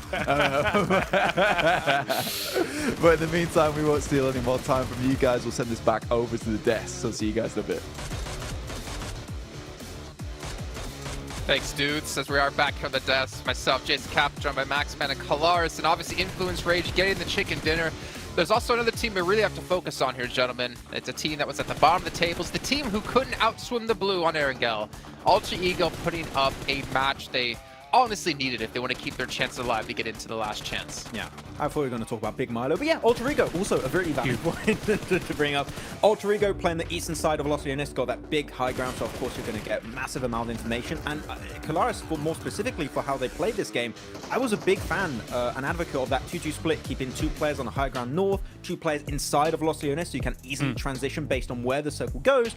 Those 15 points were so needed for Alter Ego if they wanted to be relevant for race for top 16. So this now keeps them in the conversation. So this was a very important match for them. Yeah, there was urgency about them taking the high ground northeast of Los Leones and using that as kind of a linchpin to be able to take a lot of the fights that they did. The first one that was really obviously impactful was D+ rotating past them and then blasting them upon entry to that fight. And then they used that vantage point to just shoot a lot, at everything. Even that, as you say, the 2-2 split that they send down into Los Leones, keeping their options open. They're still able to get eliminations off the back of that. So, yeah, they're back. I said, were they a 16th place team before this game? The answer to that is absolutely no. And here on Miramar, they had to do something to keep their campaign alive, and they were able to deliver. Well, Kalaris, do you think Alter Ego are an 11th place team? You know what? No, actually, I think they're a little bit better than this. We'll see how far we can go with this down the line, I suppose. Well, I mean, Alter Ego, they were in last place with only 3 points. You can see they're now currently on 18. A massive game for them, desperately needed. But again, they need to do more, right? Because they're obviously not done at the end of the day here. They'll still have 1 day of games to play. But the thing is, coming in from Group Green, I believe they play as well tomorrow, which means after tomorrow's done, they have to sit back and cross their fingers that they've done enough to be out of the bottom 8. So it's really tough for a lot of these teams. But again, towards the top of the table, nice to see Influence Rage close out the game, get themselves a win. But I think for a team like Influence Rage, Max, we're pretty confident they're going to get into the last chance almost no matter what. To be honest, Jason, I thought they were going to qualify in top 3 of their group. I really like looking at some of the players, Kayoski, Fitterau more specifically. I thought they were going to be top 3. It was kind of an upset what happened there, but I expect them to go into the last chance. I expect them to make it top 5 to reach the Grand Finals in Turkey. So I have high hopes for the guys, and clearly from how they play this match, they can just have an absolute hold on these finishing circles if they have 4 players. They do minimal mistakes at that too. So chances are, Kalaris, if we see them reach the late game, similar to Loops, similar to Alpha 7 for Group Green, chances are they're going to win the game with double-digit eliminations. They rarely do mistakes when they are in those winning scenarios. Yeah, you stole the words right out of my mouth. I was going to say, like, when you see Brazil get to the late game the way they do, they are so formidable. They know how to have a stranglehold on these games, and Influence Rage is no difference to what we saw from Loops in Group Green, of course, where you would see them as four alive into the late stages, and they would dominate. So Brazil is scary right now. They are very scary. Well, I'm getting worried for one team, though, if we're talking about a team that you two are very familiar with from the region, Mad Bulls. We mentioned at the back of their victory prior, their second chicken dinner on the day, that they've gotten 0 placement points outside of their 2 victories. Well, looking here, they came in 15 plays with 1 elimination. This team is very feast or famine at the moment, which for me, technically the way they're doing it is working for them to get into the last chance, but to win last chance with only 2 days and to potentially do well in the grand finals, I'm not feeling the confidence for them. Personally, yeah, we don't have Nexus anymore. We don't have the Nexus roller coaster. It's the Mad Bulls roller coaster. Okay, it's all over the place right now. But yeah, for Mad Bulls, it's tough to find that consistency. Of course, it's a very unforgiving lobby. That means that if you rotate a little bit too late, you're going to be punished a lot of the time, which is what happened here. Influence was looking their way, Alter Ego too, but the moment they are in those game-winning scenarios, which is what we saw with their 2 wins right over on Sanhok and Erangel, they can wrap up the games, but it's just, as I said, this lobby is really rough. So the moment you're just not in a good spot and you're struggling to like get a decent spot under control, you are going to be getting taken down pretty quickly. Yeah. So they can make it. I mean, we saw what we expected from Major Pride, right, doing so well in their group. So Mad Bulls, sure, some games might not go their way, but I still expect them to at least go in last chance. Further than that might be rough. Okay, well, you know what? It is time to head into our final match of the day. So let's send it back over to Jackie and Blank to close things out here on Miramar once again. A treat for us then, Blank. A last game of Miramar to decide what's been a pretty interesting day. We've seen some teams really rising to unfathomable heights and some squads we expected to see good things from struggling a bit, but it all has to go down here in our last game, Blank. Any expectations for this one, mate? Anything you're really hoping to see? Oh, look, honestly, what I do want to see is probably Influence Rage take another chicken dinner. I actually do want to see this team do really well, because I think it's one of my favorite teams from Americas. I think that they blasted onto the scene. No one really expected them to do as well as they did. And kind of blew teams like Loops and Alpha 7 out the wall. Obviously, Loops and Alpha 7 have done incredibly well during this league stage and still live up to the hype. But I would like to see another Brazilian team go through. I mean, they absolutely deserve it. The amount of talent in that region is kind of crazy. I mean, so far though, things have not shaped up to my expectations at all though. I thought a lot of teams down towards the bottom would do a lot better. I'm happy that D plus Kia is up in 7th place with 31 points. That's decent. But again, it's just a case of like some strange happening within the lobby so far. Gladiators being in 13th place, Quest as well as Reject. I think these teams, I think 2 of the teams sort of expected to be down at the bottom, which is Gladiators as well as Quest, but Reject definitely not so. I think Reject can definitely do much, much better in this survival stage, but I just don't know if they've done enough at this point. It's hard, isn't it? Because it feels like one of those where with the format we've got and just how competitive it is, rather, if you make mistakes over the course of day one, like we've seen some of these teams do, you just don't have long enough to accumulate the points. And I'd agree, man, I'm a bit worried for Rejects, right? You know, I was kind of hoping that you would sort of have that Cinderella story, Blank, of they were the team that only missed out qualification by, 10 points in Group Green. They were, God, on a spree where at one point I think they had like 3 chicken dinners back to back or something silly, or it was like 2 chicken dinners back to back with 3 second places in a row. You know, you're thinking, wow, what could have been if Loops didn't steal all the limelight, if Alpha 7 didn't steal all the limelight, Stalwart as well even, so many big names that were in that group with them, but they've just not looked the same. They haven't been cutting the mustard today, Blank, and that's a shame. It is a shame. Yeah, it's stressful as well, because I think there was like 2 of those chicken dinners that got stolen away from them. Like you said, it was Loops that stole one on Erangel where I felt like they could have won it. It was, I think, Ayala who came through when he was on fire, would have died with the Molotov. It wasn't for the fact that he was able to get the DBS shot through. Hellraiser clutch. The Hellraiser clutch, yeah. And then Gladiators, Matic and Meku clutching out in a 2v3, I think it was, versus Reject. And you take that into account and the amount of points that they had, I think if they had won both of those matches, it's been a very different story, and they might have been in towards the top 3 and got that direct qualification. So it is sort of Sort of the knife dealt by their own hand, really, at the end of the day for Reject. But I definitely did expect them to be down where they are here. And if you're wondering why we're talking about them so much, if you went back and watched Group Green, you'd understand exactly why, because they were so close to that finish line, but just fell over right before they hit over the old black and white checkers. So a little bit sad for them. I'll see what they can get done here. Again, super happy with who we currently have in the top 3 at the moment. I think Mad Balls, BTR, and Influence Rage, all 3 teams that definitely deserve to be here. Mad Balls kind of riding off the back of some very strong chicken dinners. BTR, just some great compound play overall. Influence Rage, just, like I said, raging barbarians in the lobby. That's how they've been playing it, and it's been working really well for them. Basically just being able to bully other squads and run out giving it. Man, didn't expect to see this, Blank. Butcher Pete has made an appearance, and he's chopping that meat with a blade to get to the opener on this one. So not ideal. More of a BG than a BF on this one, as they've started the game off in a pretty unlucky fashion. Mad Bulls just kind of chomping on them there. Yeah, but nice stuff from Mad Balls, though. I mean, that's 3 eliminations, I think, after we will see mine go down very shortly. So for Mad Balls, that's happy days, up to 50 points now. Off the back of that, really, really good stuff for them. They are all the way on the western edge of the map, though. So a bit difficult for them to make the rotations over towards the east. They can swing over on that north side, though. I think this is a fairly south playing path as well, with Gladiators currently on the south side of Los Leones. Hugely condensed population down towards that south side of Los Leones as well. It's not an easy amount of terrain to actually pass through. You know, you've got to hit up through the skyscrapers over in Los Leones itself, over some ridges, over some pretty open terrain as well. So I think for anyone down towards that south side of the map, you're looking at a fairly difficult rotation ahead of them.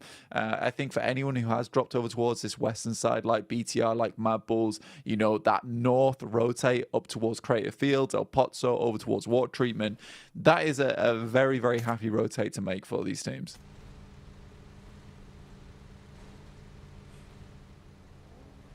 On the pathway here, it seems like Alter Ego have been able to run into Sem9. No strangers to having some clashes in the lobby today. They've had a few fights amongst one another. Ayala trying to drop back a little bit here, get himself into a spot to actually stay alive, narrowly making it in through the window as well. Tam suffers the same fate. Tons of damage back onto him, so he's in a bit of a sad spot. Gonna have to reset from that one and see just what he can get done from it then. Compound clash on this, not going to be easy. DBS is in play for either side.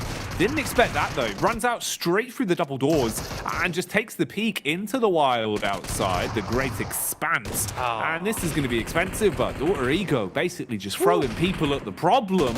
Only thing is, now it becomes a problem for Sem9. Where did he even come from? Otka with the saving grace play, assisted by Rosemary on the AK. How on earth have they cleaned this one up? Yeah, some really good plays here coming through from Alter Ego. I mean, a little bit shaky at the start, though, but the teamwork to bring things back into play there was very, very important. I would be worried about this nade if I was Alter Ego as well. Rosemary looking to try and take down Kenny on this top side. But I think this does come off the back of Rosemary in the beginning there with the Mini 14. He'd done so much damage over towards Tam and Kenny earlier on that they really couldn't assist with this engagement. Gladiators, though, flying as well, looking to pick up the remaining pieces of Alter Ego. These are some very much wanted points as well for this team, sending in the nades a little bit more accurate than Sem9. Now just Rosemary on the barest amount of HP, and that's just a free 4-pointer coming through for Gladiators. Alter Ego must have been so happy with the way they dealt with that engagement, yet the entirety of the south side just gets cleaned out in almost an instant. Smiles turn to frowns in seconds there for Alter Ego, thinking maybe that their bad luck could finally run out and they'd be in a position to get a couple more points, that Miramar was where things were going to change. No, absolutely not. Trounced by Gladiators. Gladiators, by the way, which need points, have to accumulate points pretty damn quickly here, Blank. You're all the way down in 11th place, so they've not only been able to take out Alter Ego, but they've taken out the team directly above them in 10th place as well. So they're going to be a bit happy with that one, having a few elims in the back pocket and trying to give themselves a leg up. Need to see a big finish, though, from Gladiators, ideally, if they want to have a good day of things here. This last Miramar, for them, they've got to be thinking about a chicken dinner, if not a high elimination game, Blank. Yeah, pretty much. Like, honestly, for the Gladiators, it is essentially, right, a chicken dinner required here. They are the last minute men at the end of the day, so it's kind of apt that they would start to pop off towards the 6th game of the day. But again, this is only 4 eliminations. It's by no means the start of something great here. We've seen Gladiators go out almost instantaneously after getting 4 eliminations. I think that their biggest saving grace here on this south side is the fact that they cleaned out 2 of the big teams that they'd be contending with on their rotates. So it does make their late game and their mid game much easier. So for the Gladiators, already 4 vehicles is better than Sandhawk, we could put it that way. But there's still a lot that remains to be seen here, and there's a few more teams towards the center here that we should really be still talking about. I mean, D plus Kia, they're in a fairly strong spot at the moment, 31 points, tied up with the Xavier on 6th place. So there's a big chance for a lot of these teams to start crunching up some more points. And I think the difficulty with this initial lobby is just how well Mad Bulls, BTR, and Influence Rage have all done. 58, 52, 47, which has sucked away so many points away from that bottom side of the table. The point Hoover. Ooh, Tixie as well. Getting off-road. Replace that car. Yeah, man. You know what I mean? You can buff it out. You can put some chassis filler in the holes. No, they're bullet holes. Just tell them it was a bit of a chip damage. You'd scratch the car on the way to work. Decoration. Yeah, exactly. A bit of a decal. You know, put some flame stripes and stickers over the top. No one will know. Ooh. How's this going to go, though? Timing on this could be a bit rough for Meku as well. Felt like he was about to be peeked from the doorway. This is such an awkward fight. What is he doing? I don't know. He just keeps exposing himself as well. So he's peeked back outside, taking a ton of damage for it. Top of the building's controlled. Rooker up there. Rami's just waiting. And Melissa coming in. Oh, God. It's only going to get worse. He did wait by the stairs and has been able to get it at least. I mean, fair enough. This feels like such a weird fight between Rook and Gladiators. They're kind of just having like solo 1v1 scraps. Yeah, Kitsune is very low as well. Rami really did confuse me. I think he confused Meku as well because he was just dashing around the house and it's sort of like he just heard like the foot steps around the house in the middle of the night, just like bop, bop, bop, bop, bop, bop, bop. You're like, what is going on here? So Rami was up and down the stairs like a crazy cat at 3 a.m. Meku finally did take him out, but it really delayed them quite a bit. 5 eliminations though. They did lose Matic in the process, which isn't ideal, but there is a lot of eliminations to be had around this region, around this area of the map. Maybe not looking at a chicken dinner now, but for Gladiators, certainly a fair few more eliminations to be found.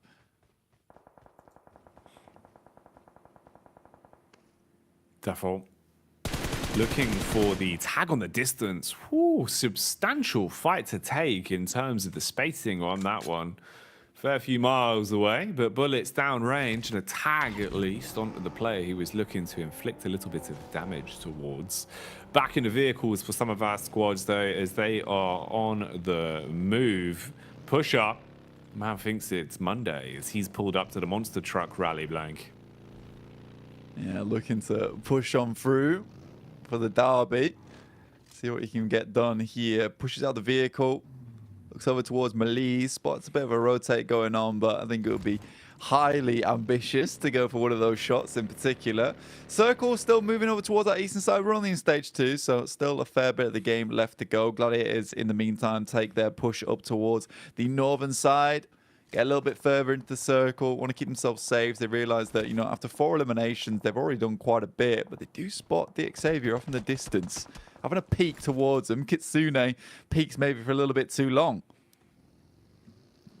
Overpeaked. Ooh. Straight back into the fight though. Quest.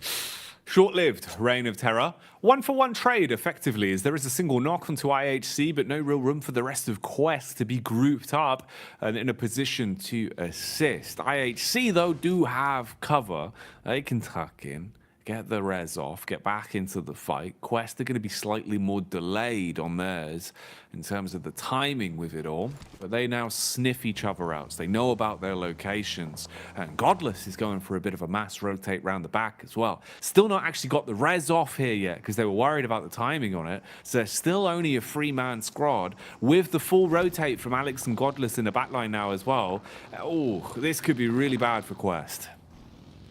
Yeah, I think they're really struggling now on their rotate. I mean, and they're almost likely to never not run into IHC going into the future with the massive spread that IHC's got going on and the entirety of the split coming through from Quest.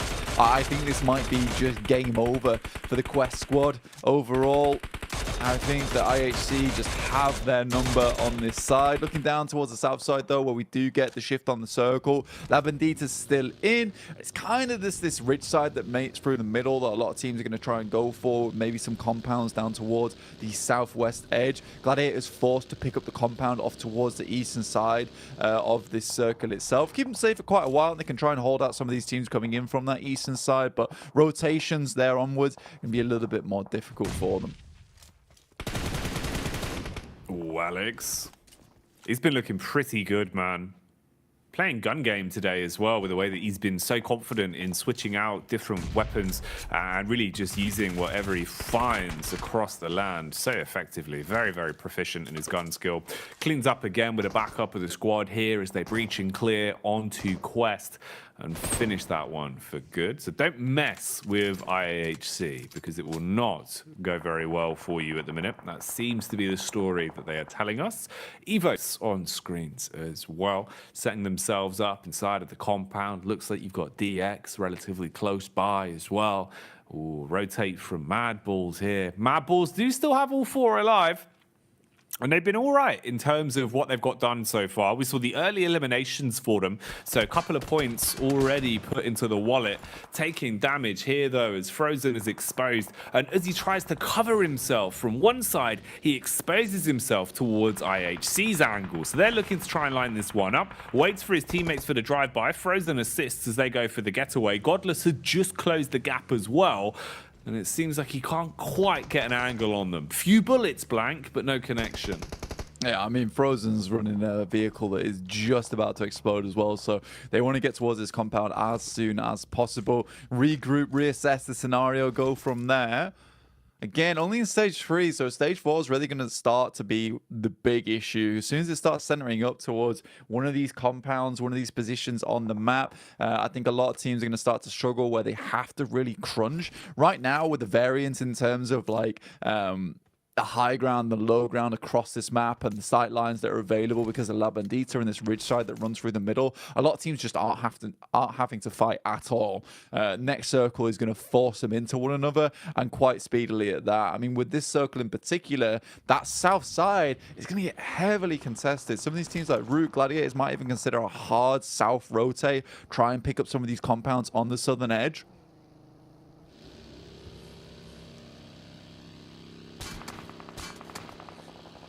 Metal dinks as the bullets are barely whizzing by. The convoy arriving, getting closer and closer towards the new circle now.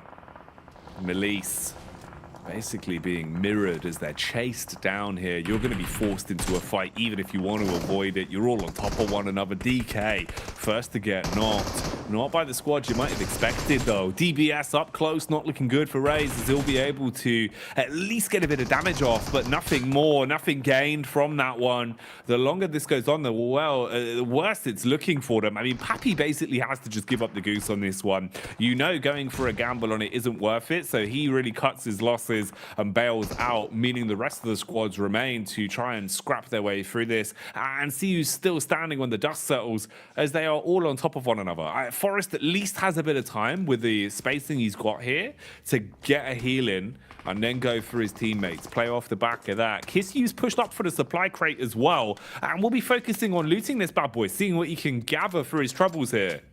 MG3 in hand, that's kind of a 1v3 type of weapon as well, so could be good in the coming future. For DK, they are really horridly moving here when it comes to utility. Forest using the bandies as well, so realistically they need the clean fight going forward. Kisyu takes a heavy hit, would be sad if he went down, especially with the MG3 in play.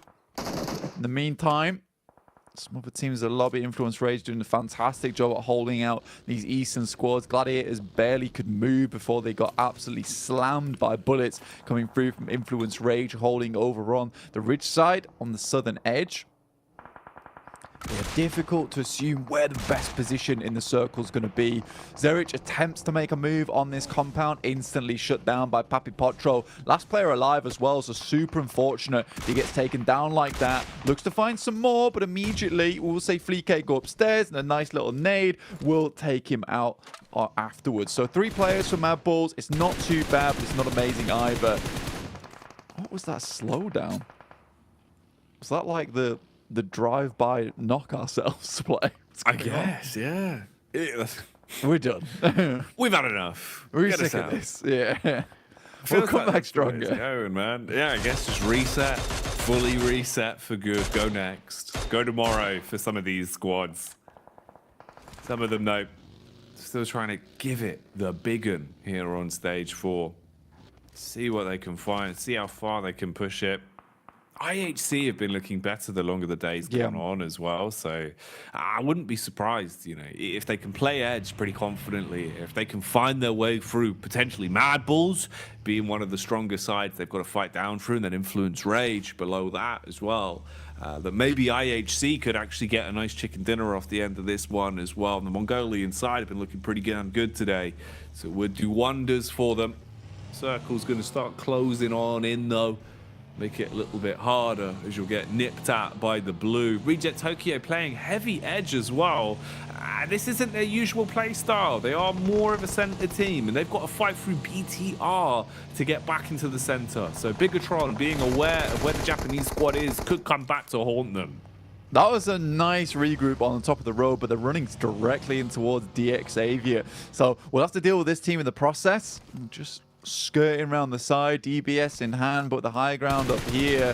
I mean, DXAV got a very, very strong position to hold this one out. Fortunately for Reject, they're not exactly fully grouped right now, so there's still a chance for Reject to slowly work their way through. They managed to make themselves down into a very, very central spot. So this is the very typical central send coming through from Reject. Could work out in the future. We'll wait and see.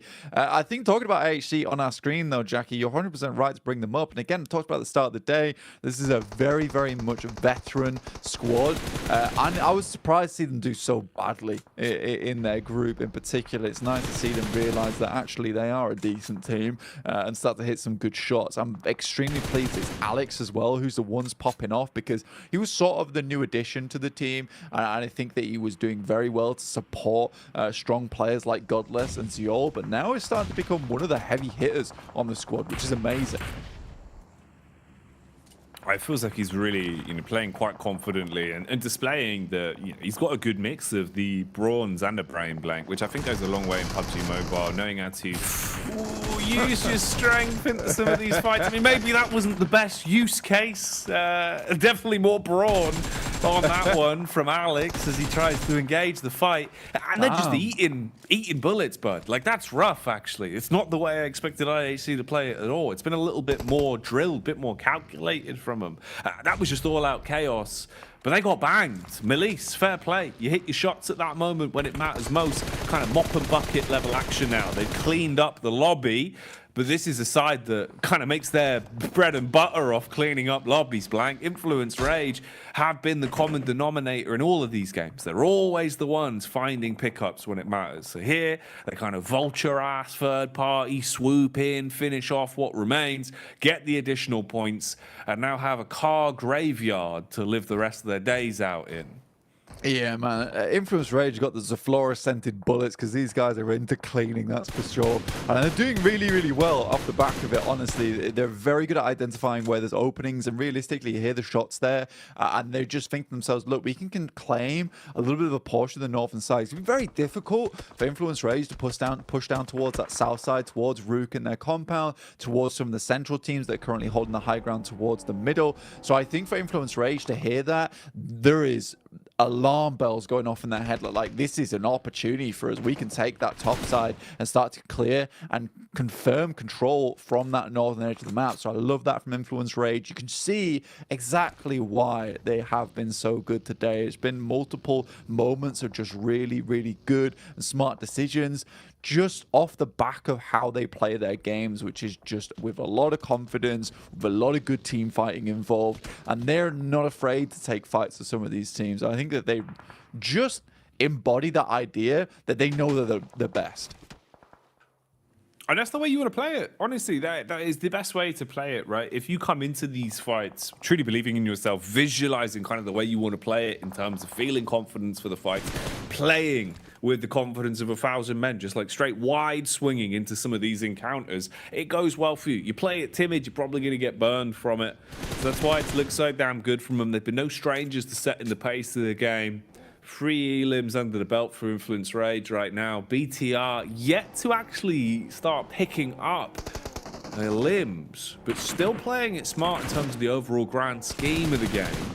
How far will this take them, though? DK now being swung on as Mapples from behind the ridge start to put bullets down range and get a few tags off. Smoke wall up as well, adding a bit of extra defense. DK being picked up as Tulika will hit the first. Trade back from Reject, though, all the way up on the high ground, finding the opportunity to strike versus Mapples. Ooh, not working out too well on the clap back from DK, though. And you're in the worst possible position, really. Teams all around you consistently taking damage.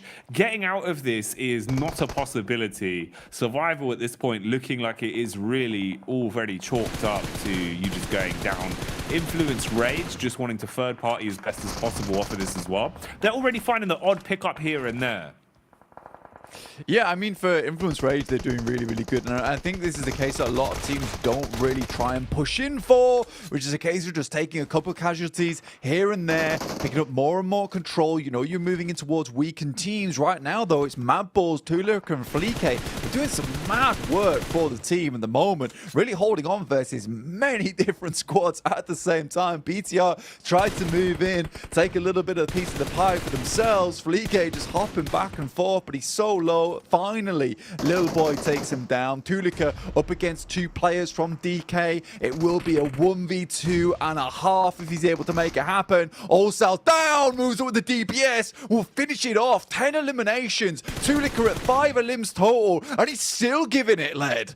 This is huge. So handy with a steal right now, earning his keep for Mad Balls. Tulika, he's had some slow games. I think that's fair to say today. Some of his damage numbers have been a bit low. It's been everyone else that's been pumping up the stock. But right now, he is rising through the ranks, at least being able to find some good moves. How far can he go, though? How much of an annoyance can he be? As Tulika's got to play that slow style from this point forward. Eke out longevity from this one to guarantee placement points, offer the heroism in those moments. For the rest of the squads, it will still be sticking to the basics. Tooth and now level gameplay here, as you cannot afford to make any real mistakes. So much of the map control has already been secured by Reject Tokyo as well. Dead center, prim and proper, as they've guaranteed themselves good high ground to work with. Other squads, it's not so easy. You've got to fight uphill and find your way into safety. Influence Rage, they're looking to gun down Tulika as well. They've got a good understanding of where he is. First peek, goes away at the DBS. Follow-up shot goes into the body of the downed man. Little Boy trying to play around a vehicle, bombards him with bullets and stops Tulika. tries to pick up the eliminations. Well, I think maybe if it was a case that Kowski didn't block that shot with the body, Little Boy might have gone down there. Overall, Tulika's played a mad game, but Influence Rage, once again, just really good control on this north side. And you think that from that southern edge, when they moved up, they took that third party, they started taking casualties over towards DK as well as Mad Bulls. Their game plan has been very clear. Right? Very consistent, which is to take control of this northern side, slowly push their way down, don't get too aggressive. But again, this is very much sticking to the plan and not deviating at all. They're adapting, not improvising. It's really, really, really well done. Rook once again towards the end game, but this is a big, big game for Reject. This is one that they have to perform in. They currently have center position. This would be such a shame if they don't get the chicken dinner off the back of it, because this is sort of gifted to them off the back of a really nice rotation in towards the central region. Back in the vehicles, back on the move. Evos looking to close the gap here. Influence Rage, spot them, contact connected, bullets going across. Zuxi with a nice throw, looking to see if that nade will connect. Oh, mate, they're all coming downhill. Eyes on him like a hawk. Looked like he actually got a fair amount of damage off before they burned their way through him.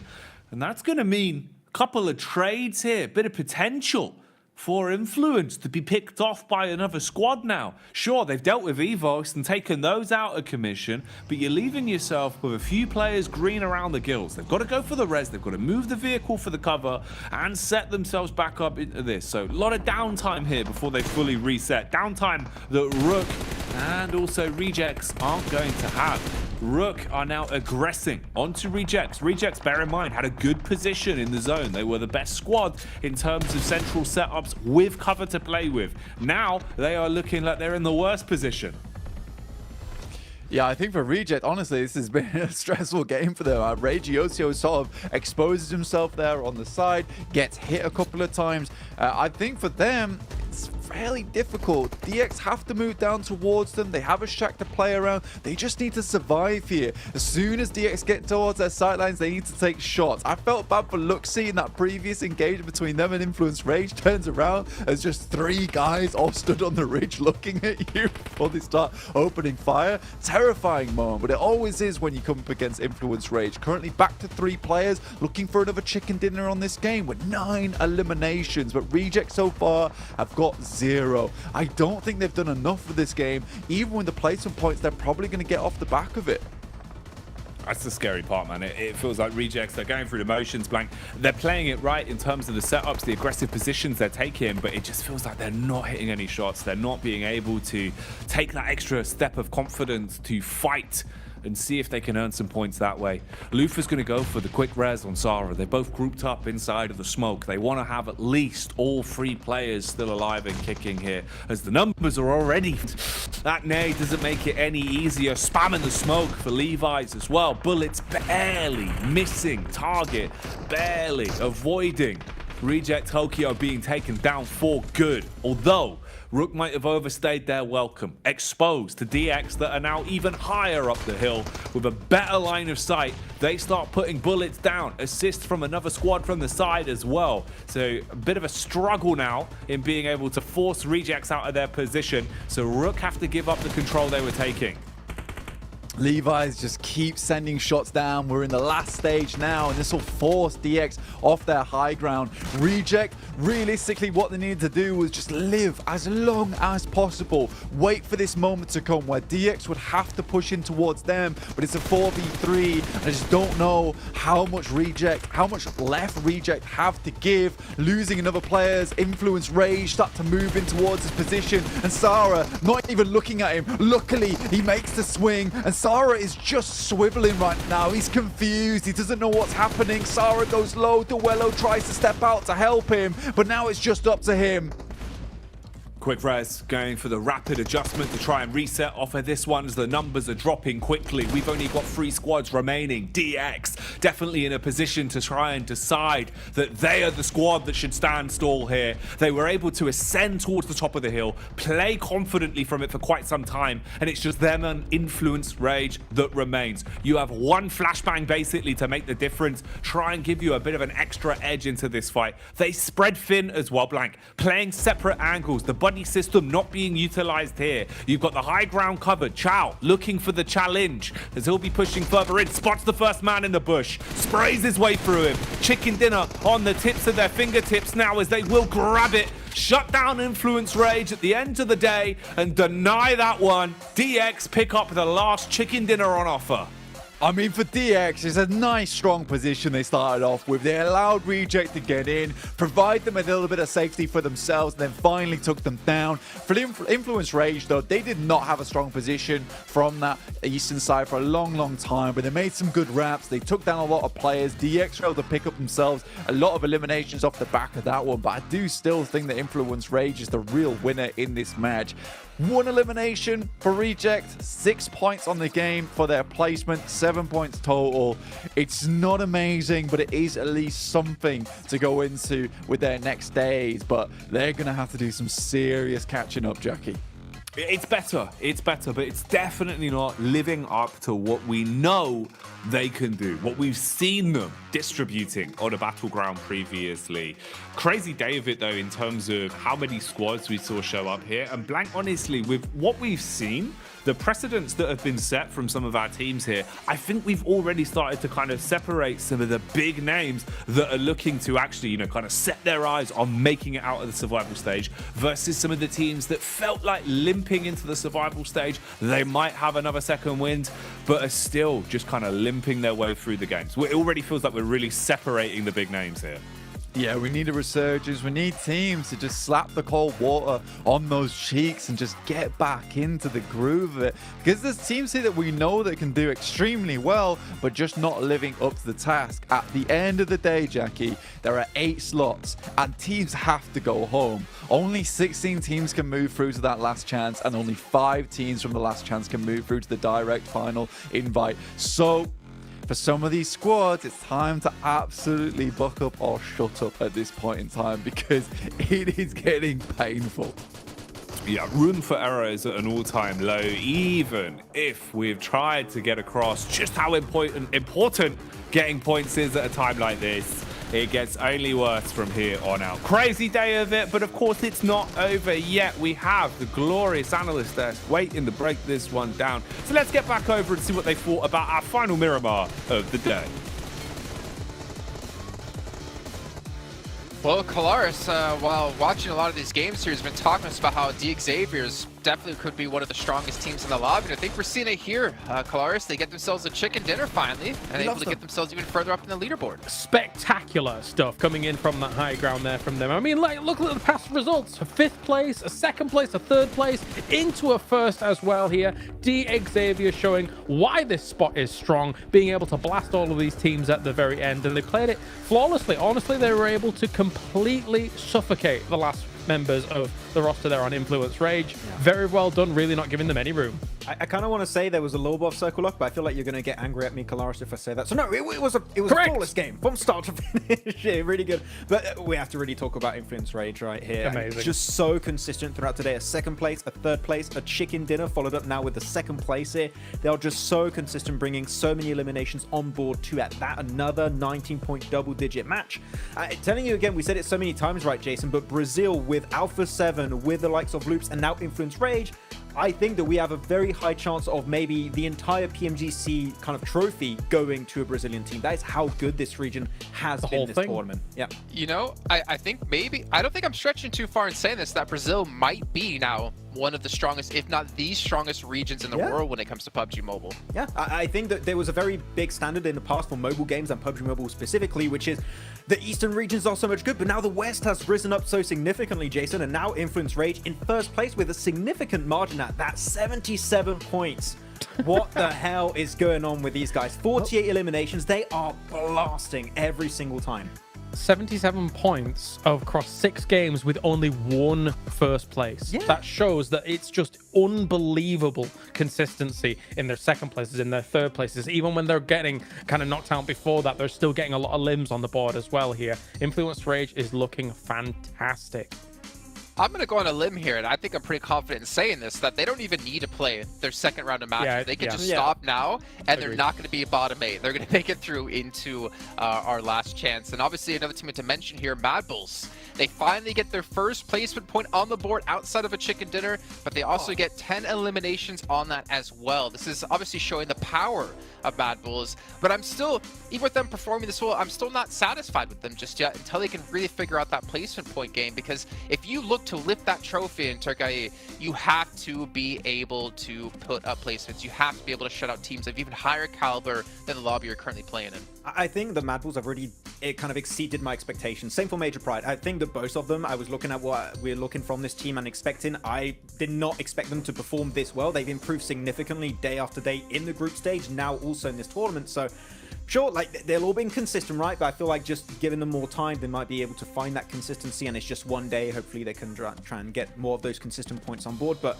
as I said, I'm really happy with their performance so far, and I would love to see them go in Turkey. I think that with these kind of results, top 5 after the last chance, there's a high chance that could be happening, in my opinion. You know, Colars, 6 out of the top 8 teams are all from Group Yellow. Now, obviously, the question can be, is Group Yellow just stronger when it comes to teams? Or is the fact that they just played 2 days ago, they're already warmed up and ready to go and didn't have those 2 weeks off from playing in Group Green, does that give them sort of advantage? Do you have any opinion on that? Now that you kind of draw that correlation, maybe there is, you know, a slight advantage in terms of being warm coming into these games. That definitely will help them. But also, we can't discount the fact that Group Yellow was a great set of teams. And when you look at the teams that were just on the cusp of trying to get that top 3, we're seeing a lot of those familiar names here trying to strike out once again at those top spots. Mad Bulls, of course, kind of the outlier almost with, you know, how they've been playing. And again, I think to echo the sentiments of Max, they've slightly surpassed my expectations of them as well here, even though it's been a bit of a roller coaster, but seemingly points wise, that's enough to be able to keep you in these upper echelons. So yeah, Group Yellow looks great. Group Green definitely got to step it up for their next day. Well, not to mention, Max, you also have the difference of, yes, you are probably more warmed up because you played more recently, but you've also had less time to prep and fix the problems that you might have had within the team, considering 2 days after you just played, you still have to go back into another part of this event.